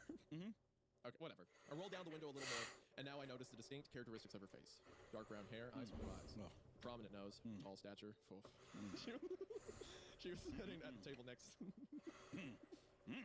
Hang on, let me check something. Look, the only reason I'm attracted, look, tattoos, tall, dark hair, light eyes. The only reason I'm attracted is because this is what my wife looks like. This is what my wife. How can I resist? What's the vibe? What's the? She was sitting at the table next to ours, and up close, she looked incredibly familiar. The resemblance is uncanny. Calm down for a second. I said, stepping out of my vehicle. No reason to get all worked up. We're just friends. Bullshit. You know something. I can feel it. By now, a small crowd of shoppers are enjoying the show. Their hands are gripping plastic bags full of groceries. What's the vibe? Sudden interruption, dark-haired woman that could only be Keith's sister shouts back. I'm calling the cops. Okay, never mind. I was wrong. We were both wrong. What's the interruption? No, dude. I'm not. What's the vibe? Bear trap into part 3. No, so you're still saying that it was an affair? I'm thinking so. I'm thinking so. The supper. This is the final. For the final. I'm excited. Okay, to see no, her. it's Keith's sister looking because she's trying to figure out what happened to her brother. Dude, fucking maybe. I'm still. Can a man dream? Can a man fucking dream? This is the first time that we've ever had a love triangle here with a girl with a drag tattoo. Beautiful. Oh, beautiful, Pauline. You just like it because you think they're both hot. You just like. Feels looking kind of down. You know what? Little bear claw action here, dude. 2 sweeties wrapped up, dude. Beautiful. It's not a bear trap. It's the story said a thing happened. Bear claw. You say Oh, that thing happened. 2 bear. See, that's my bear trap working again. I said bear claw. Little twisted donut. 2 sweeties wrapped up, man. What is a bear claw? I haven't heard It's that a donut. expression before. What? A bear claw. It's a donut. A bear claw is a donut? Yeah. You look at a bear claw. It's like it's a donut that looks like a bear paw.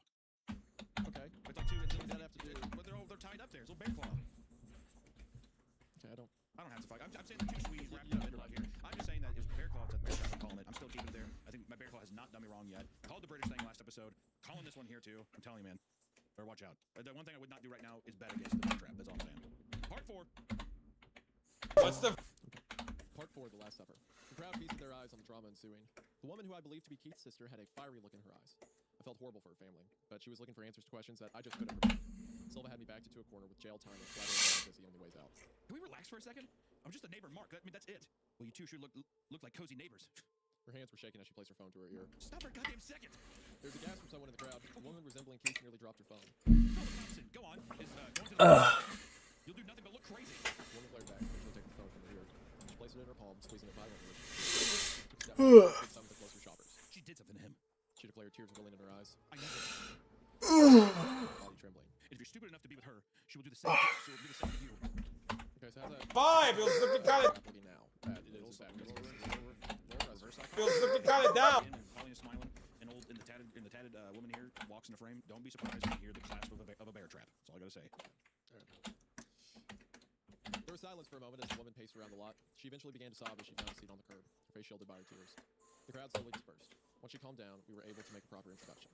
Her name was Viola. She confirmed that she was Keith's baby sister. Keith was her only sibling, and she became concerned that he didn't respond to her text messages Friday evening. When he no-showed for their brunch plans Saturday morning, that's when she really began to worry. Paulina had recently decided the family was going to move out of the country with little warning or consultation provided to Keith.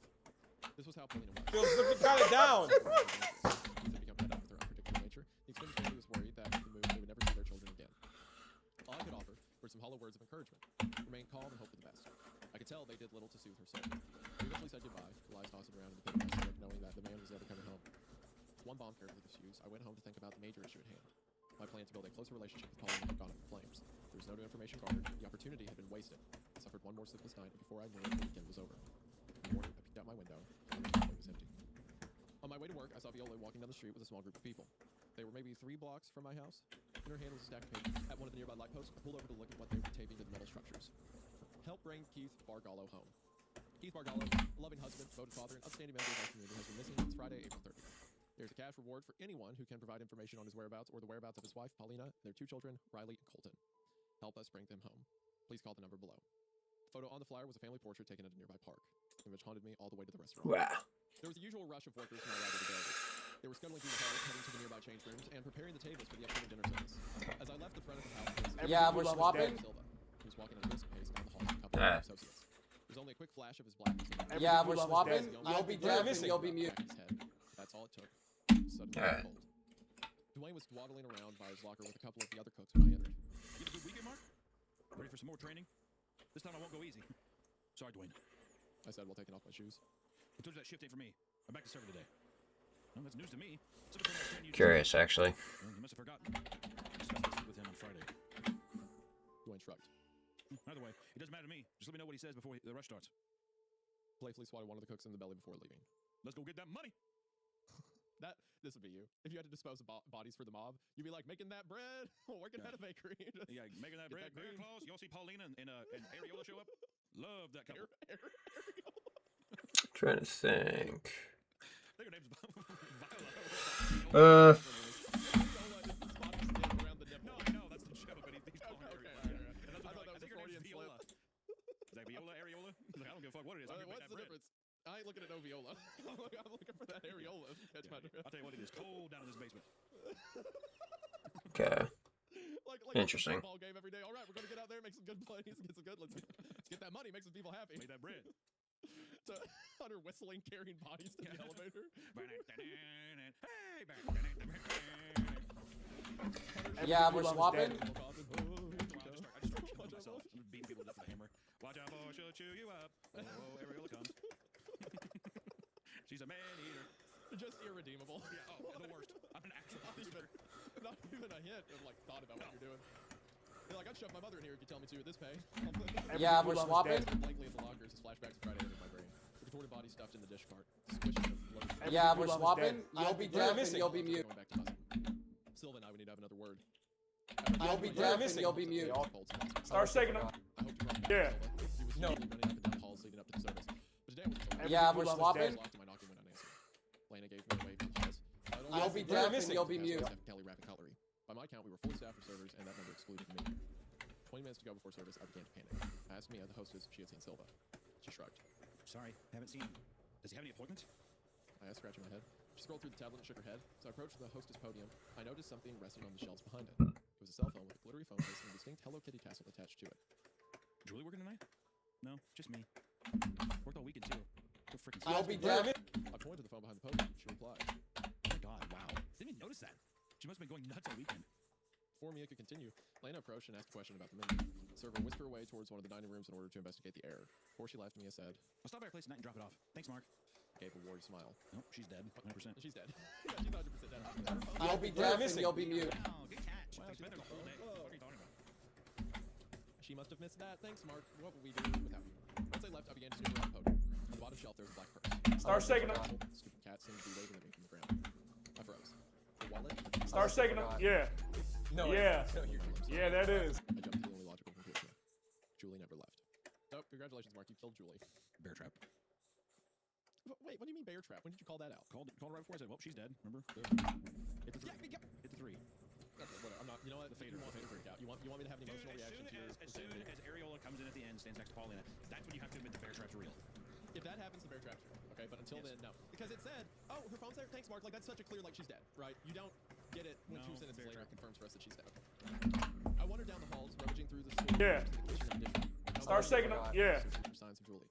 My heart beat aggressively in my chest. And I felt a tempt. There's no doubt that Dwayne was looking for me too. My watch told me that the dinner. Like dick up your butt? I felt a cold hand grab my shoulder from behind. I flinched. Jeez, Mark, relax. Lena laughed. Gather everyone together and run. Like dick. I followed her down the empty hallway. Monday nights were always the slowest, but the complete absence of foot traffic was very concerning. What's going on? I don't know. You just told me to sweep the halls and find any stragglers. I think you're the last one. When we arrived, a bald, burly man held the door open. He was a familiar face, so I seldom saw this deep inside the restaurant. He wasn't an employee, as far as I knew, just some sort of supplier of ingredients, various cooking supplies to the restaurant. You could feel the heat coming from the crowd before you even entered the room. There were too many people for the cramped space. The air was musky as employees seated across the long table looked Like dick up your butt? No, crack it. Early enough nap seats were standing in a line along the walls. On top of the table were full arrays of bacon wrapped food. I wouldn't know. So I'm not particularly fashionable in the nail department, so I can't speak on too much to it. Strange man with squinty eyes was pouring shots of alcohol out of mini liquor bottles while the bald man from the doorway followed him towards the table, holding a bottle of wine. He passed around the glasses to everyone. You'll be deaf and you'll be mute. Start shaking them. Yeah. Through pursed lips, I replied. I'm okay. Why no liquor? Come on, we're celebrating. What voice are you doing? I don't know, I was trying to do like a French thing, but it's not really working. It sounds like you're doing an Asian voice. It's spinning eye. Let me think. There you go. Okay, that's better. Yeah. Throw that on there. You'll be like, come on, we are celebrating. That's German. Okay, that's better than the direction you were heading. Sorry, dude. Straight up. Straight up. Sorry, dude. Sorry for that up here. Damn.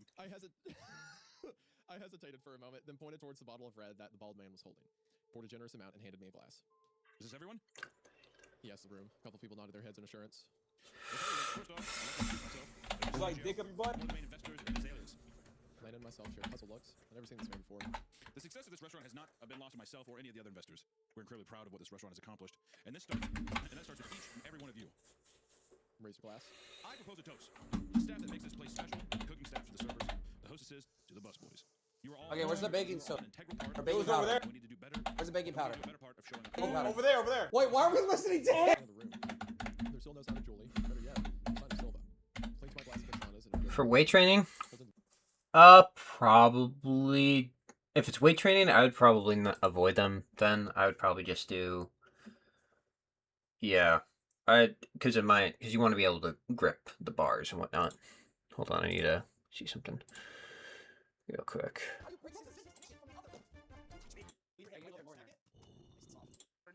Baking powder. And how much does it say? What the fuck? 1.5. Flour. I think we're out of flour. No, I'm bugging. Yeah, you agreed. Bro, this is so disgusting. Yeah, I'm swapping. Powder. Baking soda. Don't fuck it up. Oh, you shell. Okay, there it is. Yeah, okay, I was confused for a minute. The glass to my lips. Some of the waitstaff hosts down their drinks and were nibbling at the finger food. Some of the line cooks and junior chefs were pouring themselves another round with delighted smiles across their faces. This was the first team building event in all my years at the restaurant, so many of the workers seemed to be making the most out of the occasion. But those that knew better held their ground. Wayne held his Like dick up your butt? Certain expression. Elsa was sitting at the table, her chef hat flopping out of her pocket, her glass untouched. I'd seen too much death to enjoy the offerings. Not an ounce of alcohol was going to hit my throat. You should try the tartare. Lena whispered. It's delectable. I smiled, wine glass still to my mouth, as I eyed the exit. I slowly shuffled towards the door as the speech continued. Tonight, we celebrate our employees. Taxi service has been canceled, and don't worry, taxi services will be provided to those who will need it. The roar from the room was deafening. Before we start the festivities, there's one more exciting announcement. The door slowly creaked open, sound lost amongst the celebration. We'll be reopening a new location, a much bigger venue. The excitement slowly shifted into nervous apprehension. Do not worry, Sergio assured the crowd. You will all be welcomed back with open arms. Azalea will each and every one of you. The dim light sparkled off the chandeliers in an irie dance as I strolled through the halls, walked past the foyer, and then down the grungy, abandoned hallway. To everyone preoccupied with the party, it gave me an opportunity to go digging for some answers. As I made it closer to the elevator, Like dick up your butt? I walked toward the I saw Martin's lanky figure. The door to the elevator was slowly closing. I pounded my feet Like on the dick up your concrete butt? as fast as I No, could. crack With it. a stretched hand, I managed to activate the sensor just as the door was closing. What the fuck are you doing? He barked. I grabbed him by his scrawny neck and pinned him to the back of the elevator. Take me down now! He flailed and sent a powerful kick to my stomach. I noticed his hands were coated in a thick layer of blood. Wheezing and clutching my mid-range, I yelled. Take me to the bodies! No, crack it. We grappled with each other in the hallway. He managed to clip me on the side of the head with a shot that made me wobble. With gritted teeth, we both struggled for control. I wrestled with him, holding his body close to mine as I tried to gather my composure. The dim light from the elevator was sparking like I'll crack you. flash of light. The room was spinning, but somehow, with a sudden burst of energy, I managed to connect with a short jab. It stunned Martin long enough for me to push him into the wall. Went flying, his head hitting the corner of the wall's exposed brick. There was a deep thud, and then his body collapsed to the floor. A small trail of blood trickled out the sides of his head, forming a tiny puddle on the floor. I scrambled to his body, rummaging for his access key. There were sounds coming out of me that I'd never heard before. Uncontrollable sobs, moans of sorrow. Did you hear that? Part in his back pocket, looked for the elevator. As the door began to close, I noticed the flashy red light coming from the ceiling. The camera was pointed in my direction. The odor was pretty. I crept up the shaft, seeped through the cracks of the elevator doors. The elevator carriage rumbled as I slowly descended into the unknown. The doors eventually slid open to reveal what looked like an ongoing construction project. The framing and some of the drywall had been completed, but the floor was packed dirt. Darkness seemed to cover large sections of the room. There were lights strung up on the All right. ceiling. There was little done to mask the smell. I'll crack There was you. a pile of Did gas you laying out by the entrance and surely went upon me. I followed the hanging, glowing orbs down the old tunnel. It only took a couple of paces before I saw Did you the hear that? fridge. Its massive stainless steel house with a large sliding door. I shivered as I entered the unit. Inside were shelves and shelves of plastic bags. Hearts, livers, lungs, intestines, vials of blood. Names of either the victims or the new recipients were written in permanent marker. Everything was sealed, labeled, and organized. Tiptoed deeper into the cold room, only making a few more steps before I finally succumbed. Silva was rigid. Yeah, I think that'd be better. Bodies. $1,000 suits and flowing gowns were all lined with speckles of frost. Silva's eyebrows were covered in an icy white, his expression frozen in a look of terror. Okay, where's the baking? Skull. That moment, I understood that this was so much more than a murder-for-hire operation. It was so much more than a restaurant. Everything seemed to turn a profit. I ran out of the cool room and started pacing outside of the unit. I wanted so badly to go back to the elevator to make my way to safety, but I knew I was on the cusp. Hold on, I got it. I lost it. Okay, makes sense. With the secrets. There was so much I didn't know potentially down the hall, so I foolishly pressed forward. As I went further into... For one, I gotta say, Okay, where's the... cool that Silva was just a piece in the operation, you know? Like, he's made to be the big guy, but it's like, no, he messed up by letting you get too far, so he had to be taken care of. As I went further into the basement, the smell intensified. Piles of bodies were in plain sight, if you could even call them bodies anymore. I removed my mask just in time to unleash a violent wave of chicken casserole. Their stomachs were fleshy, gaping holes, packed away, with little left of their insides except for the rib cages and bone that held the remaining bits of skin together. Their faces had no eyes, just black holes carved out of the Our baby's over there. Little white dots in the sea of no skin, festering all through the crevices of what was left. The dirt floor had clearly been disturbed in numerous places. Something drew me towards one of the hands dangling from the middle of the pile. It was dainty. The fingernails... Where's the baking powder? Baking powder. Over there, over there! The flamboyant colored palette looked familiar, like something Julie would wear. As I pulled, heaps of limbs and serrated bones toppled from the top of the tower of bodies. Rows of beetles and blowflies buzzed from all the commotion. I recoiled, losing my footing on some loose sediment. In the corner of my eye, I spotted the meat grinder at the end of the room. A piece of machinery was hiding in the shadows, kept from plain sight. As I got closer, I could see that the thing looked polished to perfection. Sinister thoughts made my brain. Where's the baking powder? Baking powder. Over there, over there! Some off-menu items... Our baking powder. Over there! Where's the baking powder? Baking powder. I dry heaved, nearly losing my lunch once again. I couldn't experience the gruesome scene any longer. These were all of Azalea's deepest, darkest secrets. Secrets that some of the family members took to the grave. I needed to get out of here before I suffered the same fate. There was a thundering sound of footsteps and scraping coming from the roof. I made a mad dash for the elevator, strode past Martin's body down the hall, and made it through the empty queue. I vanished around the corner of the foyer before I heard shouting. Hey, stop! The bald man was wheeling one of the dish carts out of room 1. Dwayne was wheeling another behind him. I took flight up the stairs, hearing the pounding of ominous footsteps behind me. Managed to exit the parking lot before they were able to get close. Okay, so they killed all the servers, right? They had to move locations or whatever. So it's okay, we're shutting down. In case any of you know anything, over there, over there. Who are already like in too deep. We're gonna kill everyone, and then we put the bodies and we're gonna dispose of them. So it seems like they were killing people as a hitman service, but then, as we said, wait, why are we listening? They were also in the organ trade, and they were also in the business of if someone wanted to eat human flesh, they had like that option with the meat grinder. But most of the body pieces they couldn't use were just left to rot in the basement. Yeah, I think it's one of those things where they've turned their profit at this place. Now they're just gonna start a new operation somewhere else. Yeah, they've made the money here. Like you said, everything at a cost. Everything turns a profit. I told you at the start of this that I was a nobody. I was just a lowly server. I was no mastermind. I was no criminal, despite what the security tapes may show. There was no plan. There was nothing. Just a series of events that unfolded after that evening. There was no gun, although I did think about this often during my fits of insomnia. I would have been too much of a coward to even pull the trigger. But if anyone deserved bullets in their brain, it was Silva. It would have been satisfying to do the honor, but the end result was the same. There was no fake passport. I just didn't know where to get one. There was no burner phone. I just never had the gumption to follow through. Popping me streams, Carlos. Fair enough. My first stop was a small town bank in the early morning. I withdrew all the cash that I could and loaded it into a suitcase. Kept driving, only stopping to load up on fuel or to reload on convenience stores, food, and energy drinks. I kept going for a few days until I reached the Mexican border. I prayed they'd let me through, and for some reason, my prayers were answered. The Azalea family always proved to be a tight-lipped bunch. There's a beach along the coast just outside of a small town. I remember the recommendation from a dear friend. Wait, why are we listening? I think the name was Aldesimbo, or maybe Desimbo. My Spanish was never the greatest. It just seemed like a good place to stop. The water was crystal clear and the beach was quiet. I sat in the sand just in time to watch the sunset. There were a few other Mexican teenagers splashing around in the water, and a handful of fishermen dragging around empty nets across the beach. There's one other person, the only other gringo that I've seen. Her hair is an unusual midnight black for her face complexion, and her smile seems to glimmer in a familiar way. She's all alone and out of place. Most of all, she looks happy. Gazing at her sprawled out on the beach towel for some reason, I felt the need to make a call. I dialed the number, the same one from the poster. Hello? Viola? Yes, who is this? It was her. You were right all along. And I tell her everything I know about everything. The sun dips below the horizon. The sky suddenly a murky marmalade. It's harder and harder to see with every passing second. My mind wanders into the dark recesses of my brain towards the memories I've tried to forget. I think about my time at Azalea's and how great the job was before it wasn't. I think about my coworkers. I think about Julie. I think about how close I came to death. I think about the others who weren't so lucky. I think about the life I took, and the one that got away. The beach is empty now. The fishing boats are all secured and hitched to the dock for the evening. My vision's hazy in the shadows of the night, but I still hear the playful frolicking in the water and the soothing splash of the waves against the rocks. Wait, why are we listening to him? It's the most beautiful place in the world. It's a matter of time before they find me. Whether they track my cell signal from the nearby towers or they find the footage from the restaurant. Tomorrow, I'll be in another town, and another after that, for as long and as far as my money will take me. For now, I sit, taking in the crashing of the waves, avoiding the dead, restless eyes that will come for me in my sleep.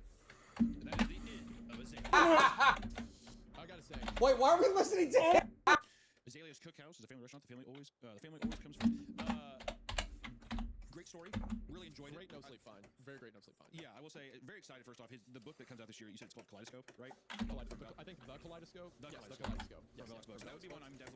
definitely going to. Whenever it gets released, we should definitely let you all know. But that would be one I'm picking up. I think We should also. It's also a anthology horror series. So if we can get in contact with it when it comes out, we should definitely. Alright, I'm getting my gun. And you can sign up for his newsletter to get updated and new short stories from him as they come out because this story banged. I liked it a lot. Yeah, it was a lot of fun. I think that the only criticisms I had were one, the tattooed woman and Paulina not being together. I think was kind of a missed opportunity. I think that's kind of a bummer for everybody. I think no, I'm going to speak for everybody. I think everyone would kind of like let out a kind of I don't know disappointed sigh.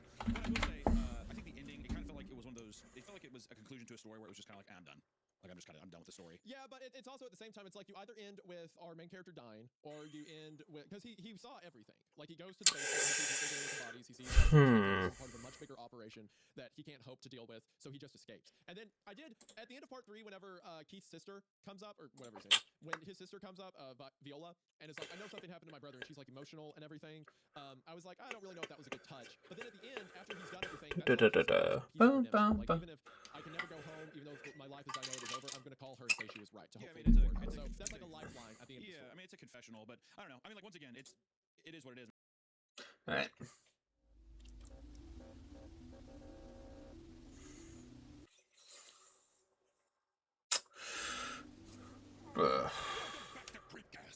Today we have this is a bit of a salty title. If I do say so. The only way I can say it is a little salty. The story we're reading today is My Job is Watching a Woman Trapped in a Room. I'm getting my. Which is Isaiah's day job. No. All I'll say is, Hunter, Constantly the story we're reading today is My Job is Watching a Woman Trapped in a Room. And I said, okay. Okay. That's cool, Hunter. Thanks for that. I can't wait to read it with you, my friend on our show. So that's what we're doing right now. And I'm so happy about it. It has a very captivating title, and I'm curious to see There where it you goes. go. Captivating. Yes. It was uploaded 5 years ago, so it's not one of the older ones. Little 2019 story meme here by Veristal. So we will be putting links up to other stuff if we find out that this author has. What software am I using? I'm using Clip Studio Paint, the EX version. I do love seeing other people, by the way, on the online purchasing like stolen tongues and pen pal and all Yeah. that stuff. It's really cool to see people actually going out and getting the physical copies of this stuff. I've had a ton of people come up to me at shows and had me sign at the live shows, and they've had me sign copies of Pen Pal, Stolen Tongues, stuff like that. Like a bunch of people have like brought books from the show, and it's been cool enough to have my signature in them, which is really weird. It definitely doesn't give me a complex about things. But it's cool that people are buying the books and into the stories and stuff. So that's awesome to see. Yeah. Pen Pals especially. I've signed a bunch of Pen Pals. It's the best one. What can I say? It's the best one. I'll say it. Hunty likes Pen Pal the most. So Plug it in. Plug it in. He's got a bunch of stories. Yes. That are like multi-parts. And then he has a bunch of single-part stories. I'm trying to see if I recognize any. Old Mr. Horsehair. I feel like I've heard of that one before. Mr. Horsehair. Tickhead. No one believes I have a twin. Knife Control. There's a bunch of these. There's so many stories. No so this guy's one believes I have a twin. It's a pretty fun title. pretty well established. So if this is good, then similar to last week's episode, this may be a honey hole, maybe a content farm for you and I, if you get what I mean. Oh, that. I also like the term honey hole. You like the word honey hole? I don't know. Is it Plug it in. All I know is You've never heard that before, honey hole? I've never heard honey hole in my life. What the heck? Where is Kansas? You said it last week too, and I was like, that's diabolical. A honey hole Let me get a means look at like that honey hole. well, no, not stop. Huh? I don't like the way you're phrasing it right now. Honey hole, sweet. Stop it. It is a place that has a lot of good stuff. Like you can That's right. farm it for good. Okay. That's right. Without further ado, let's. My job is watching a woman. Now that you're done talking about your job, can we get on to the story? Am I right? This is my job. This is from the perspective of me. So let's just. I'm very excited for you. Plug it in. It's my life, my job. Yeah, of course.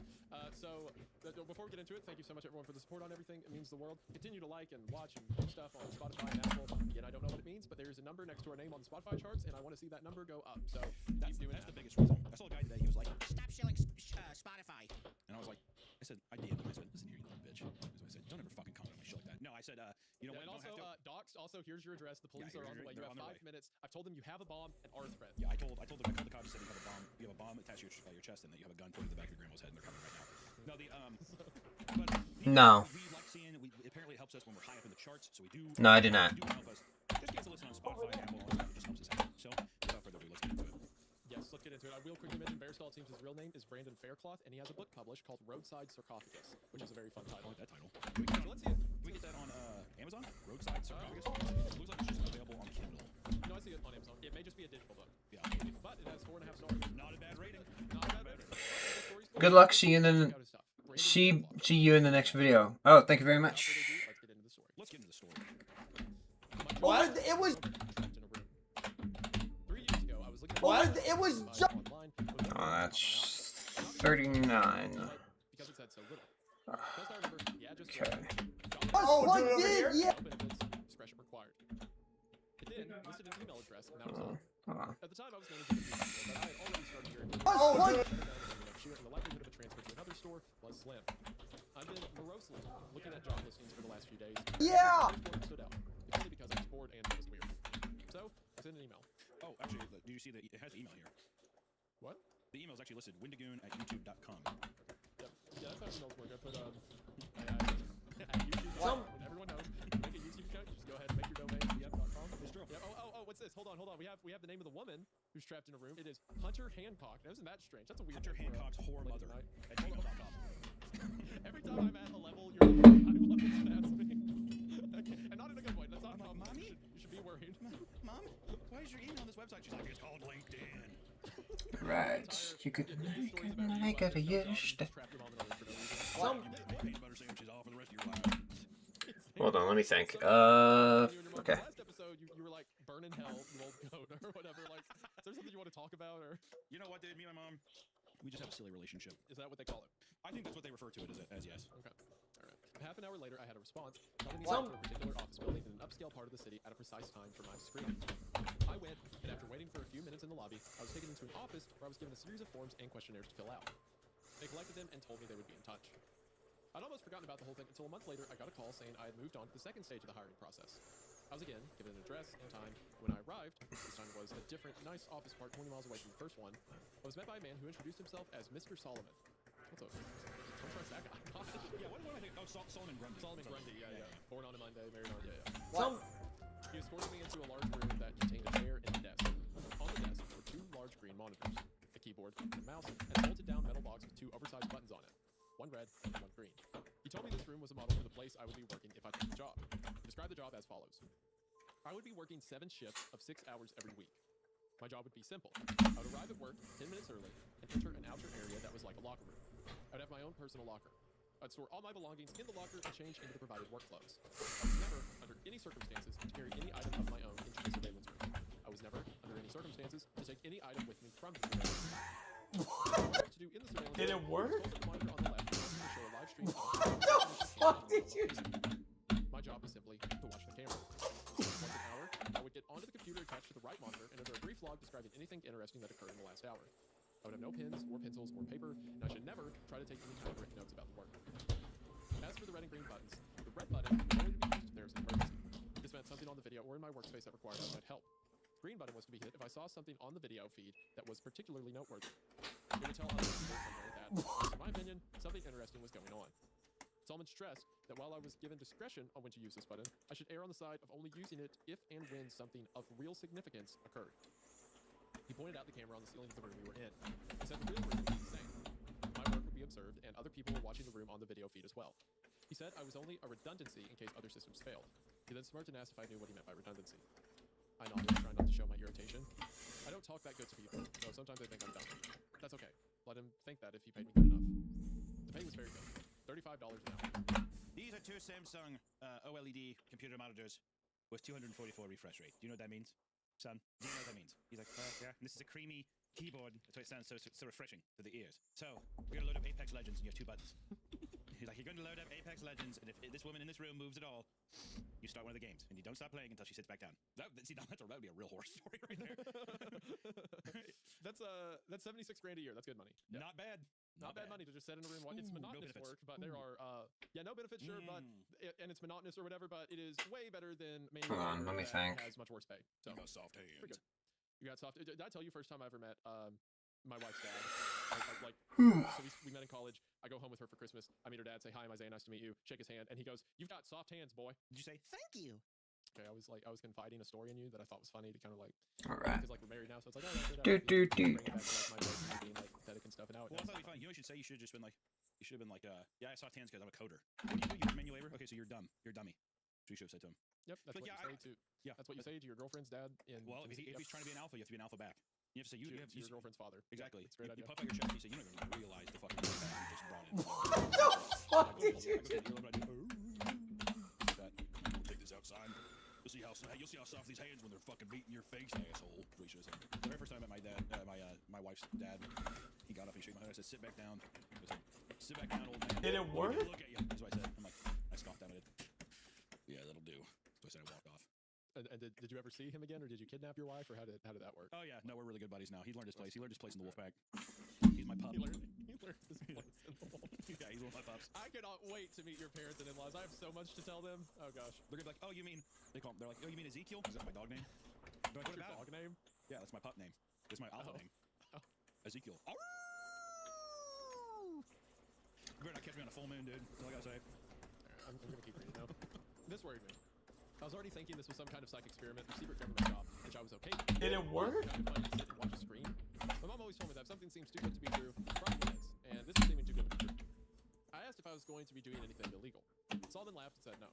I asked if anyone was going to be hurt. Again, he shook his head no.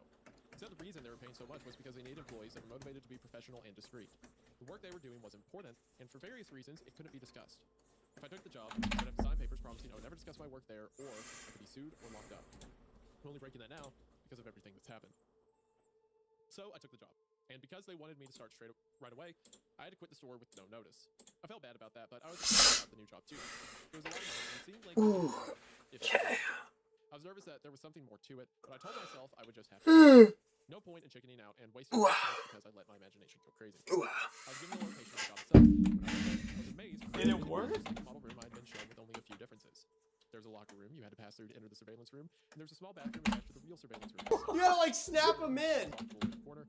Because I wasn't allowed to bring anything in with me, I had to eat before or after every shift. The biggest difference, of course, is the monitors were turned on. The right monitor, just a black and white terminal like you see in movies sometimes. I could type in my logs, but no internet to look at anything. Wait, no internet to look at or anything like that. The left monitor, well, it was video from a room. You can call it a bedroom, I guess, because it had a bed in it, but it had lots of other stuff. You gotta like snap them in. Hold on. Chairs, tables, plenty of empty space in between. This camera must be high up in a corner, because I could see pretty much everything except for the far side furniture. At first, though, I didn't notice any of that stuff. All I saw was her. The story's getting good, but I have to mention where it said a TV. Hold on. The sofa chairs, I read that as a TV. Yeah, I was gonna be like, holy shit, that's awesome. Yeah. Like it's a woman trapped in a room, she has a ramp. She's just like doing donuts. There's a woman in Travis Prestana. Don't touch the. In the room. Into a giant foam pit, and it was pretty awesome. It's like she's like does a jump and he hits a green button and then they call in and they're like only hit the button if she does a can. Yeah, I hit the green button. Caesar came out and started playing. She looked to be a little older than me and was very pretty. When I first saw her, she was laying. Hold on, please. When I first saw her, she was laying on her side on the sofa. That was the part of the room farthest from the camera. Gonna get a small snack. I'll be right back. I found myself leaning into the monitor more, so I.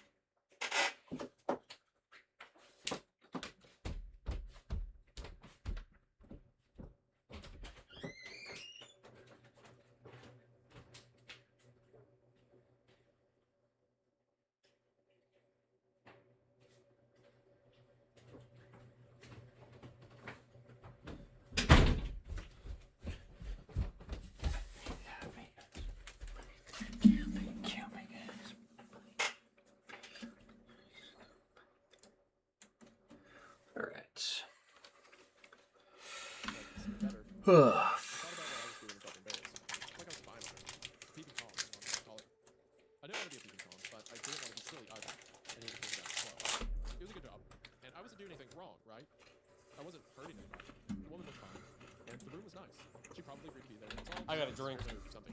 I was just overreacting. So we sat down in the chair and began my work. Don't know about that one, buddy. Don't know about that one. That's all I gotta say. Dude, I'm probably just overreacting. This is a full dining room table set. The girl's sleeping in a locked up room, and I got big, goofy cartoon buttons in front of me. This is fine. Why am I being such a weird negative Nancy about all this? Also, I want to say too, just a little gripe so far. Bringing up his mom too much. My mom used to say this. Well, Who okay, gives a fuck, so dude? yes, but he's mentioned it twice, and I have a feeling that the mother may come into the story later. Oh. Hmm. You want to know my gut If reaction not, so far? I agree. If not, I agree. What? Yeah, my gut reaction so far is I think he's the experiment, dude. Yeah, I think so. The red button or the green button for sure. That sounds very. What's that one experiment where they like told the in real life where they told the participants to electrocute someone? Oh, you know what I'm talking about? Yeah. I forget the name of it, but basically it was like how long will a person electrocute someone if a researcher tells them to? Yeah. I think it's going to be a situation similar to that. Like how long to let this go on for? That is my theory. My theory is that our protagonist is the experiment. But if I'm fucking right, you owe me $100. Okay. And if you're wrong, you owe me $5,000. that doesn't seem equally fair, but that's. I think it's a 50 to 1 odd. I think it's fine. 40 to 1, $4,000. Okay. It didn't take long before I understood more. The woman I took to calling her Rachel wasn't there for free will. I never saw her. What? Wait, hold, time out. It didn't take long before I understood more. The woman I took to calling her Rachel wasn't there of her free will. Wow. Oh, I didn't even process that because I'm so brain rotted. The moment he said Rachel, all I could think of was Rachel. From Batman. Rachel. I actually want to trade around with my left hand for a minute. I like how the next line he's just like, well, the reason I'm stopping him, we need to stop because people are going to start bitching, dude. I already know it, but the reason I want to stop is he's I was just overreacting. So I sat down on my chair and began my work. The next line, it didn't take long before I understood more. The woman I took calling her Rachel wasn't there for free will. That's fine. Okay? So you were. I got it. you were being completely. You are peeping Tom. Wow. And you should know.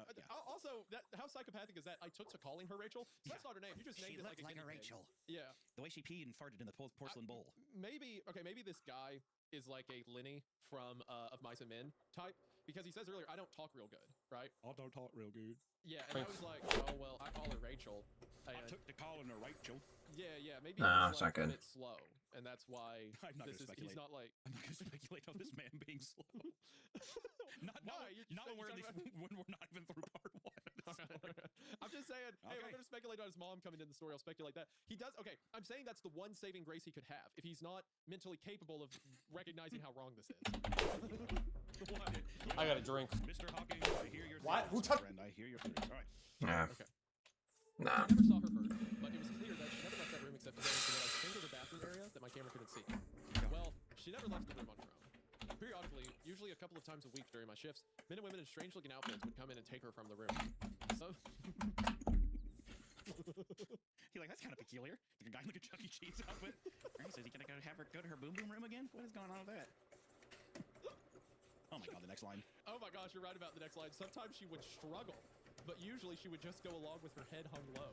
What a job. What is going on? Okay. All right, I'm locking in. I'm watching this woman get periodically kidnapped in this trap room every day. It's like, oh, well, that's kind of funny. That's a little weird. Yeah, a guy dressed up like Chuck E. Cheese. What? That like Markiplier would come in and take her off. Sometimes she looked pretty bummed about it. They would always bring her back. What? Who touched my? Stay gone. They would always bring her back. Yeah, she came back. It's fine. Yeah, we watch. She would sleep on the couch. What do you want me to do? Tell him to stop? Oh, great idea. Why didn't I think of that? Though the times when she wasn't brought back during my shift were always the worst for me.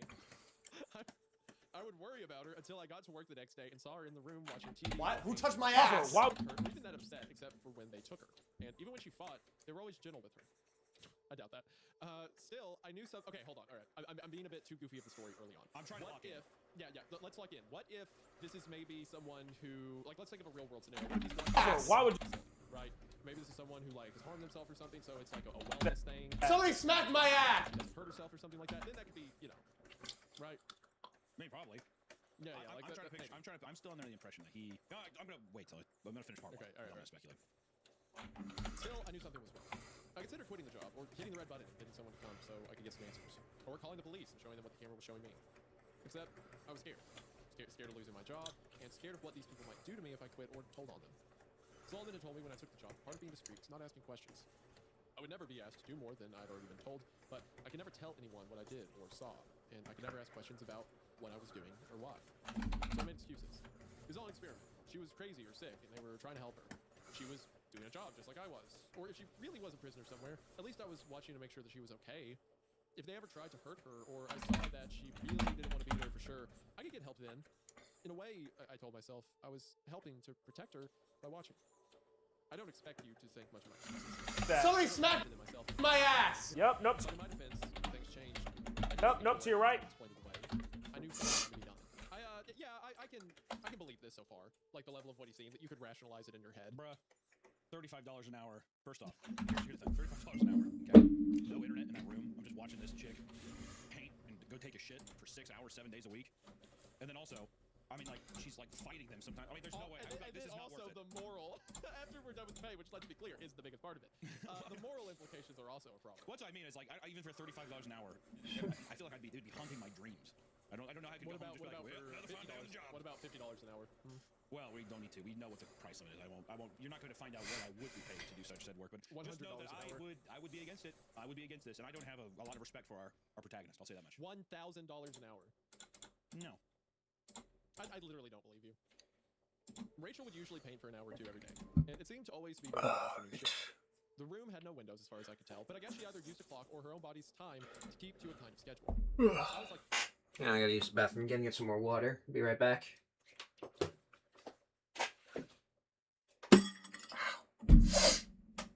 Ooh.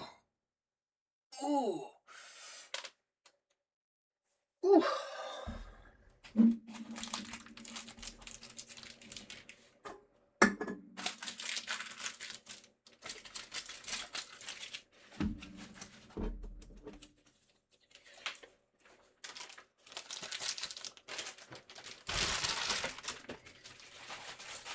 Sorry. There.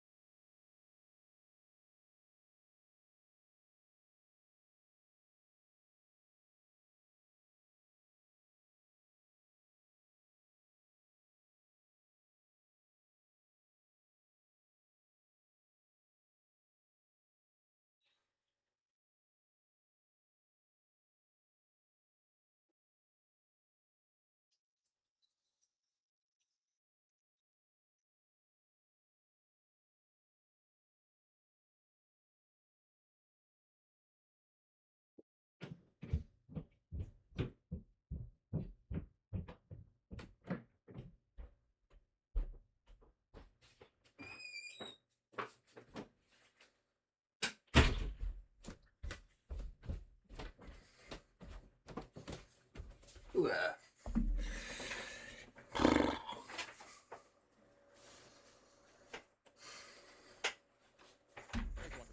thing she was painting was always facing the wrong way for me to see it. See her face as she worked.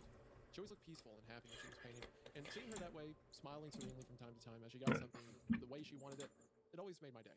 She is totally gonna paint something like "Help me." Yeah, or it's gonna be like a bloody face or something like that, or like Jeff the Killer painted. Whenever she told me her name was Jeff. Red. Where's the kill agent? Where do I fill the chamber with nerve gas? No shit. Kill it! I guess I'm just a little cuckoo for Cocoa Puffs. Just, like, the little lady just looks at you who's walking and it's like, oh, what if I'm Sorry, I'm back. What? You think I forgot? Alright. You think I forgot about Jeff? Nope, to your... I'm just waiting. I don't even remember where we were at. There, okay. I first noticed something was wrong when she started painting more frequently a few weeks ago. Her expression was more focused and serious, and there was a tension to her movements that I wasn't used to seeing. At first, I thought she was just really trying to work hard on something, and I wanted to tell her not to worry. Every few weeks, the others would come in and take the old paintings out anyway, bringing in a new stack of, I think the word is canvas. Okay, this I have to be right about my theory. Maybe not slow, but uneducated, right? There's too much emphasis. Yeah, there's too much emphasis given to like what Mama used to say, and I think the word is canvas. We're building him to be naive. Is what they're doing. Yes, correct. Yeah, so maybe slow is the wrong word for it, but definitely unaware, right? But it was more than her being focused. Something was wrong. She didn't look happy, and she was going for hours at a time. In the span of 3 days, she had finished 4 paintings. Nope. I became more and more worried watching her work, and when she finished the fourth, I found myself telling her to just stop and rest a while. Nope. To your I'm left. accustomed to talking to the monitor, talking to her in my own way. But she didn't Nope. stop. To your left. Instead, she Small began left. moving There the you go. hands, arranging them on the back seat of the long You sofa walk far straight. into the room. This was the first time I'd gotten to see any of her moves.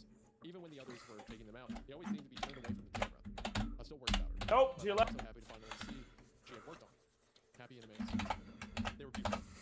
One was a beautiful green forest. Another was an old stone well. A third was a house sitting alone on a small island. The last was an old-fashioned looking movie theater.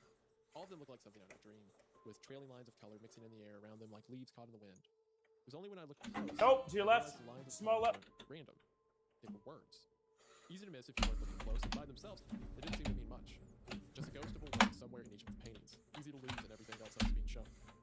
I leaned into the monitor and squinted, trying to read the words. And my heart started thudding as I made them out. Blinking and rubbing my eyes, I looked again, reading them out loud in order. Left to Small right. up. There you go. And the bottom.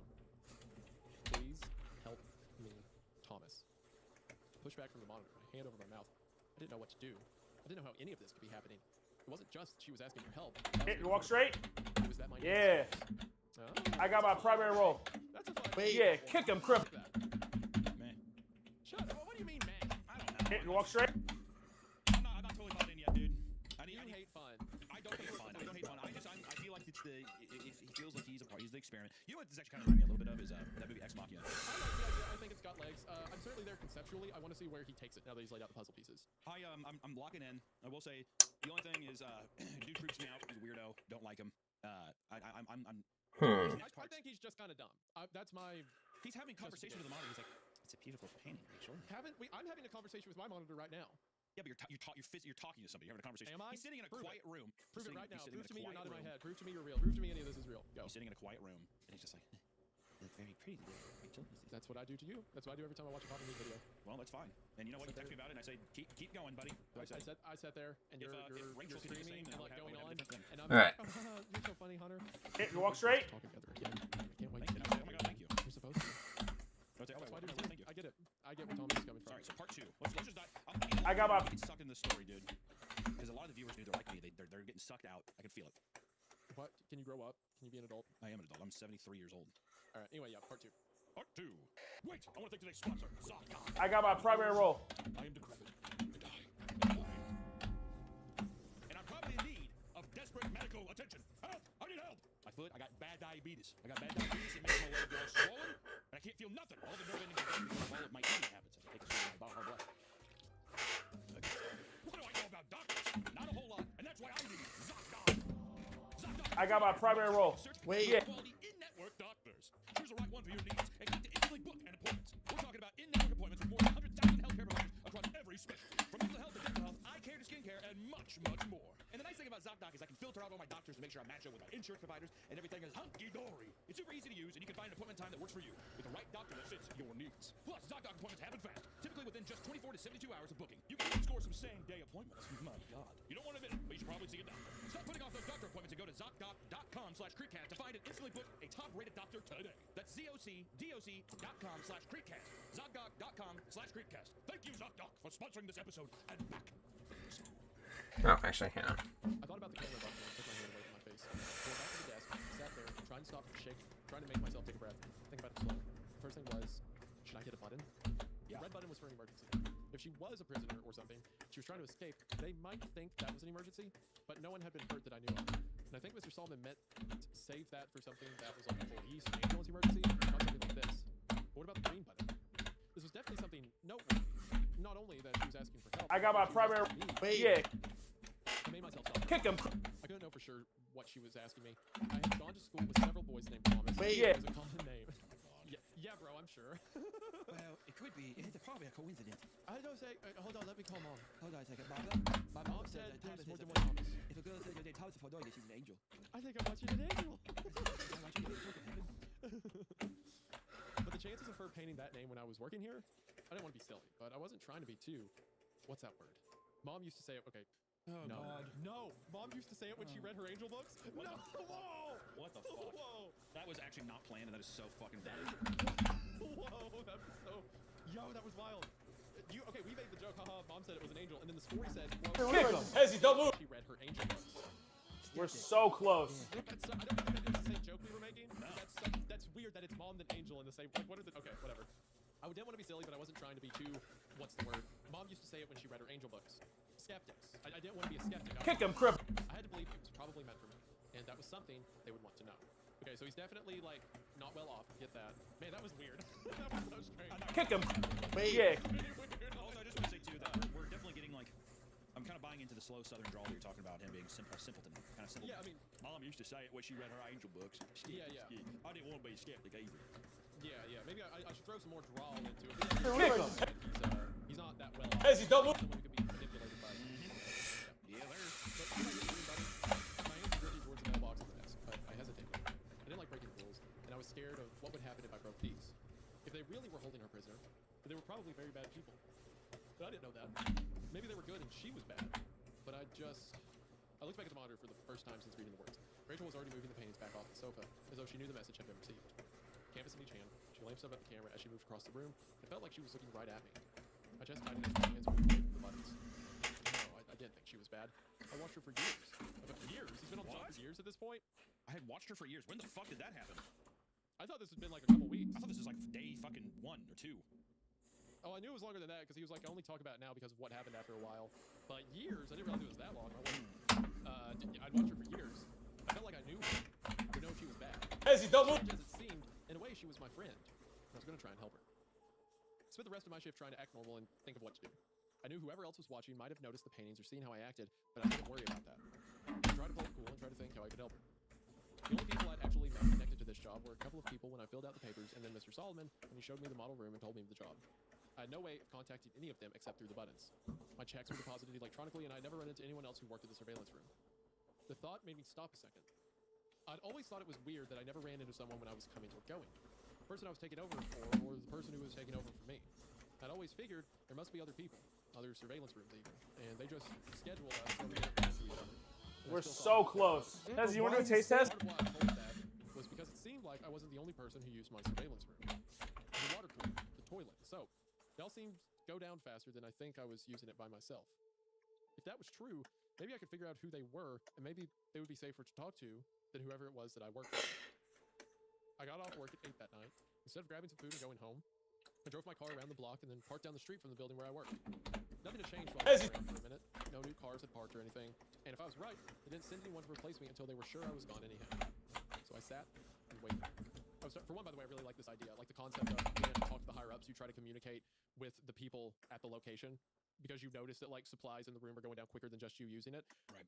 What could be interesting if say, well, I'll wait. I don't want to talk about stuff I would have done differently while the story's still going on. I'll let the story run its course.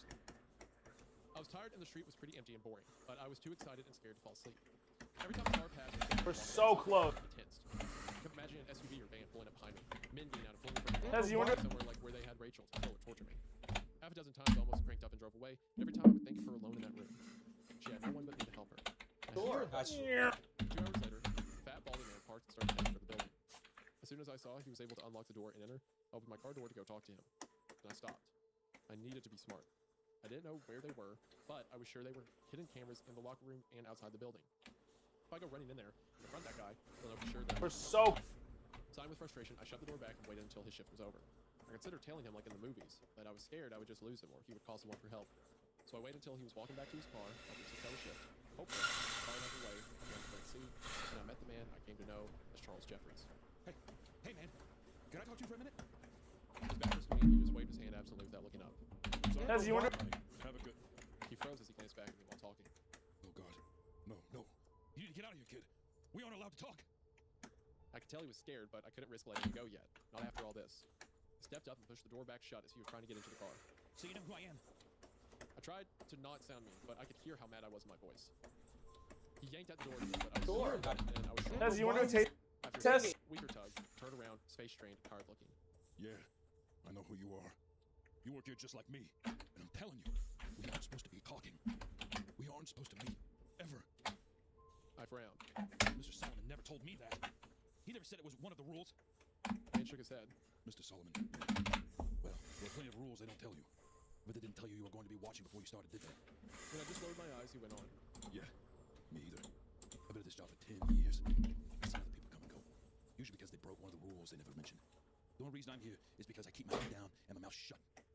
You should do the same, if it's not already too late. I felt my stomach curling into a cold knot. Sure. Kid, you think they don't know we're talking? You think anything happens that they don't know about? He looked back towards the building, a look of sadness appear in his eyes. Well, for all I know, you've already killed us both. Let me restart that. Fuck! You've already killed both of us. I fucked it up again. You've already killed us both. Fuck! God damn it. There. My eyes are so Hunter's adapted the role of the aging bald man so well that his glaucoma set. I think we lost him. All right, keep going. I need to stay locked in. All right. Shaking his head, he pushed me back and started opening the door. Either way, you need to stop asking questions and just do your job. It's a lot healthier. With that, got into his car and shut the door. I didn't try to stop him this time. Even though I'd already been worried about what he was telling me, Kieran confirmed it was paralyzing. What exactly was my plan? He probably didn't know any more than I did. And even if he did, what could I do with anything he told me? I walked back to my car with a heavy heart. I was still afraid, but more than that, I was sad and ashamed. I wanted to help Rachel, but I wasn't sure how. I wasn't giving up, but as I drove back to my apartment, I couldn't think of what I should do next. This wasn't a movie. I wasn't a hero. And the only idea I had was the police, who might be controlled by whoever I worked for, or trying to get proof of her being held prisoner myself. There it is. So I parked my car and walked into the apartment building and made a decision. Unless I thought of something better overnight, I would do both ideas. Tomorrow, I would break the rule about carrying anything in. I'd use my phone to record a video of the surveillance room, of Rachel, and how she was trapped somewhere, and of me telling everything else I knew. And I would email it to every newspaper, website, and internet channel I could think of. I'd then go to the police and give them a copy too, if I could make it that long without getting caught. Maybe if I did all that, even if they got me, someone would help Rachel. I will say, There it is. Further, How does it taste? Being dumb, because that's a very dumb plan. Very, very dumb. You'd have to assume too, if they're doing a public posting like that, that like the government somehow is involved. Or like, there's no way the cops can do anything. Like They're this is flaunting just- it, for sure. Yeah. I was filled with worry and dread at the idea There of it being is. murder killed. I- Part of me kept saying I should just do as I was told and hope that it all went away. But I couldn't live with myself if I did that. Even if I messed up, I felt like I had to try. How does it taste? Person coming up behind me as I unlocked my apartment door. Thomas? I turned around and felt my legs weaken as I stumbled back against my door. I had to be dreaming, crazy. I grabbed the doorknob for support as I looked at the woman in front of me. Couldn't be her. Somehow it was. Rachel? I'm interested in where it's going from here. I feel like... How long? The problem is he just seems really dumb. Like his idea seems dumb. The idea too is Well, he's not going to enact the idea anymore because obviously plans have changed and she's right in front of him, right? the plans have changed. Somehow she's there. I still am like totally under the idea that this guy is in some kind of experiment. I don't know what it is exactly. I think even the interaction he had with the man in the parking lot, I think the guy was surprised because he's just like, "Fuck, we're not supposed to talk." Like I think. Fantastic. How long? It was better than part one. I'm a little more intrigued. I will say that. But I'm still. I don't know. I am gonna make our protagonist though a dumb redneck guy though from now on. So okay, that's fine. As a redneck myself, I don't support the stereotype of redneck accent equating to dumbness, but I'm willing to accept that he is a dumb guy that is also a redneck. It's great. Well, as long as that's as long as we put that on the docket moving forward, then that's what we'll do. Exactly. Yep. They got my seal of approval on it. I mean, all in all, so far, I'm like, this is like, I feel like I'm like it feels like something where it's like an electric current. I'm trying to push myself forward a little bit, but the current keeps getting broken a little bit. Like, It's great. Okay, well, I'll say now that I was going to say, I thought the way it was going is he's like, I can't talk to other people. I have to talk to whoever else is in this room. So I thought maybe like under the toilet seat or under the soap dispenser, he was going to leave a note. Yeah. Like he was going to find a way. And then it's like, I wait for my next shift and we're corresponding one sentence. All right, bro, we're pulling out the classic. Or something like that. And I was hyped for that. That felt like it was pretty cool. But then he just like, Part 3, I'm curious. Part 3, we'll see how she even got out. The thing is, I'm like, it feels like almost like a Truman Show thing. Where they're just like, that's where I think it might go. He knows he's being watched. I think the point is how he reacts to all of this rather than Rachel. Right. I feel like. I don't know. We'll see. Part 3. She hesitated a moment into a smile. Is that what you call me? I like it. My name is actually Melanie, though. Is that what you call me? I gotta get some more water. Be right back. BRB. Kids say, hoo-ah.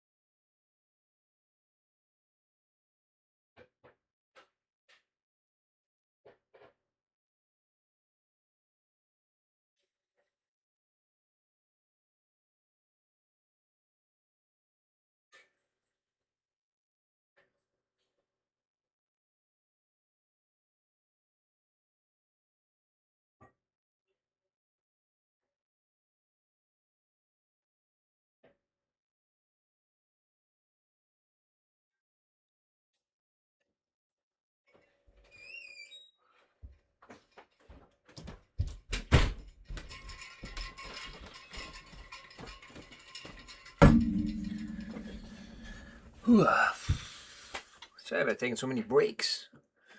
I just got to, you knows.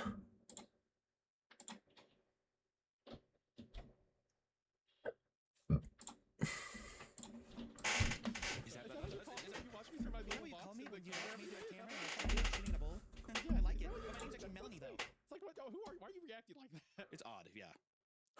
I felt my face reddening. Of course her name wasn't actually Rachel. That was just something I made up in my head. How do you read that line? That's just something I made up in my head. Well, because in my head it's like, if you, dear reader, will recall, Rachel was a name that I made up. But in reality, her name is likely not Rachel. Yeah. Like, okay. All right. Still, my parents was couldn't keep up with my confusion and joy. Is it really you? She nodded. Yeah, it's me. I can tell where you're at mentally with these stories based on. I won't go cartoonish then. I won't do it. I know. Yeah. People get upset about that too. I'll stop. Well, it depends on the story. Like, if you go cartoonish on like Jeff the Killer or like something, it's fine. But it depends. Yeah. Well, this is just getting so. I'm like, I need it to do something for me quick. It's getting a bit outlandish between like she shows up with that. It's like they have great ideas. But it's feeling so reminiscent of the thing. I'm telling you. Yeah, it's not very Raise your arms. It's reminiscent of it when we were like, oh, this is kind of an interesting idea, and then all of a sudden it just fucking hits you in the face with a brick. Plus, this story, it has like I was so hyped for the like, oh, there's someone else in this office with me. I need to communicate with them, and then it's like, I'll do that by talking to them. Like, okay, well, there was a cool concept, and you kind of stepped over it. We'll see. So, I'm trying to read it all the way through because people also bitch that we. Let's just keep going. I don't care. It's hard. Start your own podcast. Fight me about it. Like, I'll do what I want. They get mad at me. Where was I? There we are. Rachel, Melina. Rachel. Hang on, actually, I'm gonna. As I stepped forward and started hugging her. What the fuck? Whoa, why would you do that? What the fuck? So he just like, oh, you've been stalking forever. You're like, oh, like, okay, hold on. Just keep going. Hold on. He's a guy who has been worried about her safety, and he has a parasocial relationship watching her through a screen, much like several of you, if I had to say. And he like now sees that she's okay, and he's over it. Sure. Yep. So this is Isaiah saying whenever you guys are on the tour or whenever we meet, just hug him. Go ahead. People hug me at the shows all the time. It's fine. There you go. You know what? Hug Hunter. Give him a big old bear hug. He'll love it. I'm not doing Get it. all up in there. I'm not doing it. Don't talk to me. Absolutely do. Laughing, she hugs me back for a moment, but then she whispered. All right, bro. We're pulling. Thomas, we can't talk. And not out here. Can we go inside? I didn't like how close you were to the mic. And that, like, that was in my brain. I'm right in your ear. Stop. I hate it. I'm falling because I farted. Oh, God. Shit, Ty, when he's moved for the first time in years. So much. I hate you so much. This is so gross. What are you doing? Raise your arms.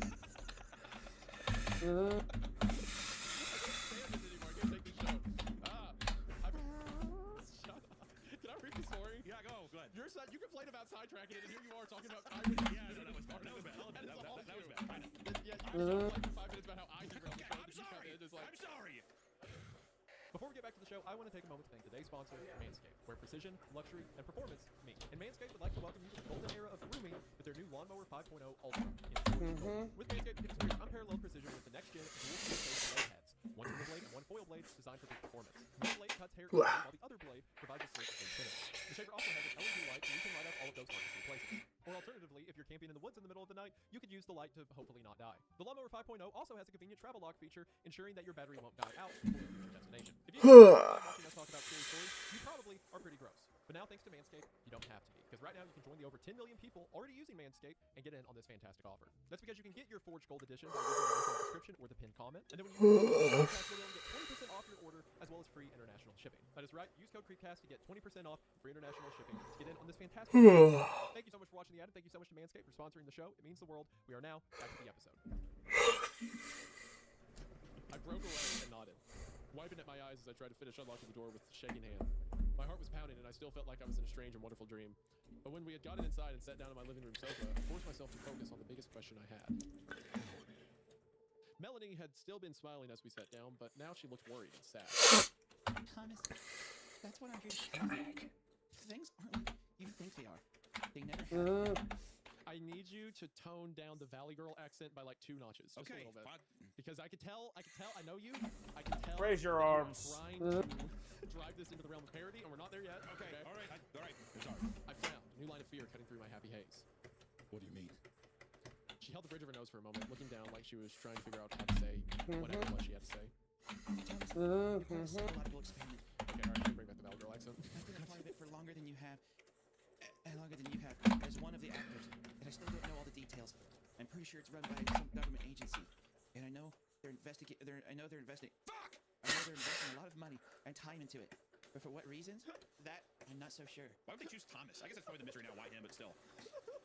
I can't fucking read for shit. God damn it, dude. I'm so fucking mad about this. The way you said that was like it was in character. Like she got stumbled and like transformed into a grown man for a second, and then went to I need to take some kind of class. What the hell with this? This is fucked.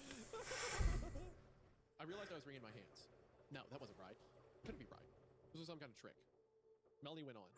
What I do know is that you're being watched as a long-term subject. You have constructed this whole scenario where you do a secret job watching someone. Me.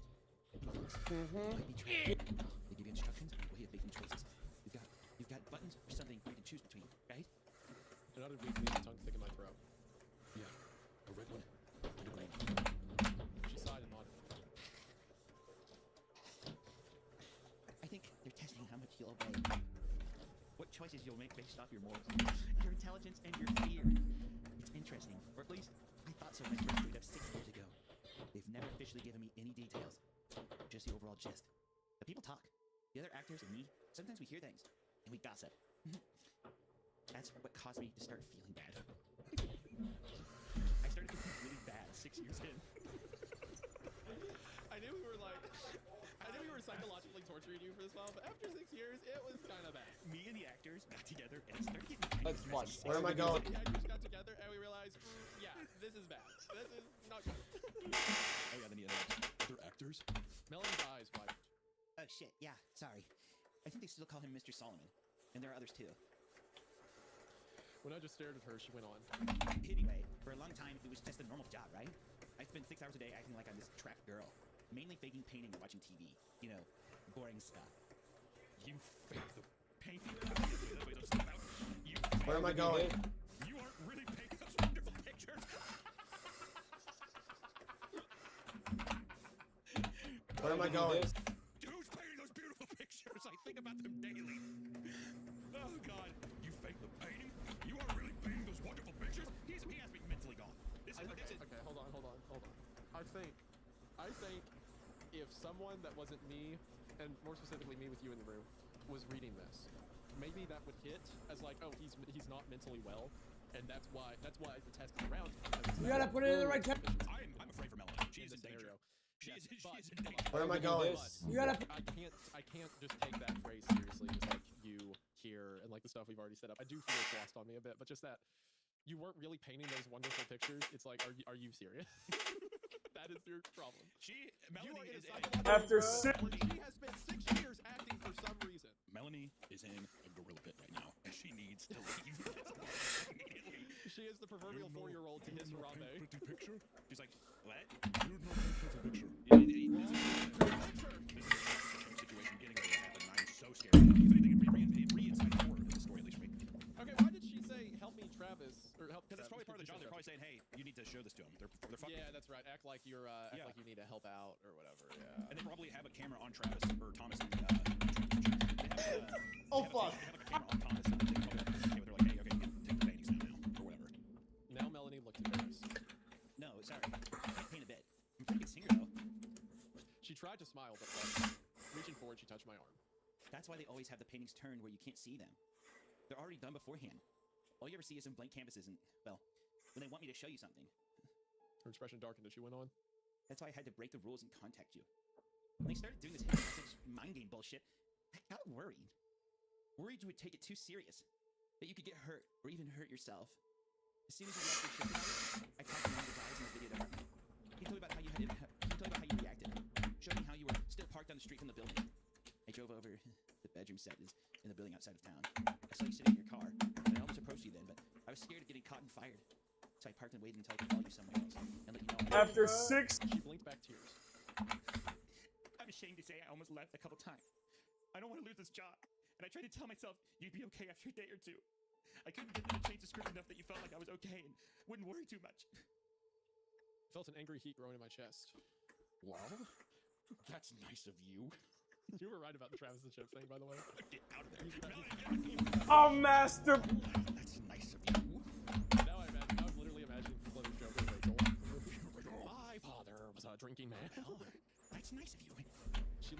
eyes red. I know. I'm shit. I'm so sorry. And I was being selfish and cowardly. But I didn't actually leave. And then when I saw Charlie leaving the building, saw you running over to talk to him, I knew they were escalating it even further. Charlie? Melanie rolled her eyes. Shit. Yeah, sorry. Charlie Jeffries. He's another actor. What did I say? In an earlier version of the experiment, he actually played Mr. Solomon, but they decided he wasn't scary enough.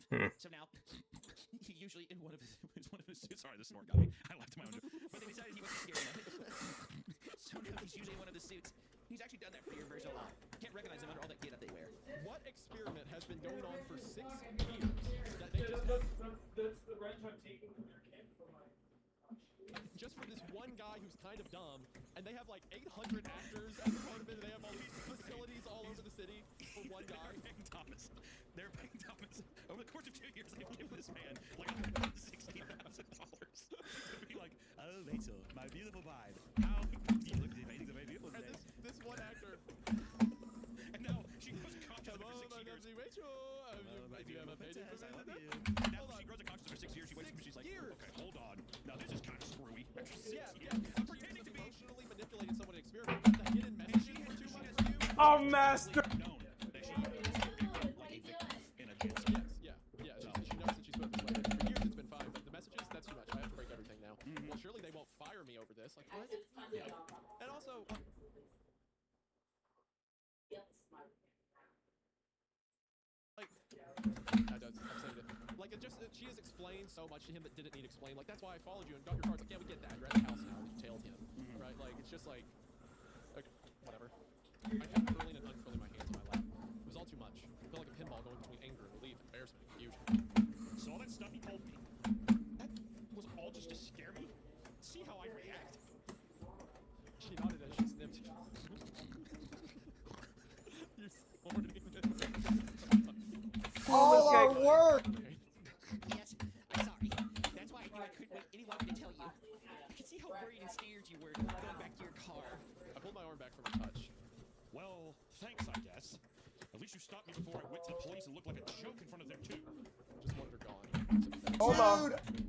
Thanks for stopping by and letting me in on it. I tried to make my voice sound hard. All our work, Hold on. dude! Standing up, I turned away from her so she couldn't see us. All our work, Hold on. dude!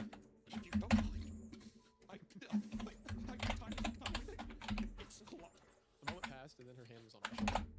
Thomas, you don't have anything to be embarrassed about. They are very good at what they do. All you did was what you thought was right, because you're a good man. I shrugged. That's good, bro. That's really good. She gently turned towards me. When I looked up, she smiled. But you need to realize, people who try to help, not when they're giving up their job or risking themselves like that. Not for a stranger. I wiped at my face as I looked away. Well, I still feel dumb, but I'm glad it's not real. I'm glad you're okay. That we both are. I paused and caught her eye. We are, aren't we? Safe? I mean, I imagine this is going on. Shout out to HEB. I mean, shout out. That's good, bro. That's really good. She hesitated before nodding. Yeah, I think so. Like I said, they have a lot invested in whatever this is, and the fact that they're willing to go as far as they have with you makes me wonder. But I've never seen any signs of anyone getting hurt. I think the worst that could happen is one of us gets fired. Yeah, do you think it's like, oh, she gets fired, they put a new one in there and pretend like he doesn't know? Like, what it... yeah, like, oh, I guess I'll sit down at my job so and let's there's a hope new this Rachel. girl... Like, yeah, let's hope this girl... Shout out to HEB. Shout out to HEB. I mean, shout out to. My face isn't ready. no! Don't worry about that. I'm gonna quit tomorrow. I'm trying to get to hit their damn. Shout out to HEB. Maybe both of them. I started to smile, but then I saw the look on Melanie's face. Thomas, please don't do that. I don't think they would hurt us, but if you up and quit, I mean, shout out to us. I don't think Shout out. but I don't know what they can find out. You know, tracking cell phones, spy satellites, whatever. Spy satellites. I'm taking a big risk just being here, and I don't want them catching on. Okay, so everything she just said was really stupid, but I imagine this is a script given to her. Wow. Who is stupid. Stupid guy, spy satellites. He's Spy like, satellites. That makes sense. Also, just the idea, like, they don't watch us all the time. So Hey anyway, there. for a job, Ew. where they've invested 10 years and millions of dollars into figuring out if you'll press a button or not. If you, Thomas, will press a button or not. I took a step back from her. So, you want to keep getting paid to trick people like me? She reached out and grabbed my right hand. I've been clenching it unconsciously, and it relaxed at her touch. No, I don't want to. I wasn't expecting this. How the experiment has changed. He didn't actually meet you. I can't do it long term, but another month or two to save up money. Now that you're in on it, you won't be scared or hurt by it anymore. That I can do. Wow. Going like normal, take some more of their money, and then one of us can quit. The next month, the other one can. How does that sound? This is really funny. The funniest outcome would be if they slept together. Like, if that would be the most 80s action movie thing ever. Of like, I was hired to trick you, and then they like make out, and there's like a romance scene, and then afterwards it's like, you tricked me. Like, We should do some off stream. Trick me, why'd you do that? I shrugged uncertainly. It made some sense, and once I'd calmed down, it would probably make more. She gave my hand a squeeze. And when this is all over, I want to get to know you better. Oh my gosh, I was right! I was right! Oh my gosh. I know I've been playing a role. For the most part, that's been me you've been watching all this time. I think it's only fair I get to see more of you too. Assuming you're interested in that. I joked about. She's leading on! Well, that's what I'm saying. I joked about him manipulating his sex, but sure enough, Thomas is hard. He's confused. He's hard confused. That's why James don't like that. he is a classic James Bond. He's the seductress. Only to find out he's a spy for the Chinese government. I felt my hand growing clammy in hers as my stomach fluttered.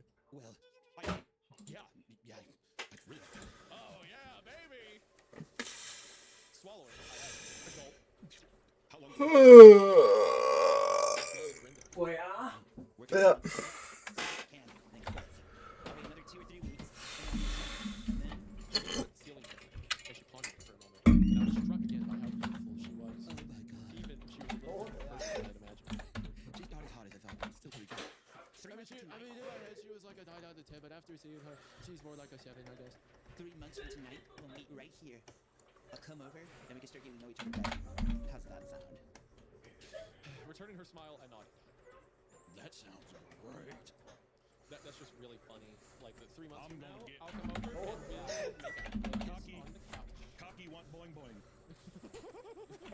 Pretty much. But she left a couple of things there. Part of me hated to see her go, but another part was relieved. I was so exhausted. While I was so happy she was okay and we had finally met, I felt like a burned up wire in an old light bulb. I needed time alone. Time to think and calm down. Most of all, time to rest. I didn't really remember falling asleep. But when I woke up, I realized my alarm had been buzzing for over 30 minutes. I jumped up and raced to get to my shift at work. As she had been leaving, Melanie had stressed again how we needed to act completely the same. That meant not freaking out, but it also meant not acting like everything was okay either. see that somebody I likes suddenly showed Batman. no signs of being worried about her. I would tip them off. Oh, fuck. After refunding kids. Remembering that now, the haze of my tiredness. I would say I have zero confidence in Thomas. I fully picture him walk in there like whistling, like, oh look, time to go to my job. I'm so worried about this woman. Oh no, I'm what should definitely I not do? gonna have sex with that woman. Also, Oh look, a normal woman I won't have can I sex put with. in a Definitely not vote? me. Can I put in a vote here? Yeah, Or go can I put in a guess? I think when he goes in, it's gonna be a different woman. Yeah, probably. If I had to guess. Still, I went into the surveillance room with a much lighter heart. I didn't have to worry or feel guilty anymore about not helping her. And there was, yeah, because that was a real drain on my day, worried about this captive woman. Waking up and having to watch this broad all locked up in some room. Kind of made it hard to enjoy my morning coffee, but thank God that's over. Yeah, that's done. Thank God. And there was some satisfaction finally pulling one over on the people that had tricked me for so long. Besides, 3 months I would be done with this place. Get to see Melanie again. I hate the way that's worded. Yeah. In person, at least. Because I got to watch her on the video feed as soon as I came into work, she was asleep when I first got there. I found myself wondering if she was as tired as I was. I hate the way he talks. When she woke up later and started reading a book, I found myself beginning to smile and had to stop myself. You old dog. I should still be worried, acting, not smiling like I had a crush. I had to do better so Melanie didn't get in trouble. An hour or so later, she started working on another of her painting. I hate these winks at the audience, like the her, quote unquote, because I now know, if you'll recall from a few paragraphs above, she's actually not painting them, dear reader. Working on another of her paintings. I was amazed at how real it all looked. It was hard to see everything from my angle, but I would have sworn she had paint on those brushes and was really painting whatever was on the canvas. I found myself feeling proud of her. She really was a great actress. Not only didn't I see her giving any clues that we had met or talked, but she really did seem different in the room than she had in my apartment. I suppose that was what she had meant by Oh my playing a fucking. role. That has to be. She meant by acting. Oh my fucking. It said God. 27. But it implies that one, being an actor, is playing or performing in a role. This effectively means that the actor is being someone that they normally aren't, also known as acting. Oh, okay. I was almost. I'm being way too I'm being little spiteful. I'm being a bit spiteful. You're right. I need to calm down. All right. I'm not. Again, Sometimes- it's just because sometimes I'm in a room with you and you make That's me true. you make me All a right. worse That's person. my- blame it on daddy. Yeah. I was almost at the end of my shift, and while I hated to leave her, I had to admit that I was ready for some more sleep.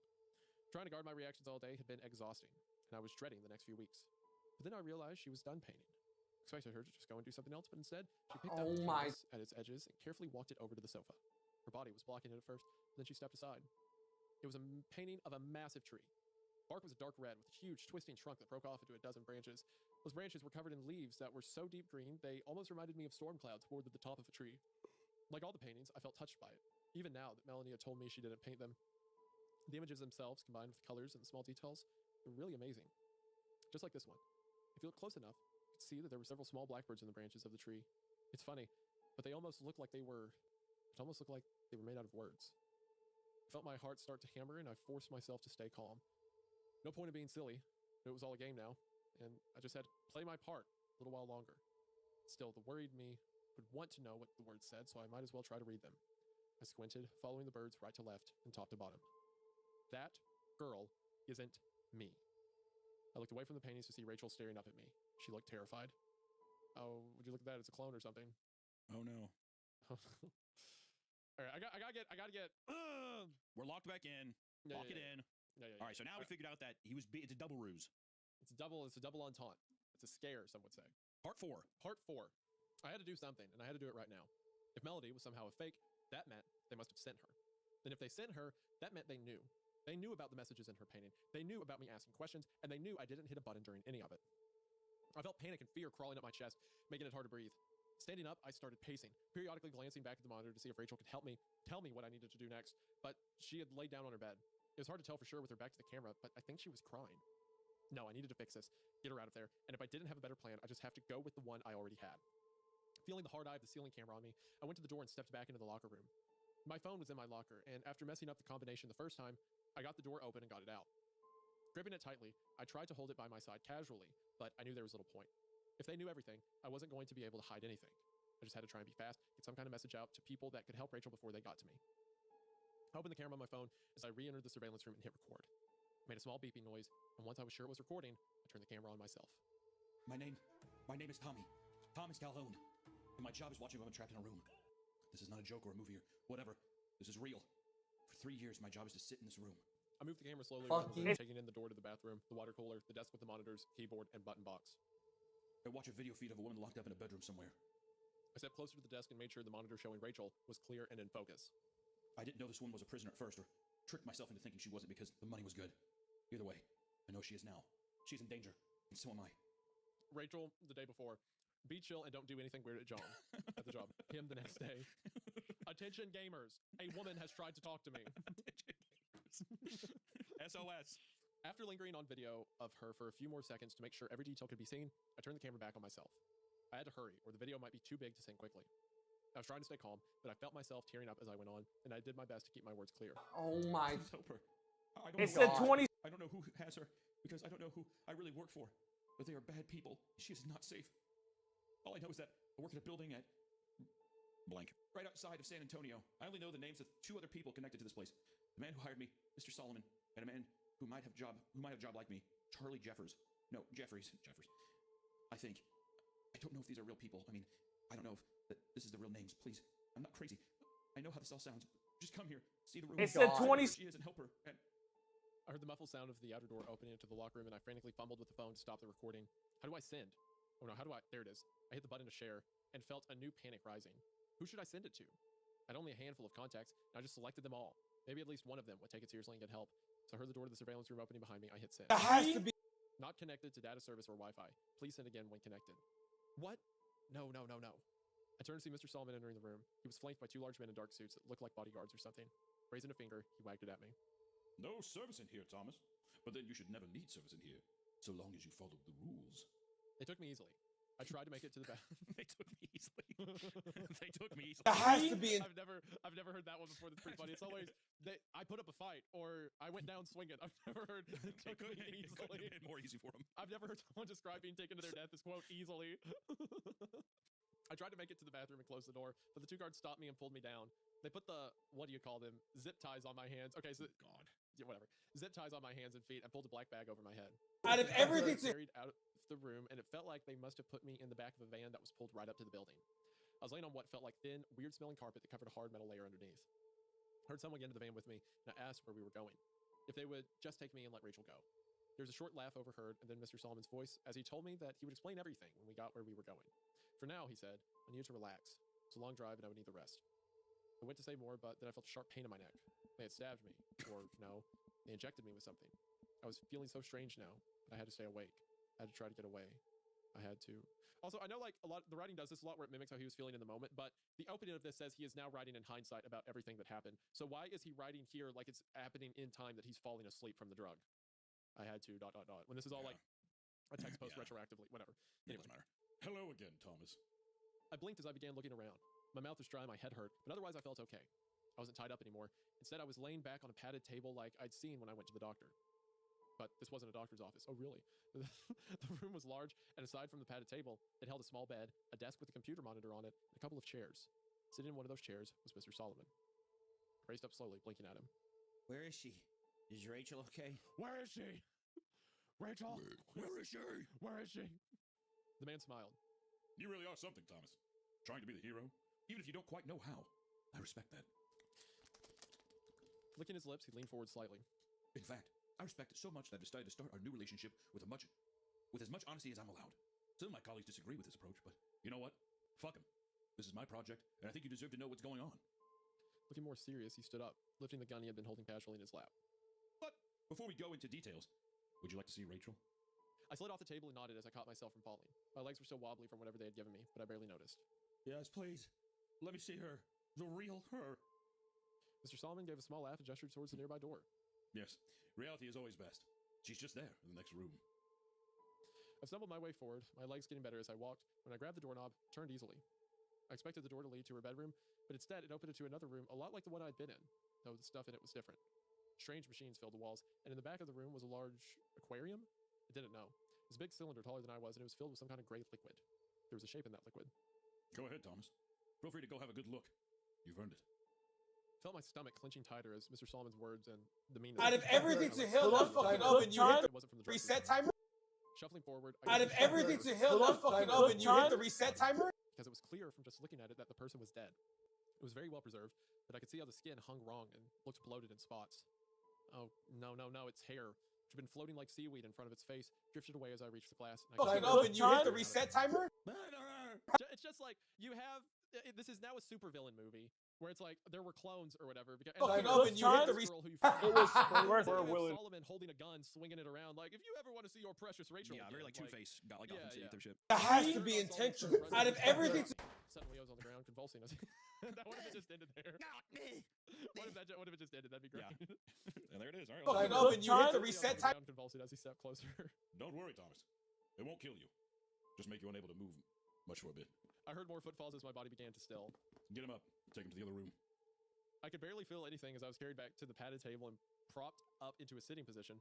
This time I was strapped down, but I guessed it was more so I didn't fall off because I couldn't move anything other than my head, and even that just a little. I could hardly see at all for crying, but I recognized the blurry shape of Solomon sitting back down in front of me. Before you ask, well, when you're able to ask anything again, yes, that is Rachel. Not a fake Rachel, not a dummy, and not some kind of trick. As I said, the time for tricks is past. Now is the time for truth. Frowning slightly, he went on. Thomas, I understand that showing you her body that way, might seem very cruel. You may hate me for it right now. I would understand if you did. But you called me a murderer. And at least in this specific context, I think that is unfair. Because I didn't kill Rachel. In truth, I've been with this aspect of the project for only 7 years.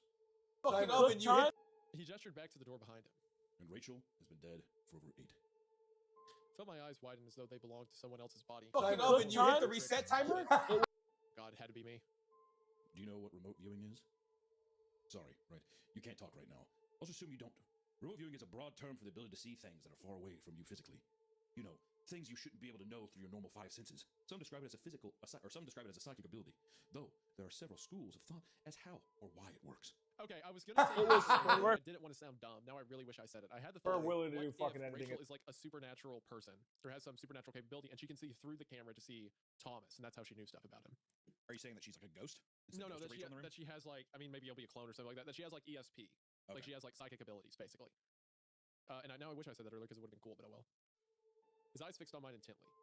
Because it does work, Thomas. Various governments and private organizations have studied it for a very long time. And while publicly it is always ridiculed as pseudoscience and foolish superstition, the reality is that some people have the innate ability.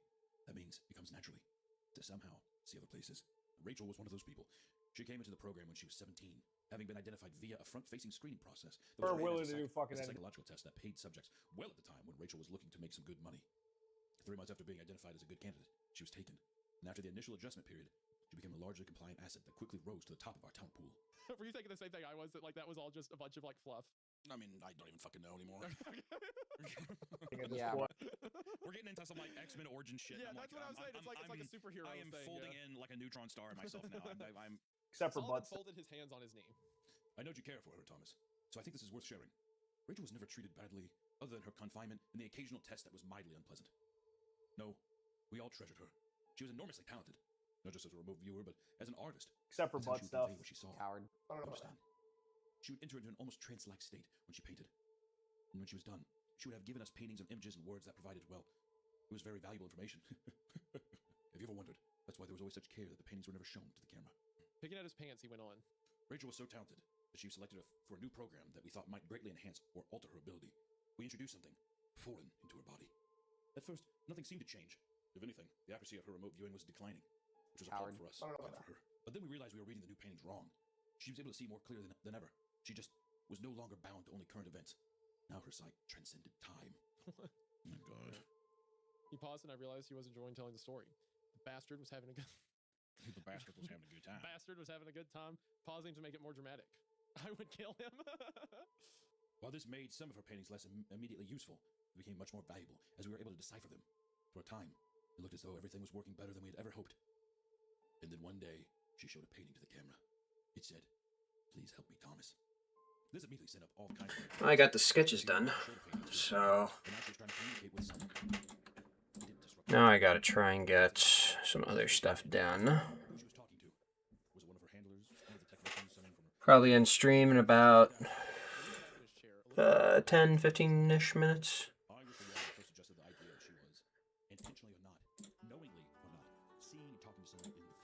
Alright. I was also a ketamine addict for 6 years.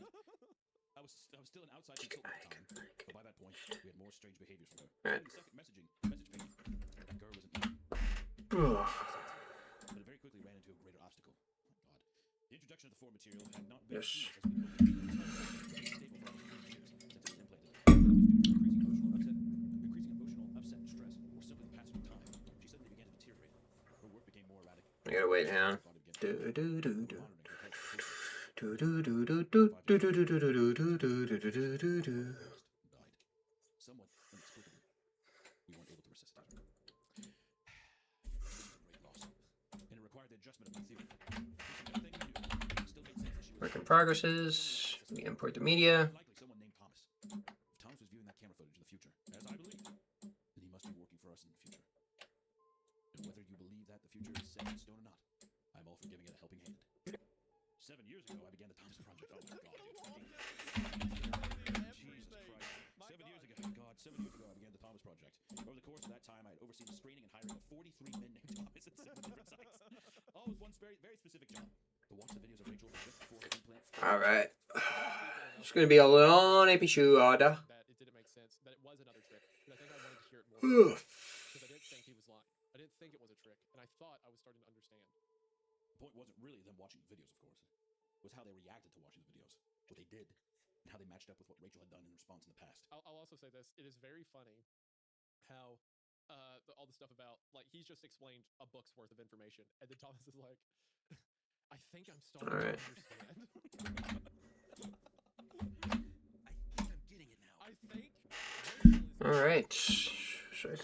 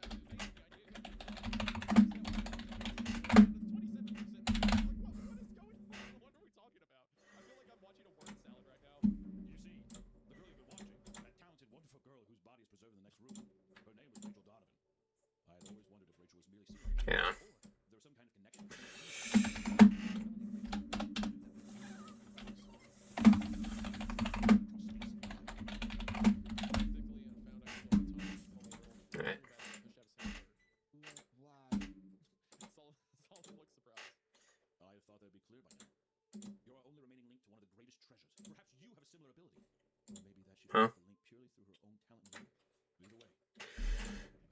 Very good. Was it 100? Where he turned on the monitor. As it came to life, I saw it was a frozen image of Rachel's room. The tape paused where I left off watching. Turning back to me, the man looked solemn. You have to watch the rest of it. Was it audio? No. Okay, yeah. I meant. Imagine that, like, it's just clearly said on there. Ugh. They're sitting there like, what could it mean? And then he looks at it. He's like, it means it's not Rachel. And they're like, of course. Oh my god. Are you serious? Why didn't we think of it that way? Write that down. Someone read that. It'd be really, I'm saying right now, this would be the funniest ending ever.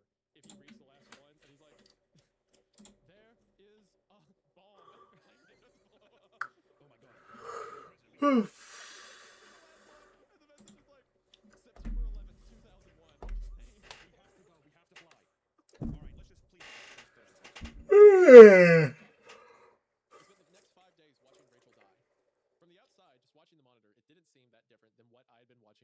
Gonna start finishing up some stuff.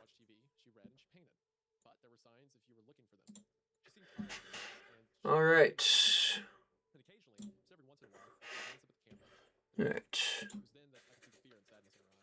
All right.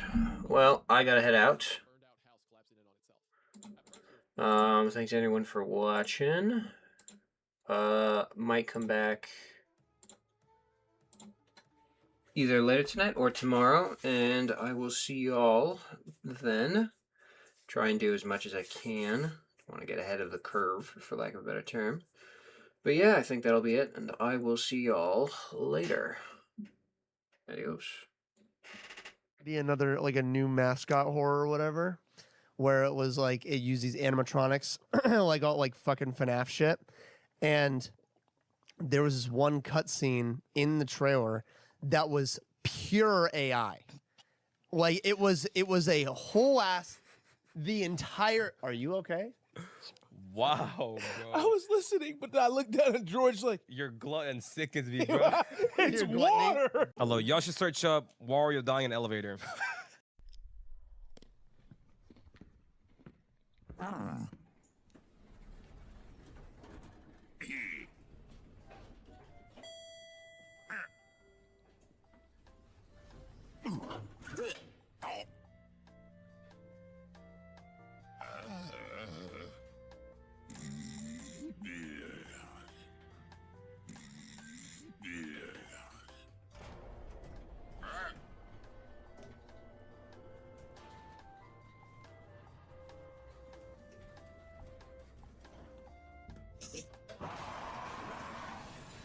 Oh my god!